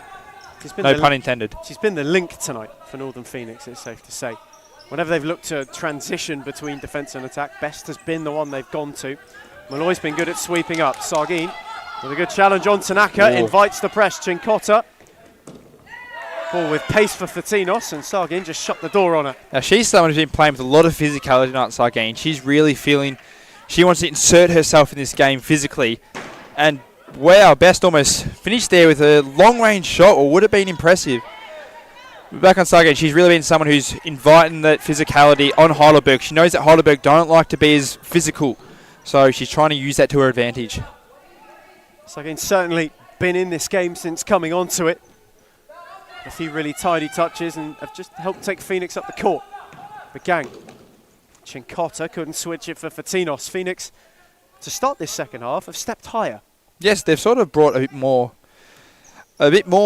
momentum, and sort of the pressure gauge is up at high as Heidelberg go here forward. But again, Northern Phoenix pressure has, almost turned it over there. Northern Phoenix pressure has been of high standards, especially defensively. They haven't given Heidelberg any opportunity to get forward and open space. So this is what you want to be seeing. Tyler must be very happy with what he's seen early on here from Northern. And you see it as well. Whenever they lose the ball, they control the transition well. The numbers flood back.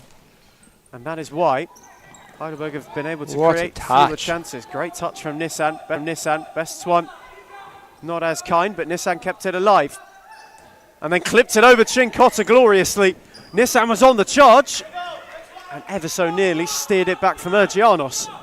Just well composed there from Nissan. She just sort of took her time and then trusted her game and that she can get it forward, as almost have a collision on the court here.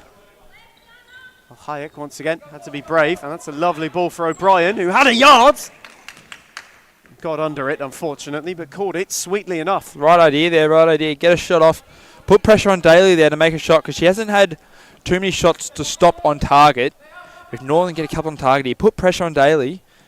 Who knows what can get a goal here early and try and swing the momentum back as Heidelberg go early. And another brilliant save from Al Hayek. Terrific ball from Tanaka, who found Begang, who just couldn't turn it beyond Al Hayek, who got her angles right. Not for the first time tonight.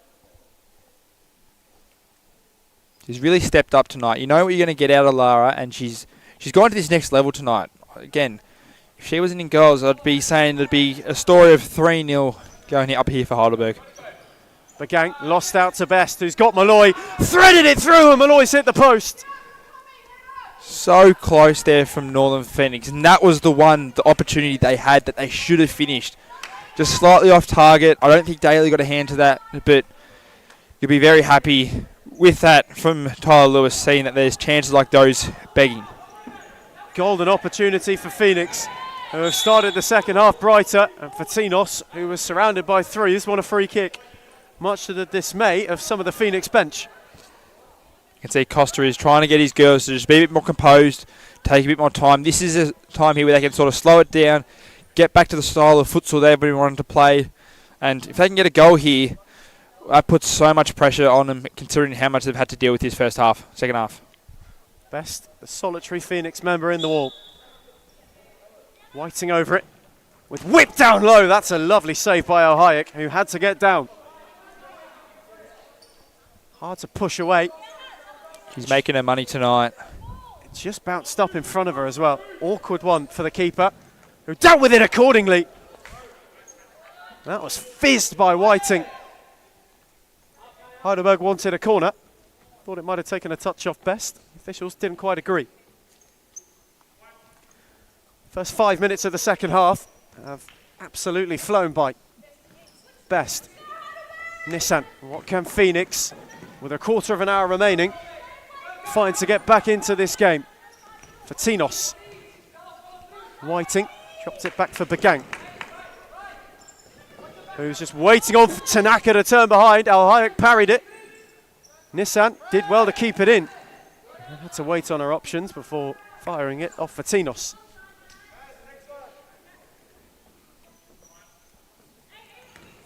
Malloy with a tidy touch.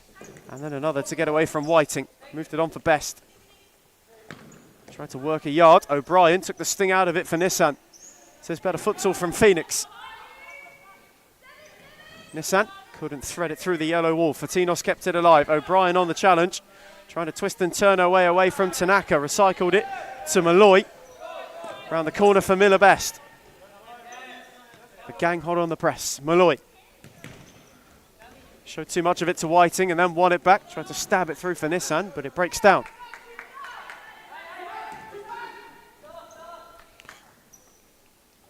You just feel that Heidelberg are just sort of starting to bring it back a bit more.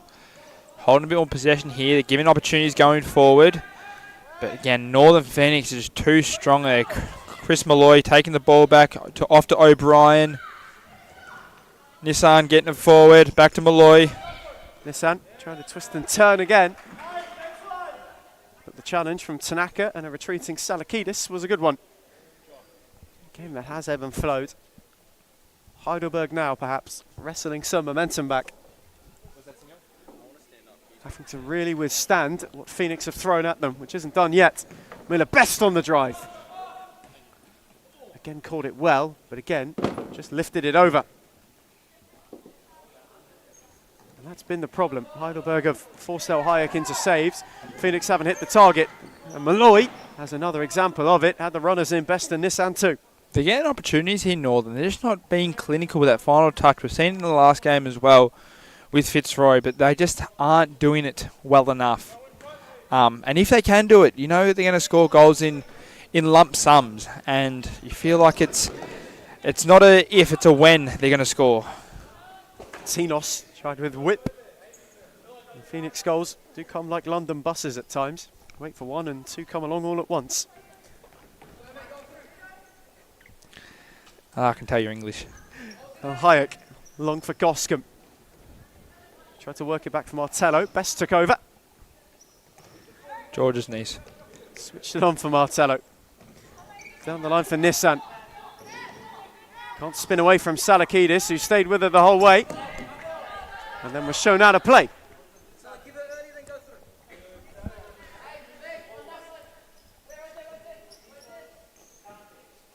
Phoenix really trying to press home. The momentum they have. Best. Martello with a tidy touch. Got away from Salakidis. Fatinos then with a good challenge. Kept it alive. Recycled it with Whiting. Tried to stab it through for Tanaka, but it was too hot to handle. Could show that.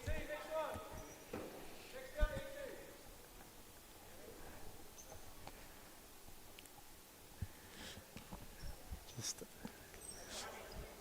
maybe take a little bit of pace off of the ball. It's been the best. Tried to clip it round the corner. Neither Martello nor Nissan were likely to get on the end of it. One thing we have seen is Heidelberg have not been afraid to go to the bench and rotate the side. And Phoenix happy with the set they've got on right now. In fact, as we say that, Sargin twins are the planned change for Tyler Lewis.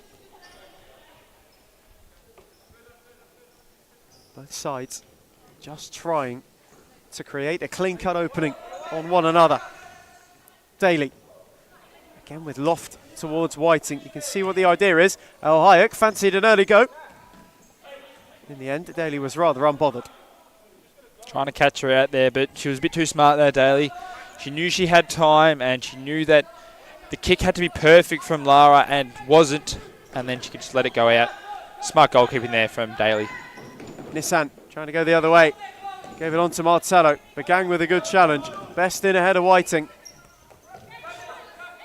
Had to take it all the way round. Martello in retreat. Got the challenge in.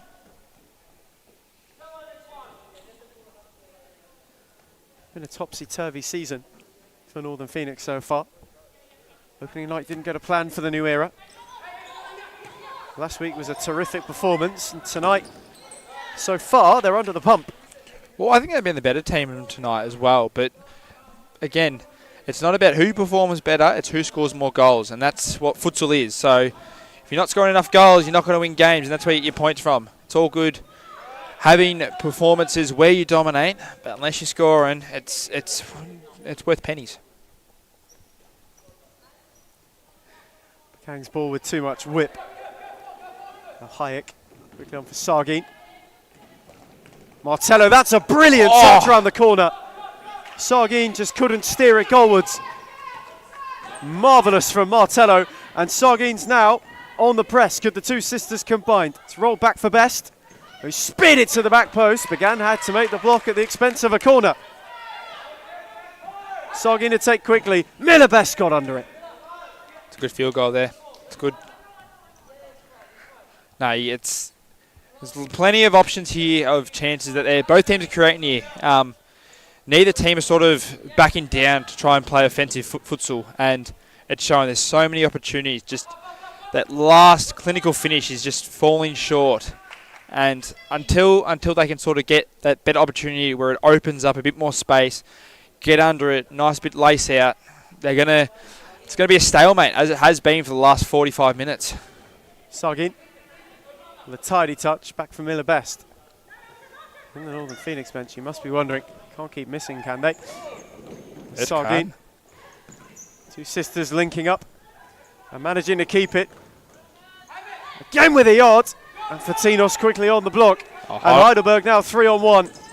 Bagang had Whiting, had Fatinos again. Sargin got an all-important touch and now steers the counter the other way. Maybe Phoenix's opportunity, and it's steered wide of the near post. Heidelberg had a 3-on-2 there, and they went to the wrong side, and that cost them. They had open players there on the left wing going forward for them, and that's cost them in the long run because that could have been an easy goal there. And then at the other end, Phoenix were wasteful on a break of their own. Maybe Mick McCarthy is lurking. Fatinos. Lost out to Martello.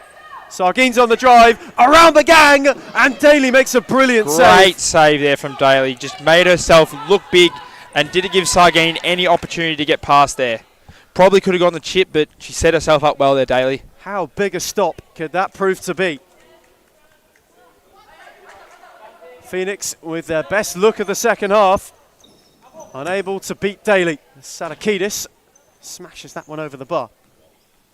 After having a game where I goalkeeper against Tyler Lewis, I understand how hard it is to be a goalkeeper, and they're doing great jobs tonight to stop all these shots because both players have probably been the best players for both their teams. They've just sort of really stepped up and delivered defensively and shot stopping.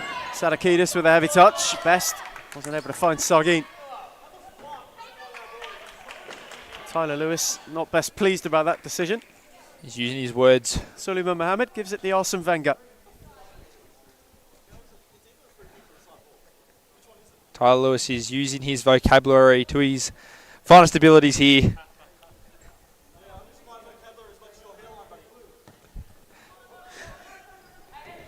Sadakidis quickly down the line. Chincotta, Jarrett Smith tried to stab it through. Mergianos with a loose touch, and Chincotta capitalises.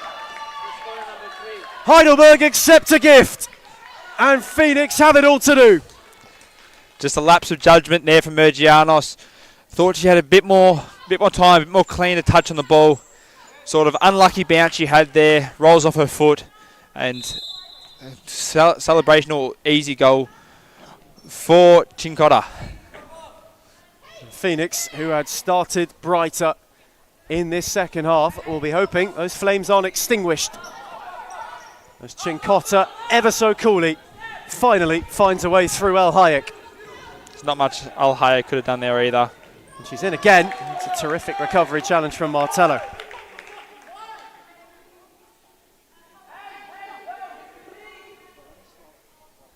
Heidelberg side ball. Sadakidis smashed it into Martello, who had to wear it.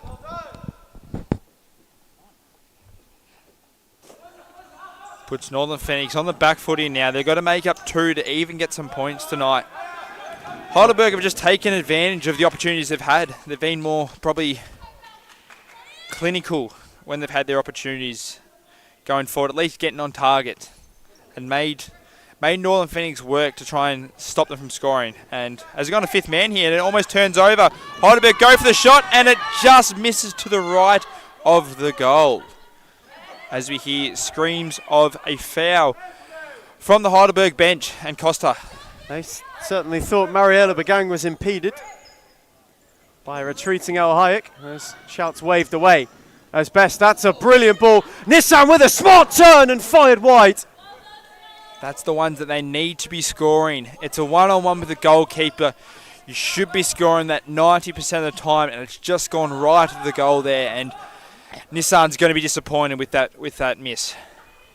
Stella Nissan with another big chance is looking incredibly likely for Phoenix that she might be posing more problems. That one's so close. The turn was razor sharp to send two. Sempegang and Chincotta wasn't able to find the finish. You feel like you think that Northern Phoenix are going to be close to getting a goal here, but Heidelberg are just making them work hard for it defensively. They haven't really given them many opportunities. The opportunities they haven't made it easy. And when Northern Phoenix aren't taking advantage of those one-on-one options they're having, there's not much they can do because Heidelberg have really sort of put the pressure on them. Nissan with a tidy nod down to O'Brien, who had the angle momentarily and then dragged the shot at the last second. Halfway through the second half here, 9.5 minutes to go. And as the clock winds down, the more pressure comes on Northern Phoenix to try and at least make one goal back, drag momentum, 2 for the equaliser and 3 for the win. It's a 1-2-3 combination coming forward. Still plenty of time. Phoenix will need to start taking some of those chances and hope that Heidelberg don't hit them on the break. O'Brien trying to get away from Tanaka. Salakidis came to close the door. Chincotta wanted to carry it all the way. Nissan was in on the challenge. We have seen crazier things happen with short spans of goals. We've seen 28 goals tonight in the first game. Only 9 in the second game. Might only see 2 the way we're going tonight. But we have seen hat-tricks happen plenty of times before. In futsal, and many other sports. Scott Boland for one. Salakidis into Tanaka. That's a lovely return. Salakidis speared it. Chincotta was lurking. Malloy had to be there and now wants to lead the charge. Mergianos, who's face to face with Jarrett Smith, cleared only as far as Malloy. Nissan away from Salakidis once again. Sets it back for Malloy. O'Brien. Nissan again wants to go at Salakidis and does superbly. Stella Nissan with a brilliant ball. Mergianos is blocked by Tanaka. Rolled all the way back for O'Brien, who has a go from range and wasn't far away. You got to start taking those chances because there's only so many left in the game with 8.5 to play. They're not taking these opportunities to try and put pressure on them. Just get boot to ball on target and just see what Daly can do in goals if she can concede or hold firm. Alhaig with a tidy loft. Mergianos' touch was magnificent, but Tanaka's challenge was tidy. Whiting's going the other way. Wonderful ball. But Alhaig was quickly off her line to smother it. Malloy. Some real instructions being given out. It's Chincotta's challenge. Only as far as O'Brien. Mergianos shifted away from Chincotta. Annabelle Mergianos back for Nissan, who has O'Brien one more. And Daly makes a good save. Nissan's follow in.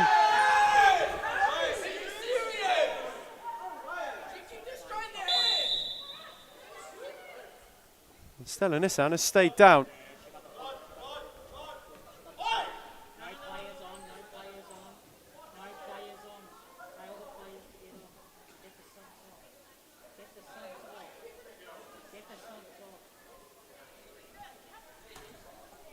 In fact,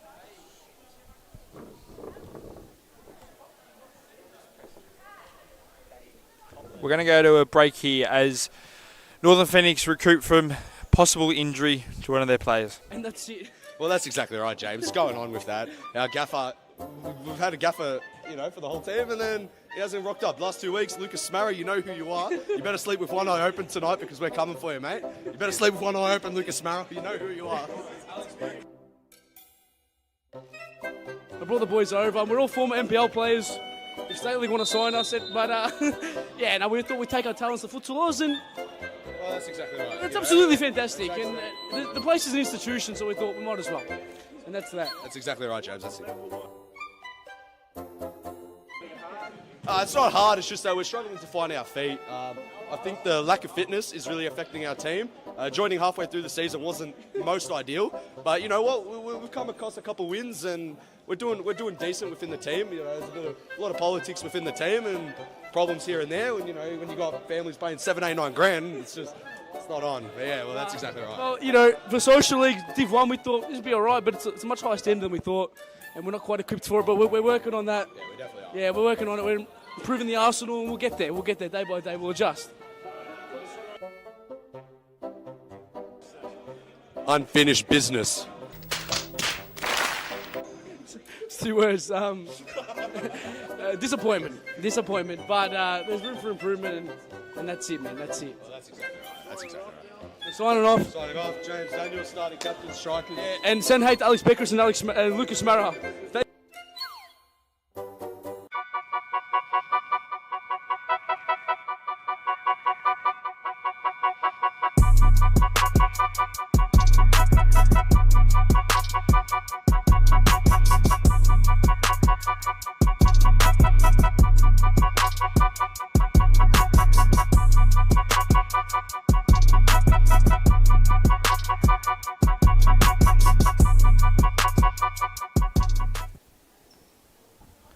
Stella Nissan, thankfully, is okay. Turned from a break. The instructions being dished out. Suleiman Mohammed is pleading his side's case. So the referees are having a conversation here. Could be a decision changed here. They're deliberating. Didn't look very good. It did look like there was a foot to the face, but we will wait to hear the referees' decisions for what they've seen and if a decision will be overturned to a penalty or not. It certainly looks like a long deliberation going on. It's never something you want to see on the futsal court here at Darebin. An injury. It's never nice. We've seen one already tonight. We don't want to see any more. So we're hoping that Stella is okay. The good news is that she was able to walk off the court and Correct. didn't look like she was brandishing any claret. Let's put it that way. Claret. So everything seems to be all right out on court. Stella Nissan is getting some treatment off court. Looks like they're going to keep with their original decision.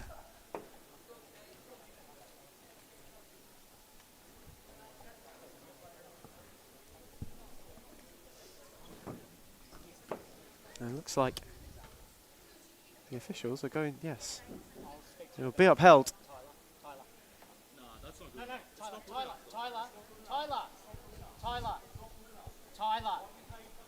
Tyler, come here, please. Tyler.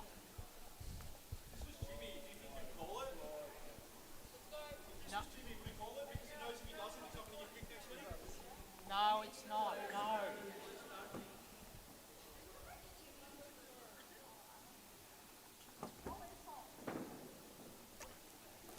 Tyler Lewis, Voicing his frustrations. excellent way to put it. Certainly unhappy with the conclusion of this particular scenario. Benjamin Cullen as well on the Phoenix bench, also most displeased. Suleiman Mohammed is straight back to business. Stella Nissan is receiving treatment. And we are back underway. Definitely be a talking point to come out of this game.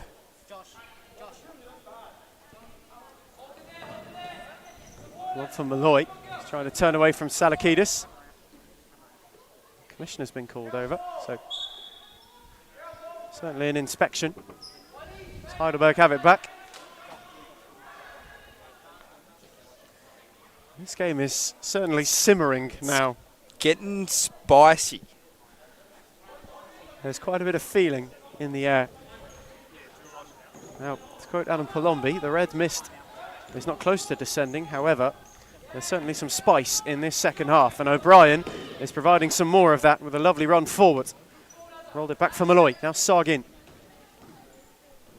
Phoenix still in need of a way back into this game. O'Brien.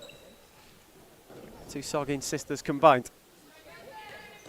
Malloy tried to let it run. Salakidis was hot on the press.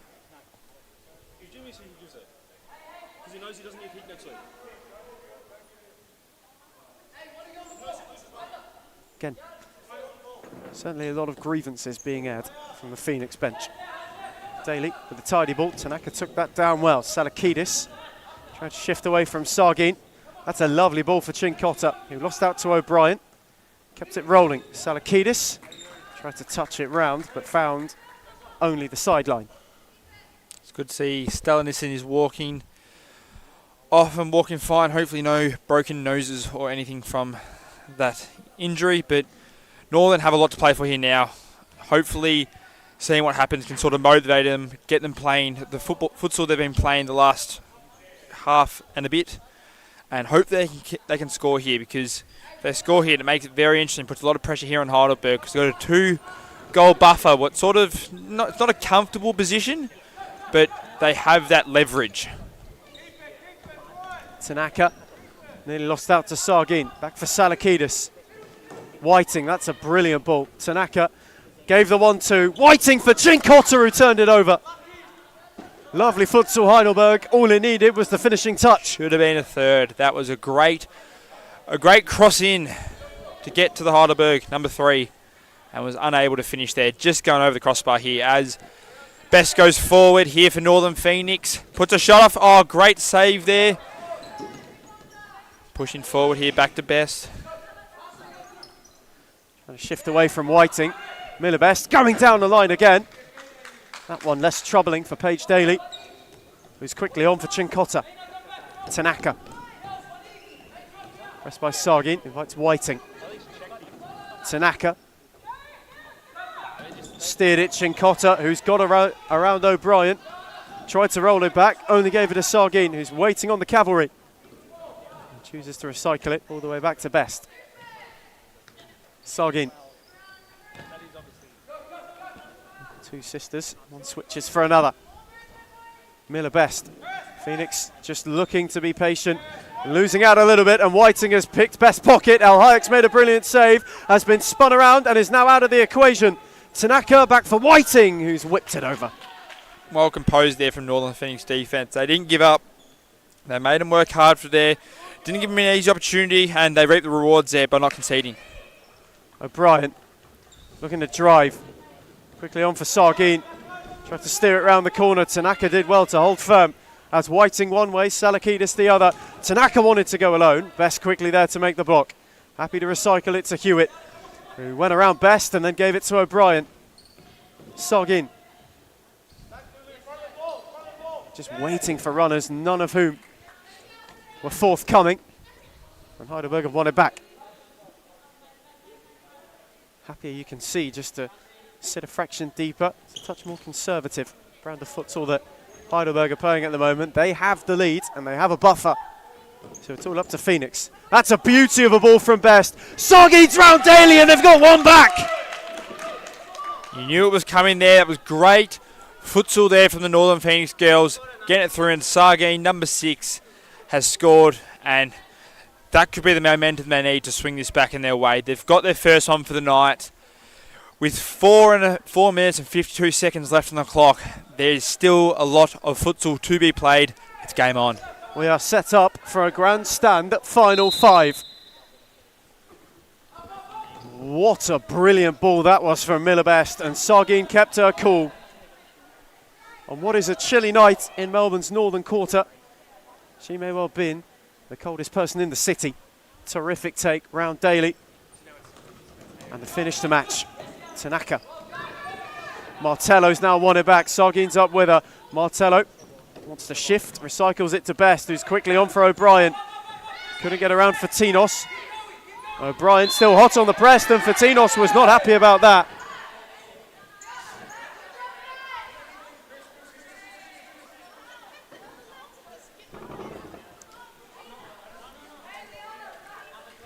And for that, Fatinos will certainly have a yellow card. Exchange of words between Vasinos and O'Brien there, both getting a bit physical with each other, is a word to describe it, but both have been given a yellow card for their encounter. But this game's really heating up, physicality all over the Darebin court here, as we've got another scuffle breaking forward here. And boy, oh boy, this is heating up here at the Darebin Community Centre here between Heidelberg and Northern Phoenix. Martello and Salakidis, 1-2 pleased with one another.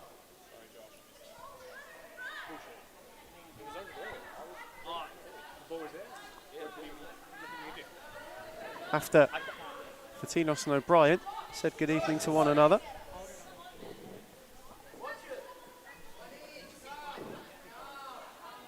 This has become a rather feisty and fiery affair.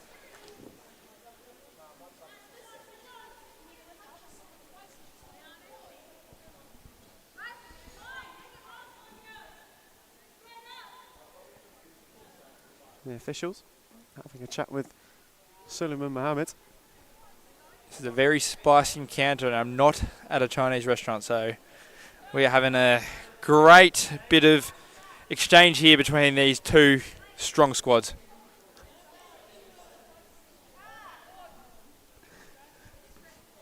Hopefully things come back down to a simmer. Everybody calms down. One would hate for a red card this evening. It's all got a bit fiery. It's had a couple of flash points. It's now Best's pace to get back to the futsal, and Best has done well to get away from Tanaka. Stabbed it goalwards, and Daly happily come and claim it. Routine save there from Daly. As Heidelberg look to push forward here, try and get into their offensive third. Turned back over to Northern Phoenix. May O'Brien goes forward. Going forward to Mergianos. Momentarily had a yard. Salakidis made the block. O'Brien belted it. What a save that is from Daly. Unbelievable. That's a smashing stop, and Tyler Lewis wants timeout. And just in the nick of time, they will get it in. Phoenix have a set play, and they have a corner. When we come back, all of a sudden, this game has flipped on its head. It's Northern Phoenix 1, Heidelberg 2.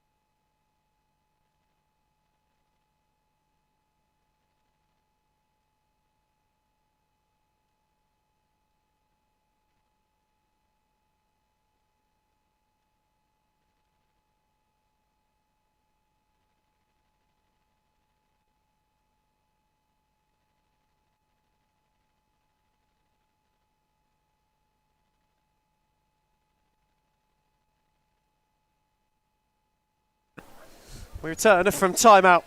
4 minutes to find a winner. Phoenix a goal down, having gotten themselves back into a game which has become a rather fiery affair. Have a corner, see if they can draw themselves level. Drawing the play, Tyler Lewis. Best to take, out for Sargeen, on for O'Brien. Trying to work their way all the way around the outside, and it finds the arms of Paige Daly, who made a ridiculous stop just prior to that corner. Tanaka, Fatinos, that's a lovely turn. Mergianos with a good challenge in retreat. Sargeen charging at Tanaka, one way then the other. A slight trip, unintentionally, but it will be a Heidelberg free kick. No foul trouble from either teams, though. What is surprising, considering the physicality we've seen in this second half, the refs have decided to put the whistle away with some decisions. But it seems like there won't be any 5 fouls so far, but we still have plenty of time left here. 3.5 minutes left here at the Darebin Community Centre. Once again, this game just settles in to a stop-starty and rather cagey experience. When it gets close, neither side throw too much at it. It's more risk assessment. It's Best with a lovely turn, then gave it to Tanaka. Back for Bagang. He was just waiting on her runners. Fatinos was one, who's on a booking. O'Brien, that's a tidy touch around the corner. Best was heavy and it allowed Chinkota to win it back. Tried the 1-2 with Tanaka. Mergianos with a good challenge. O'Brien. Sargin. Northern Phoenix happy to calm it down. They're going to have to sort of throw the playbook at it this last 3 minutes. Try and find any sort of opportunity they can to get forward and get a shot on target here, because with time running down, there's only so much they can do in the next 2 minutes and 50 seconds. O'Brien side ball, tried to spear it on for Best. Have a deep side ball, Phoenix. Took a touch off Tanaka, who wasn't taking any chances. I'll be happy with a corner here. Try and set up a play here. Get an option here to either Mergianos, I reckon, might be the target here. Phoenix corner. Best tried to lift it for Sargin at the back stick. Had O'Brien short as well. And just when this game has gotten close again, Costa Diamantopoulos has gone back to being Marcelo Bielsa. It's an edge of your seat game we have here. Whereas Suleiman Mohammed embodies Liam Gallagher at the moment. Hands behind back. Daly with Loft finds her opposite number. I do see the Oasis comparison. Liam Gallagher is Sully and Tyler Lewis. He's obviously the brother, very feisty man. They're the Best. Lost out to Fatinos, who you had a feeling might get just a little bit firmer of a challenge in the final few minutes. O'Brien. That's a wonderful ball for Mergianos. Best tried the return, took a deflection. Daly came and didn't get there. Friendly fire. Bagang belted it away and it hit the railing.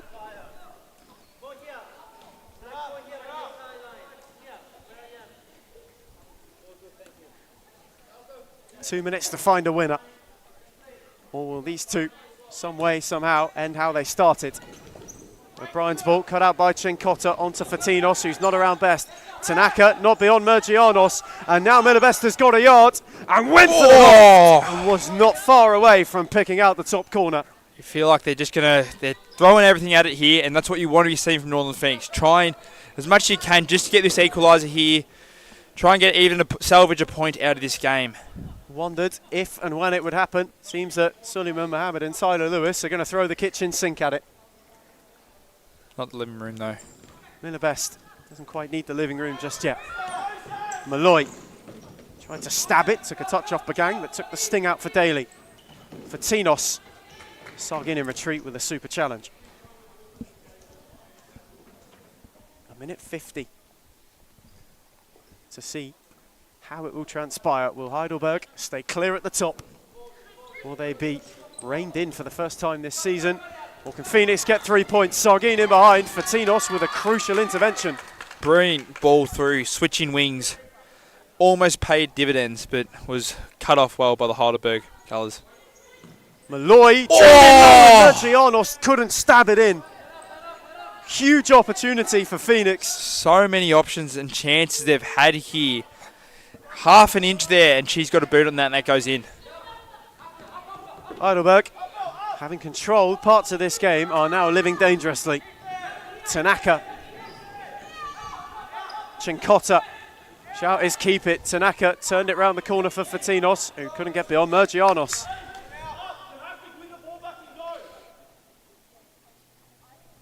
So much on the line here for both teams. Crucial points here to start off the season. As Heidelberg are pushing defensively and have a throw-in, keep in. Miller Best has the keeper's ball. A charge down. One of the best. Daly once again goes with depth. Took a touch all the way back for Al Hayek, who in turn wants to go quickly. That's a smashing roll for Sargin, who spun away from Fatinos. Sargin went, and Daly made a good save. Took the sting out and then picked it up. Begang, Tanaka, Heidelberg hanging in there at the moment. Northern Phoenix aren't going down without fighting, and Heidelberg are trying their best on the line, and they have now a corner opportunity due to the touchback rule if Heidelberg were to take that from Daly. Daly couldn't touch it. She could get a touch on that. Shouts for handball against Begang. Not quite given. Fatinos now wanting to charge the other way. Tanaka had Begang on her own. Brilliant recovery, and now it's Phoenix's turn. Sargin around Chinkota. Oh, she had Mergianos on the inside there all by herself. Should have passed it off, but went for the glory, and it hasn't paid off. Huge final minute opportunity. Is that Phoenix's look? Fatinos' flick was not far away. Could be the longest 44 seconds for Northern Phoenix or Heidelberg season so far. Can they find an equaliser, or can Heidelberg hold on here to take the 3 points? Fatinos couldn't make a way around Malloy. Best. Mergianos. Chinkota's challenge was a good one. Just sloppy there from Mergianos. Didn't take it time. There's still enough time here. 34 seconds to get a goal. But they're going to have to be clinical here to get a point. Fatinos away from Mergianos, not beyond Malloy. Couldn't get around Chinkota. Tanaka hustled by Sargin. Chinkota with a lovely turn. Best is all. The only thing stopping her, Malloy, was the cavalry. Mergianos too. Begang flung a leg at it.